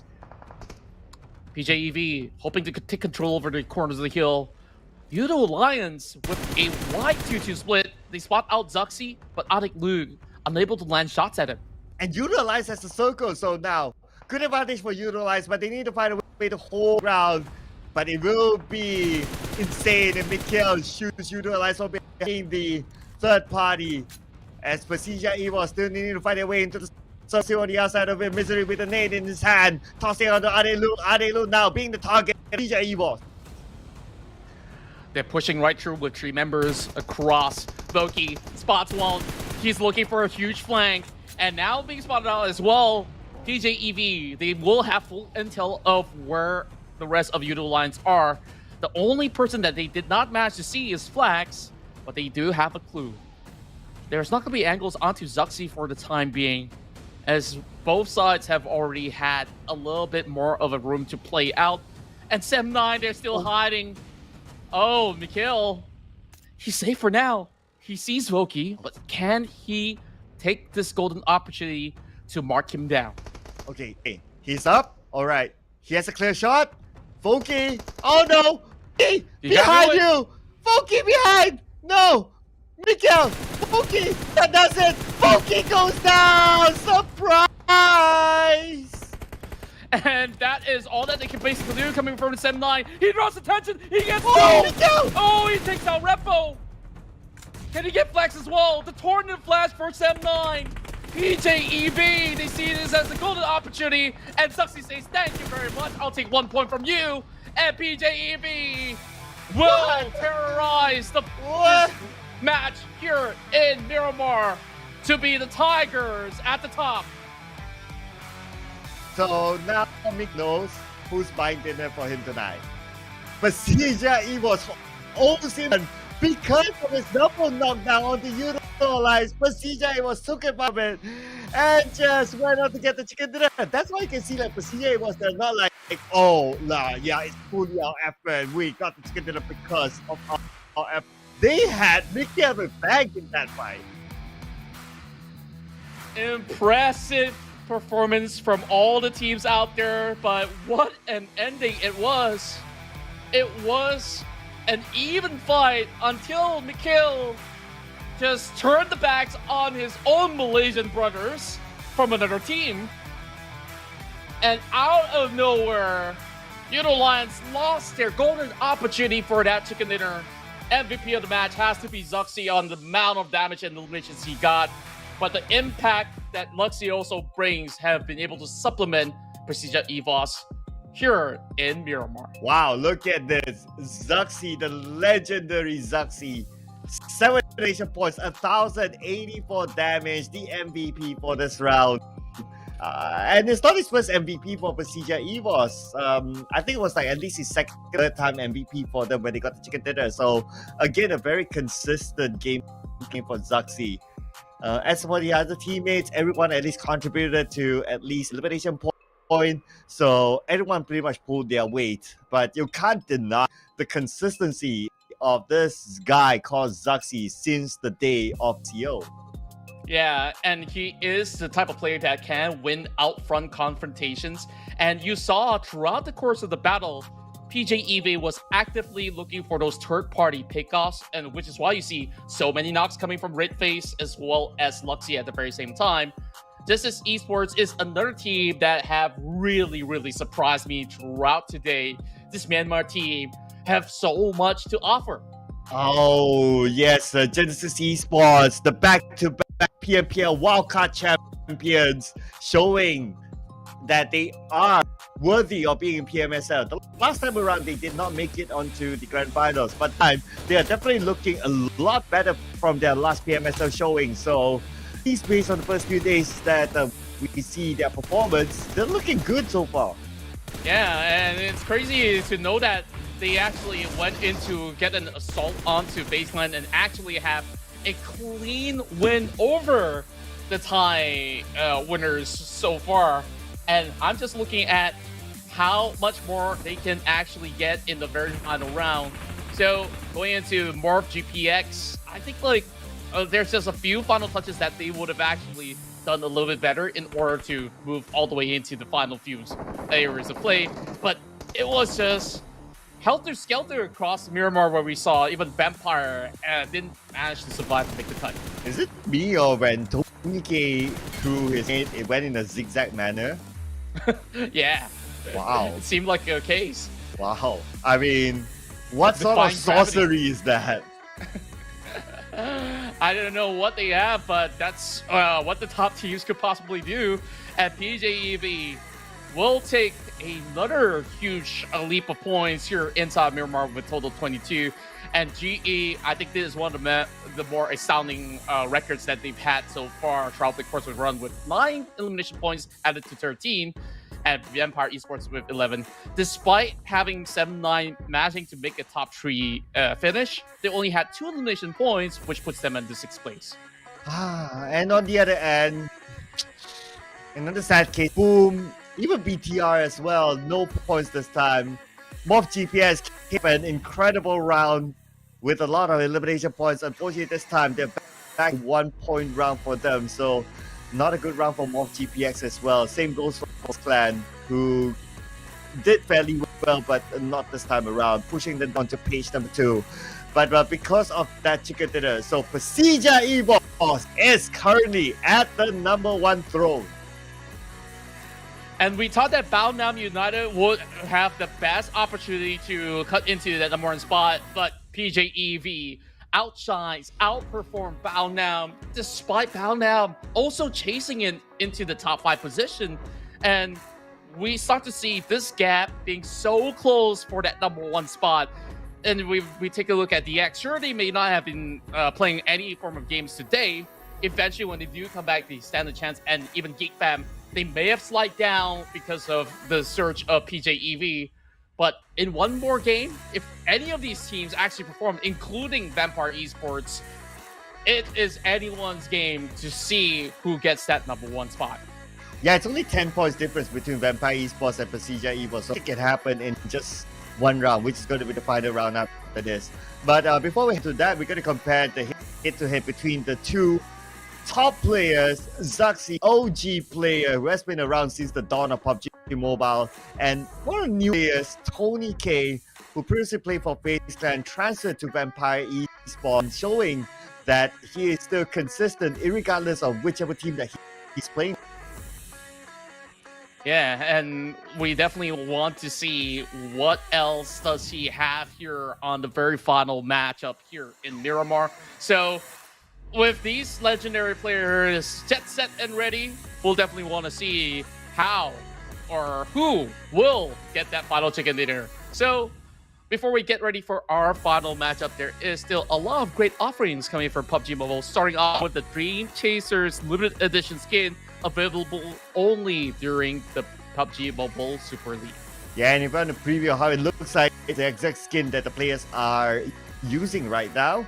But for you guys got to do some content. Let us know how it actually looks inside the game with this new beach and party theme that comes together with the Royal Pass. And so, I mean, it's a royal. We all know how it works. Get it and play and get rewarded at the same time. Yeah, and at the same time, if you guys want something extremely special and you can flex onto anybody in your matches, get your hands onto the brand new Aston Martin skins that's currently available exclusively in PUBG Mobile. Yes, so those are the available promotions right now. Make sure you don't miss it because for a limited time only. But what else is a limited time is going to be our day today, because we are going to enter our last game for today. And I guess at this point, right, now I'm really interested to see like what is Boom going to do for the last game. How is it going to be for them? Because this is a very different Boom that we know of. Yeah, it really felt like there's almost nothing that they could have done in those past couple rounds for them to actually get anything at all. So it's really either they come into the final game, go guns blazing, and cause a rupture in the scene, or just do exactly the same and not actually receive any form of result. So could it actually be the case that, once again, going back to rotations, they keep bumping into so many teams in the early game?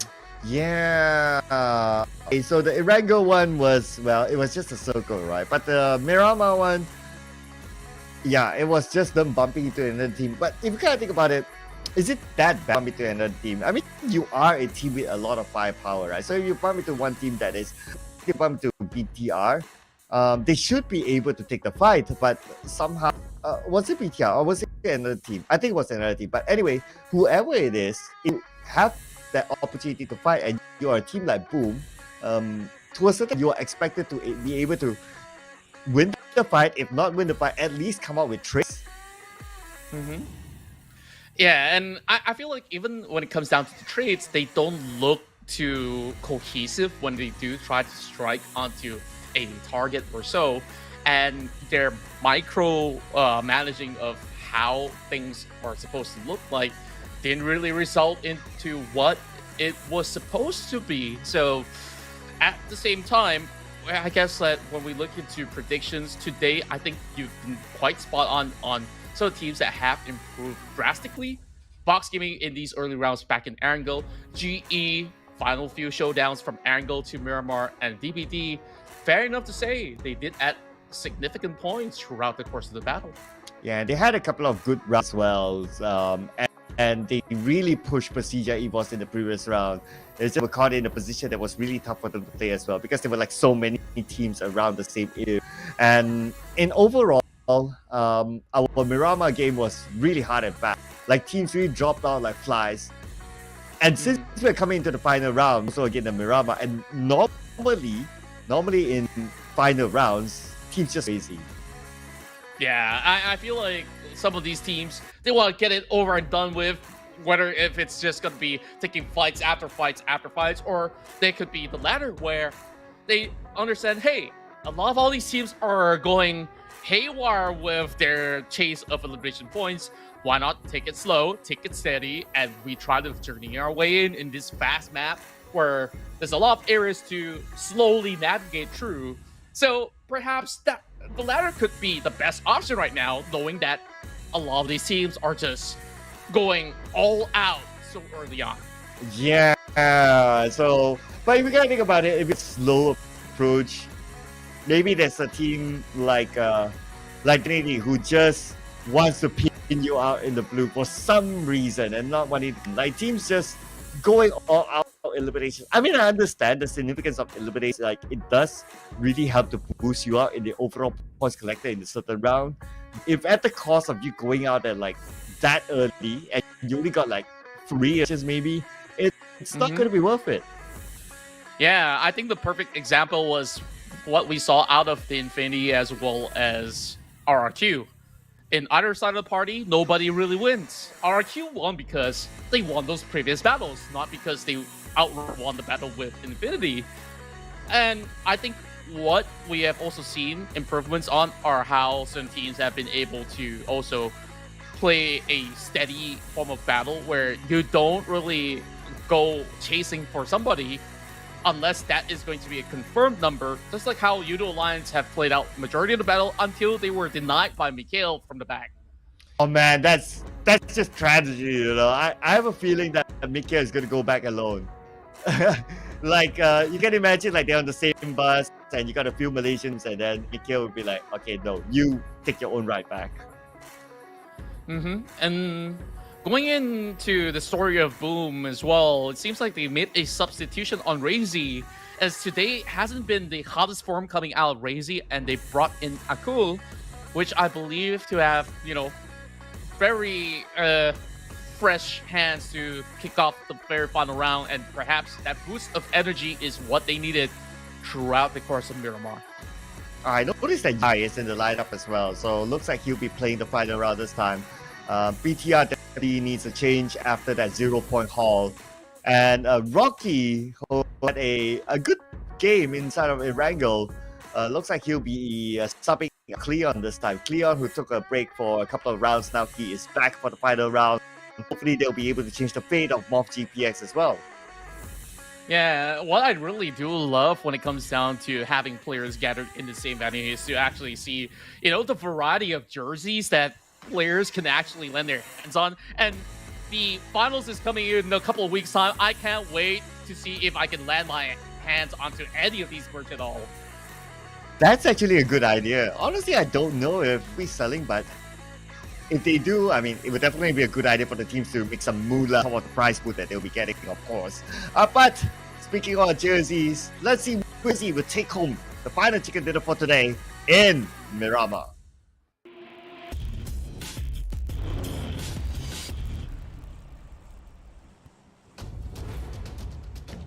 The Saturday run of PMSL have definitely brought forward a wind of change for majority of the teams that have been competing throughout the course of week 1.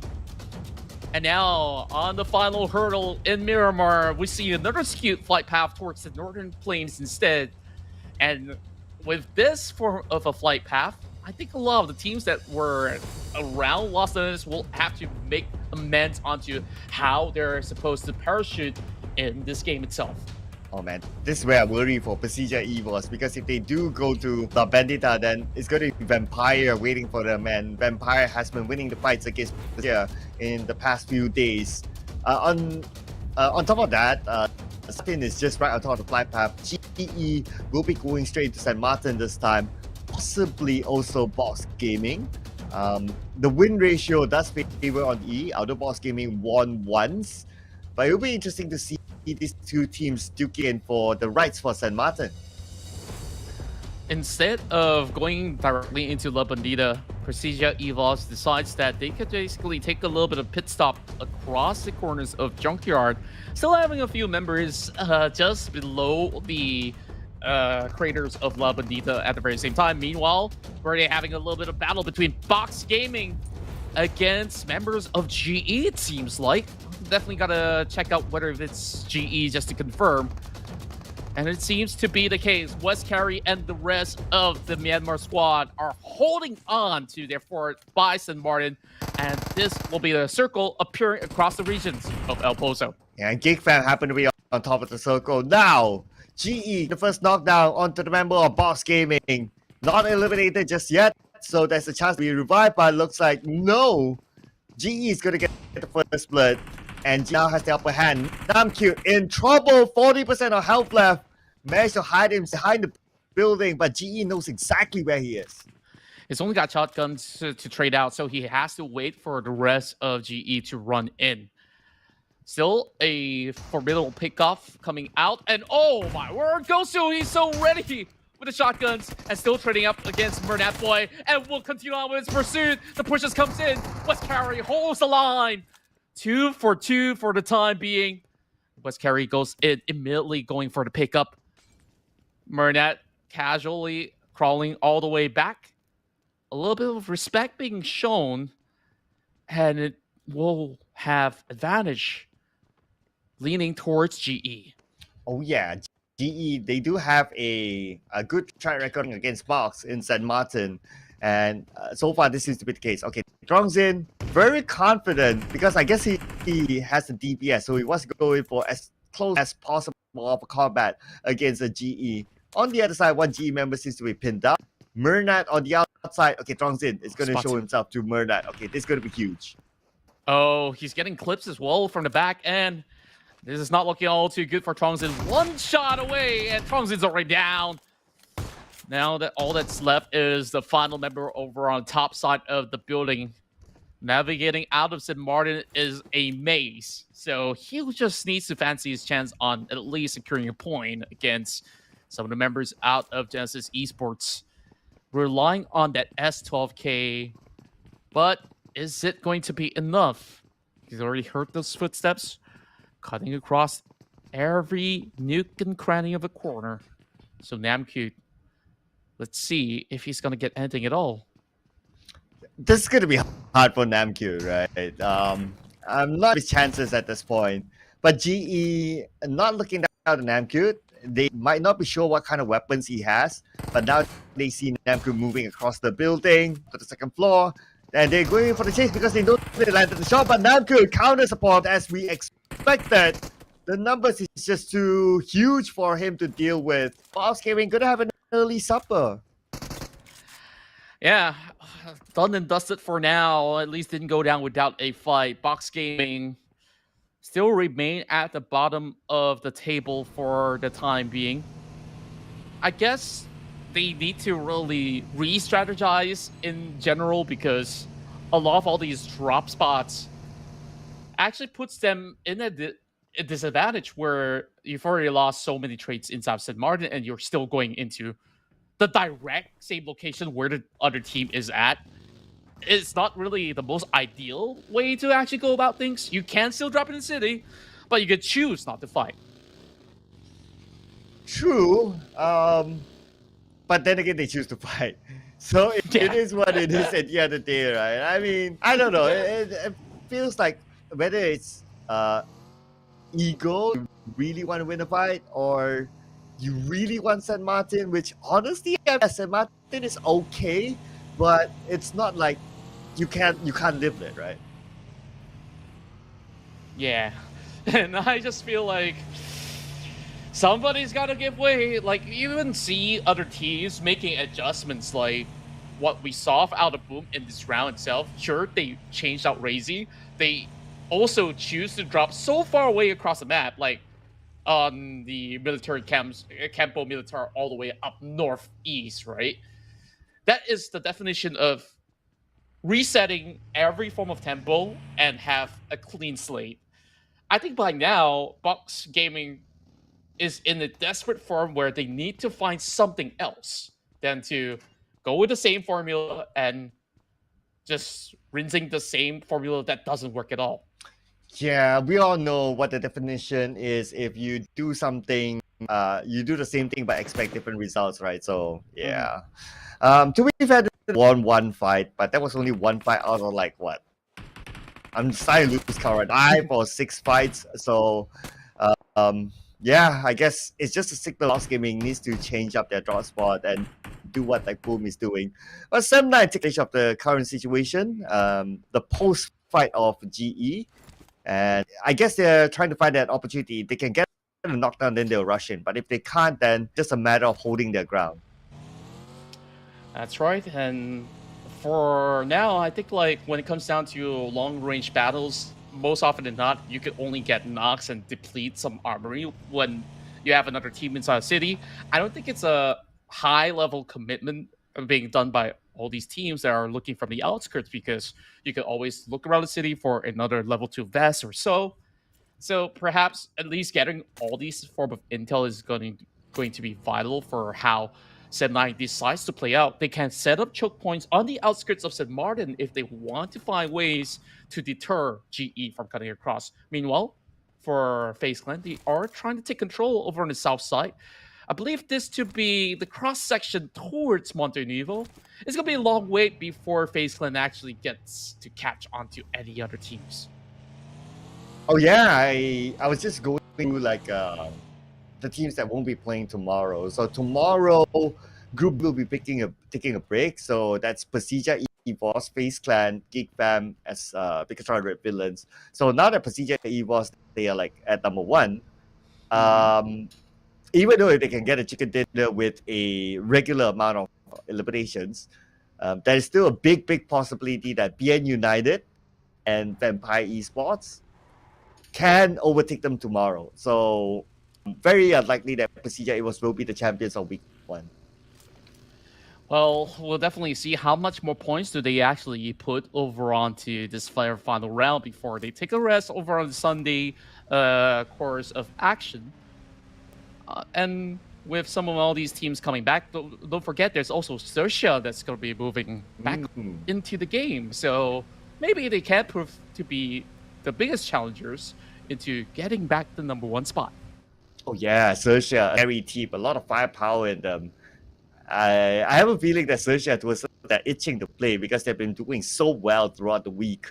And this break probably came at the right timing as well. Because if you can't think about it, right? Like if you have like this kind of round rotation, you always want to be the team that plays at least in the last day. So you have control of your destiny when needed. But if you're not playing the last day, then you have no control. You have to pray that other teams just don't do well. Yeah, and they're already at a very safe spot. Even if they flop, let's give or take. If you have a really bad day, maybe 3 rounds don't work out of 6, right? And with 3 rounds to get enough points, you are still within a top 3, top 1 position. That is the best form of results that you could basically ask for. So XERXIA, I just wonder what happens tomorrow. Will they lose the form within 1 day of break, or will they continue to claw through other teams when it comes down to the final day of week 1 before all these group reshuffle, and then they have to deal with very different circumstances hitting the week 2? Oh, okay. Fight here. Here we go. MORPH GPX, PNN, 2v4. MORPH GPX. Not the situation that they would have wanted to be in because they don't have the numbers. They really don't. And Break, as well as SOAS, was just so ready to take them on from the ground floor. Look at how swiftly BN United just clear off this whole sector completely. And that's one lesson to be learned from the side of MORPH GPX. Now that they're only left with 2 more, this is just getting harder to play. But at the very least, they are already within the regions of the zone. They don't really have to move too far in terms of rotation. But having the eyes of Baonam United on you is definitely going to be a little daunting. Meanwhile, into the city of El Pozo, the home of Geek Fam, but Geek Fam is nowhere to be seen within sight. There is, however, BIGETRON Red Villains somewhere in the middle of the city. And deal with the team summary as well. Boom, not the best of start again. They lost 1 player somewhere somehow. Okay, they had a long rotation, so I guess they got caught out like in between rotating into the circle. For GE on the other hand, good start, 4 elimination points in hand. But Bernard is really far away from his teammates and still on the outside of the zone. Now we have a good overview. GE is traveling up north, getting into the circle. But the moment they land into the circle, it's good Empire Esports waiting for them. Yeah, this is definitely going to be very difficult. I'm not too sure what's with the hold up for Master Smile because he has to find a safe region to also back Bernat Boy if in the case that he's in danger because Vampire Esports is waiting along towards the northern corners. So once he does step up, I mean, there's just a full squad of Vampires waiting for them. Meanwhile, DBD just enjoying the scenery for now. No challenges whatsoever until they set foot another 300 meters away. So they can have as much time to pick up extra utilities. In terms of the performance of DBD today, maybe it's not as bombastic as what was offered earlier through the week, but I think like they are giving themselves a decent maintenance where they can still catch up to teams like PLAYBOOK Esports, and doing any better, they could even overtake Boom Esports. But this is the thing about DBD, right? I mean, if you look at the history of DBD in Southeast Asia, somehow Southeast Asia is always the kryptonite for them. Like, yeah, they can perform in PMPL Malaysia, great. They were recent champions of PMPL Malaysia. But every time they step foot into Southeast Asia since the last chance qualifiers day, the previous PMSL, and even till now, I always find it very difficult to perform. Yeah, and I really wonder what exactly is the problem, you know, like when you take a look at Geek Fam in particular, they can handle not only their own regional league, but heading into Southeast Asia, you see them currently in this respective groups that they're playing against, currently at top 3, looking for that #1 spot as well. FaZe Clan having victorious, not all the way up there. I'm not sure if Onsens can do anything to salvage their fallen ally, but they will send their members, another veteran out of FaZe Clan, as MR5 is going to be out there for the rescue. Meanwhile, Sam9 challenges GE as West Carry as well as Master Smile drives directly into the city outskirts and straight to the Tiger's Den. And that one last member of GE, Mernat, did not join them, and I guess it's because his vehicle is smoked up, so he's not going to take that risk. Oh yeah, his vehicle is blown up, so he can't travel together with his teammates. Unfortunately, maybe he would have joined. Might be different, but it's hard to tell. They don't have the numbers anyway. Okay, Shrebs just behind Mernat, and there you go. This is what we did expect early on when we took a look at the map, right? Vampire Esports have already zoned that entire sector off, and Mernat was traveling so slowly, and even with him arriving late, he is not treated like a VIP. Well, now that we don't have VIP squad anymore, I guess we're still looking next VIP. But for PBE, if you know, they say. PBE taking a fight against the top team PERSIJA. It's going to be interesting. Who will win this fight? PBE still with the same lineup range, playing from the newest transfer from Harame Bros. Need to be cooked up here by Zuxi. I think today PBE has been really putting on a show. One of the top improving teams out there, but the one that have probably had the most points for today has to be RRQ. Starting off with that big win, and those consistent results heading into top 4 situations so many times have really paved the way for RRQ to move into the top 6. Speaking of which, Mopoy, Wow. it's both the twins. Double, That's huge. double knockdown for Monboy with a single nade. Beautiful done. Hope we get a replay on that. That's gonna be big. But for Boom, we can see that Boom is changing their playstyle, right? Like they taking like really long rotations, parking the side.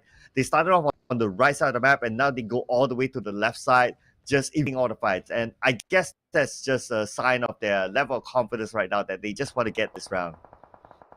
Yeah, and they know how dire of a situation it is for them not to even score more points from here on. Now they are putting FaZe Clan into a screen of smokes. There's barely any cover left, and there's also the Infinity not too far off. So two teams keeping their eyes locked right into the smokes. And for some reason, FaZe Clan, they are still holding on to their life despite them losing Ventorius early on.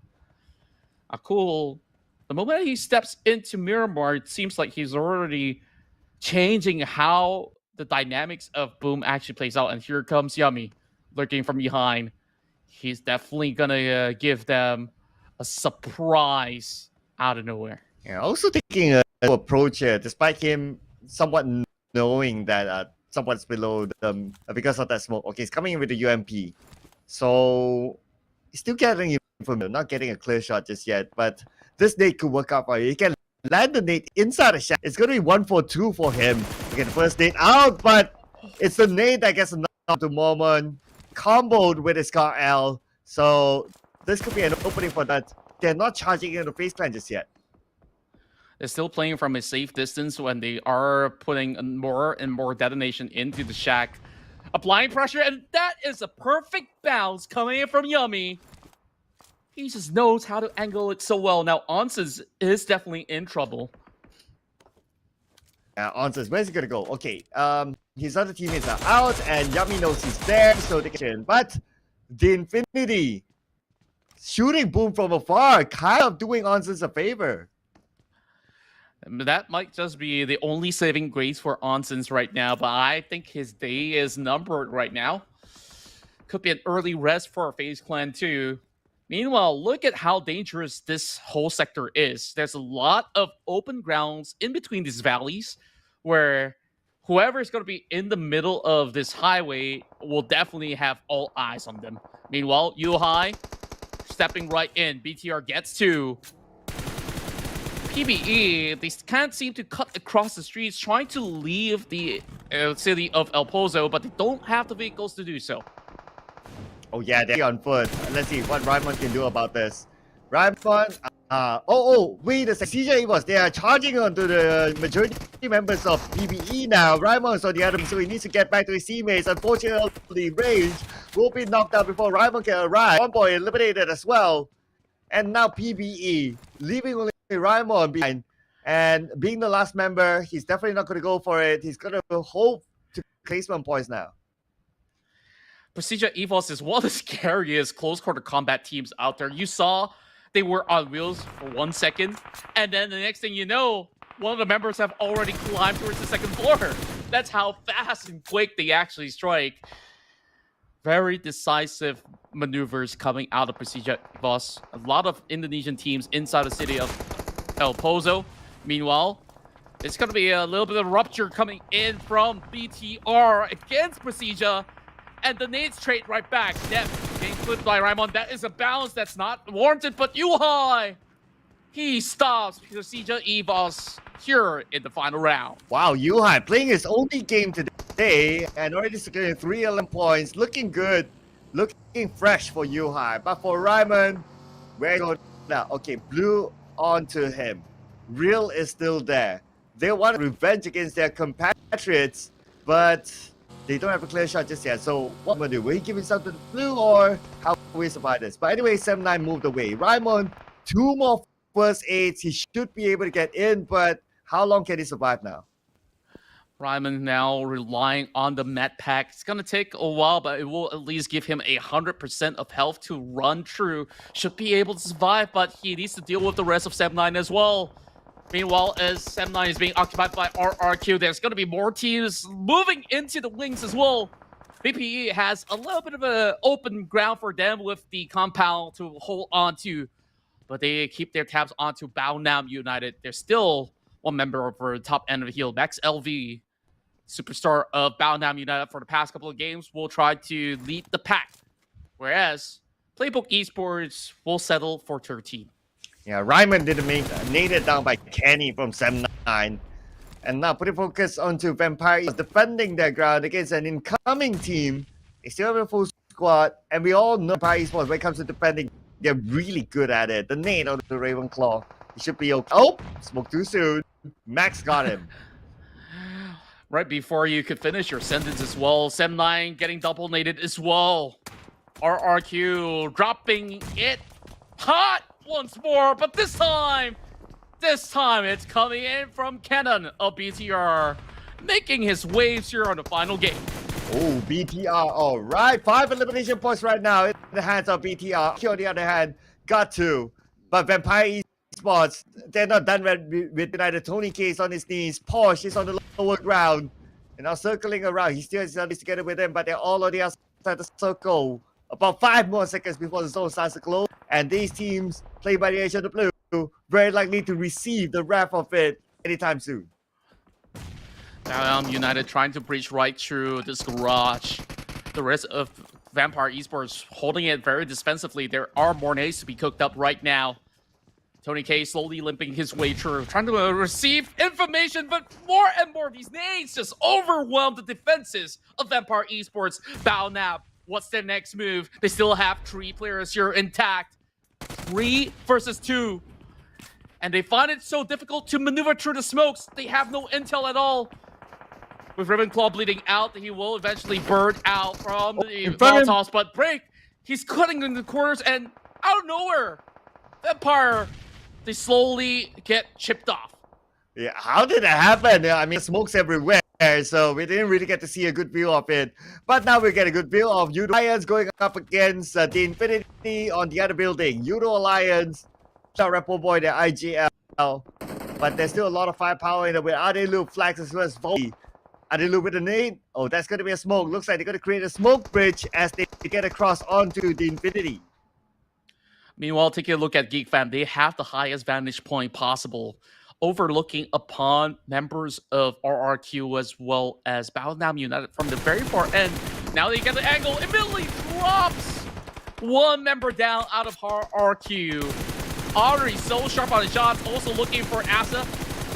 Tries to deplete the vehicles, and eventually he should be bleeding out, so Audrey gets both. Here we go. Oh, damn rude as well. Trying to get on top. Sata drives away. I saw the clear yet. Oh, he's weak. I think his vehicle's punctured. That's why he has to reverse. He's being forced to do what he can, but Star will still be taken out by Audrey. 3 in a row as this guy just marks them all the way down. There's still BTR to deal with as he's gonna go against some of all of his compatriots from Indonesia. And a huge nade to be sent towards the way of BIGETRON Red Villains. And boom, just got eliminated at number 9 with 2 elimination points. My goodness. You know, this is where I would like to see Coach Cam, just to see how the coach react to their team's performance. But anyway, hopefully I wish we got that too. Yeah, that'll be fun, I must say. It definitely will be perfect to see those reactions, because even us on the caster cam, we're already giving so many different faces. Yoodo Alliance, I think they have a really long day. They settled for 4 points here with an 8th place finish. Whereas Baonam United playing from the outskirts. This is going to be a tough run. It's going to be in the middle of nowhere. So GEEK fam, they got to move out. Wow, but look at this. DBD, they're pretty much on the clear on the left. It's just that they need to manage the road to get across. But now MORPH GPX against PN United. We got Pepeng still access there. Max going to go in for the 1v1. Pepeng in the shack all alone. He has an in hand. 23 plus 7 bullets. That's going to be one full magazine. But now he picked up an M4. Okay, M249 is 240 bullets. So he has enough for now. He could definitely hold on to all these magazines for now, but Jimmy OP, he managed to also stop that pursuit forward. As we saw, Max was hoping to push forward. No Mercy slowly bleeding by the zone. He will have to tap out. RRQ, final hopes here to make it to the top 5 will not be holding on much longer as they settle for 6. But that is enough elimination points for them to get by, settling for 6. Geek Fam, this has been them in their hottest form here in Miramar. But this is far from over just yet. DBD, they have 4 members out there, and 1 member out of the side of MORPH GPX have been wiped off, so that leaves us only 4 teams left. Yeah, including being United, Geek Fam, the Infinity, as well as DB, the full squad. Looking good for DBD this time around. They have the numbers against the other teams. Audrey will nade down Porsche. Audrey will take him out.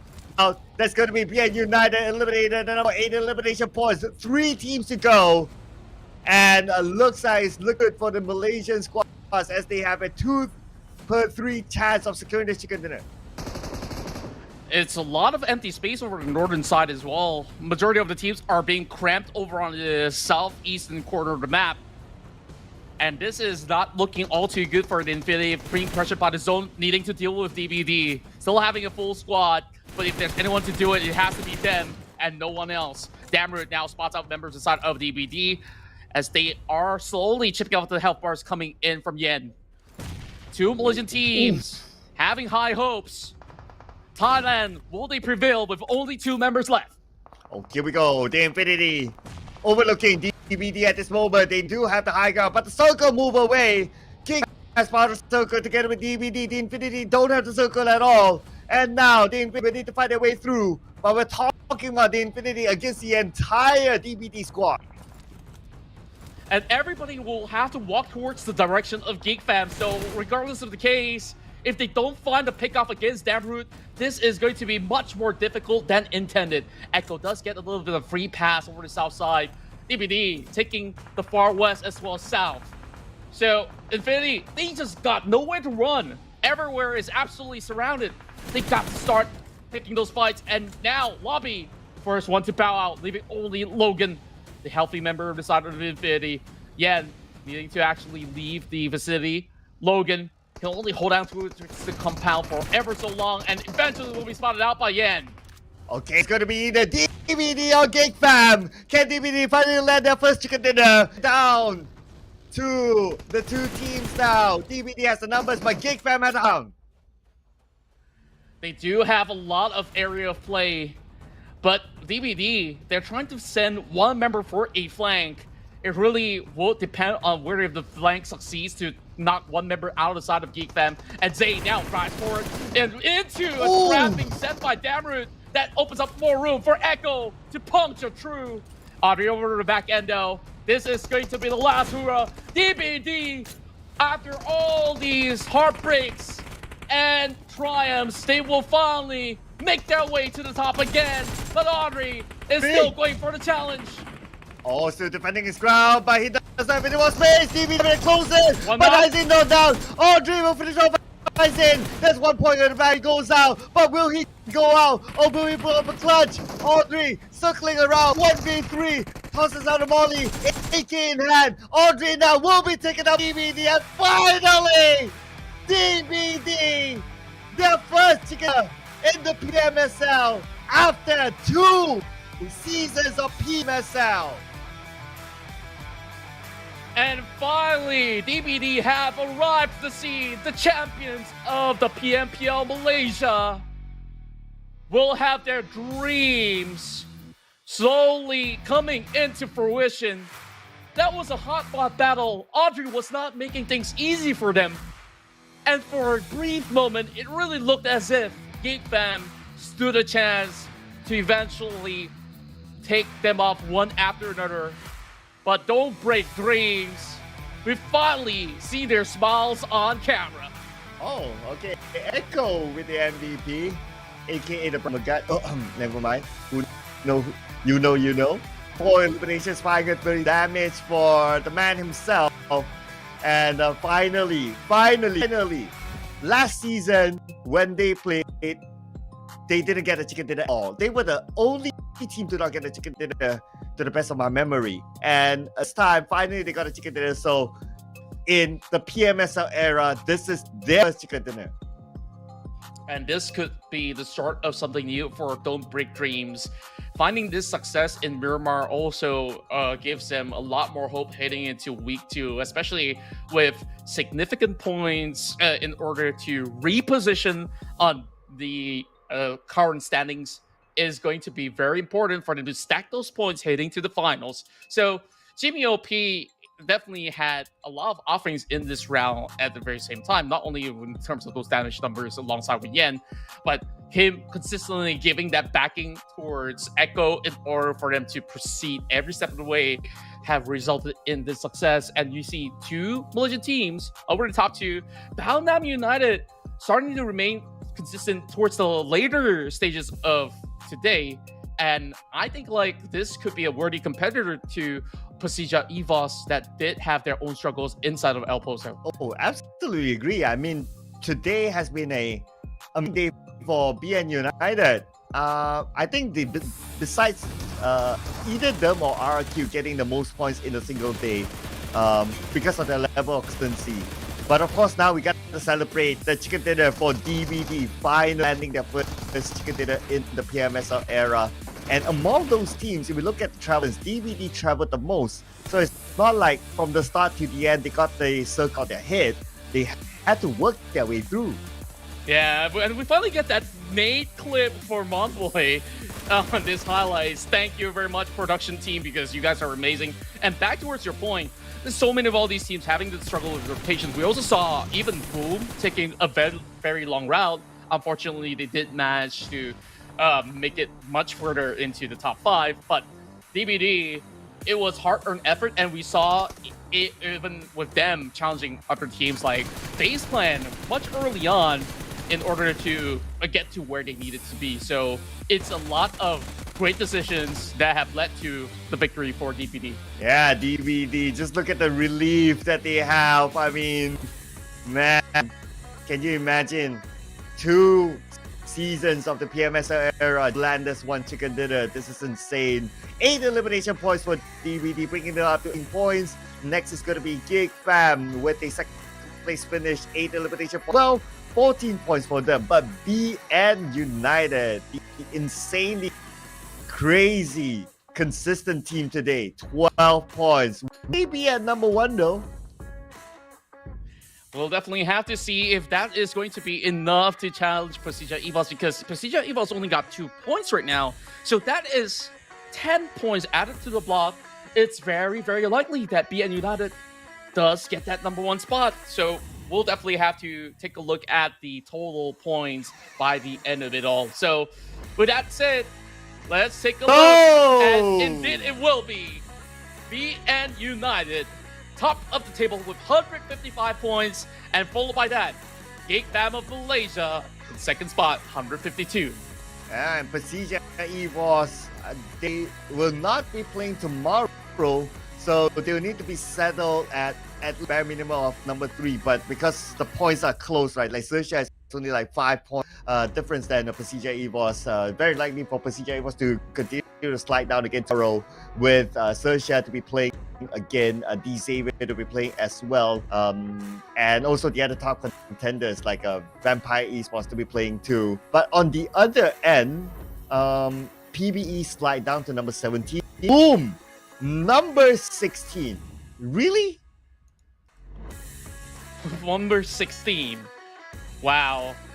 I guess like today has been one of the roughest for them, but I'm pretty sure once these teams make it into the grand finals, they have a lot more to prove, because that is going to be the grand reset. It's happening in Kuala Lumpur from 25th to 27th of August. So make sure you guys head down over to Sunway Velocity Mall to cheer on your favorite teams of Southeast Asia? Man, it's going to be explosive now. Now, even at this point, we can see a lot of gameplays. Even more so in the grand finals. You know what? That's all from us for now. Let's hear it from the interview. Let's take it away, Cairo. We are almost at the end of our show for today, but we cannot end it without one last interview. And here with me right now is the super sub of PERSIJA EVOS. We got Luxi here. Hello, Luxi. Hello, everyone. All right, so let's start off with our first question. So today is the first time you play in the PMSL SEA Fall, and your team got a winner chicken dinner in match 5 just now. Can you share with us what happened during that match, and how do you feel about the current state of the team? Jadi ini hari pertama kamu main selama PMSL dan kamu berjaya mendapatkan WWCD. Bisakah enggak kamu cerita apa yang kamu rasa dan apa yang timnya rasa? Karena gue udah siap banget dilatih sama coaching staff dari Persija, dan mungkin hari ini memang udah waktunya gue dilepas dari kandang sih. Okay, so basically he has been trained with the coaching staff back then with Persija, and now he already feel that he are ready to back and go out from the cave. Oh, release the beast, they say. All right, you guys are on the top 3 position right now, and you will not play tomorrow. So which position are you confident in holding after the end of day 5? Jadi besok kamu nggak main, dan sekarang kamu hashtag 3. Kira-kira besok setelah match kelar kamu bakal duduk di posisi berapa? Kayaknya top 6 sampai top 8 itu udah lumayan sih. So basically they think that they're gonna stay in like top 6 or top 8 is already good enough for them. Alright, good to move forward for the second and the third week. So far your team has 4 winner chicken dinner, and that is a lot, man. So which is the highest in PMSL week 1-2? So do you think you can hold the title of having the most winner chicken dinner after tomorrow's matches? Jadi secara total kamu udah berjaya mendapatkan 4 kali WWCD, dan itu adalah tim yang paling banyak untuk WWCD. Jadi kamu rasa kira-kira kamu bisa nggak pertahanin tim yang paling banyak mendapatkan WWCD setelah hari besok habis? Mungkin realistis sih. Mungkin besok akan dibalap sama XERXIA sih. Karena ya XERXIA sendiri timnya sudah baik banget sih di turnamen PMSL ini. Apalagi masih week 1 kan. Performanya udah stabil banget. According to Luxi, he actually think that XERXIA XERXIA have the chance to become the most team that have most winner chicken dinner team. Is because of in this week 1 XERXIA already showed a better gameplay and like more stable gameplay compared to the other teams, according to Luxi. That's a very humble answer from Luxi. So last but not least, there is a lot of drama between you and VP, your team as PERSIJA EVOS. But your fans are still supporting you. Do you have any words to your fans out there? Jadi terlepas dari drama apapun yang kamu ada sama VPE, fans Persija masih lagi mendukung. Apakah kata-kata yang kamu mau nyampaikan kepada fans Persija di luar sana? Ya, dukung kami terus saja. Semoga kita bisa juara, kita bisa konsisten, dan terutama bisa sehat-sehat di sini. So, Luxi said that keep supporting them and keep praying for them, especially on their health condition, so that they can perform really, really well. Alright, so best of luck to you guys on week 2. This is the end of PERSIJA EVOS for week 1, but stay tuned, there's more to come tomorrow. And let's get back to the casters table. Bye-bye.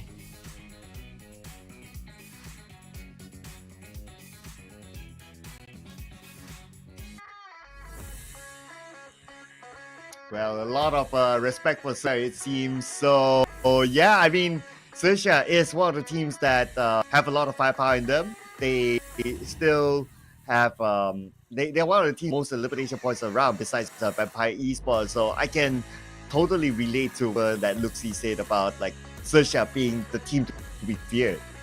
Yeah, and I just love that he also does respect a lot of all these other teams that also put on amazing performances to be a prime example, and also humble enough to state to the audience that, hey, even if we finish on top 6 or top 8, we are happy enough with the results that we've turned out here in week 1. Because 4 chicken dinners, as many games that there was being played, is not an easy feat at all. Certain teams struggle to even find a single chicken dinner. So for having four PERSIJA EVOS can look at this to say that this is quite a solid start for them to begin with. And week 2, we're definitely looking for PERSIJA EVOS to do even better.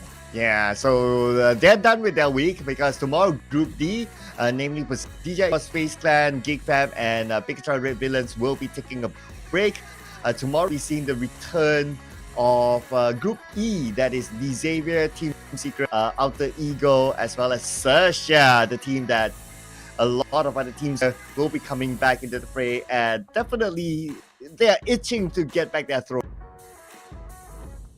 Yeah, and I'm also keeping my tabs onto both Alter Ego as well as Team Secret, because they definitely do need a lot of all these points in order to maintain a level performance to qualify for the grand finals happening in Kuala Lumpur. So make sure you guys be there for the grand finals. So I think we've had a blast here casting all these matches. Tomorrow is going to be another epic day. I believe that we'll be joining in again with Choo Choo as well as Sir Cloud. You guys are phenomenal at your work, and I'm definitely very thankful for the opportunity given today. Yeah, so that will be all today, ladies and gentlemen. Hope to see you guys again tomorrow. Same time, same channel, different day. See you guys for day 5 to wrap up the week. Bye. Take care.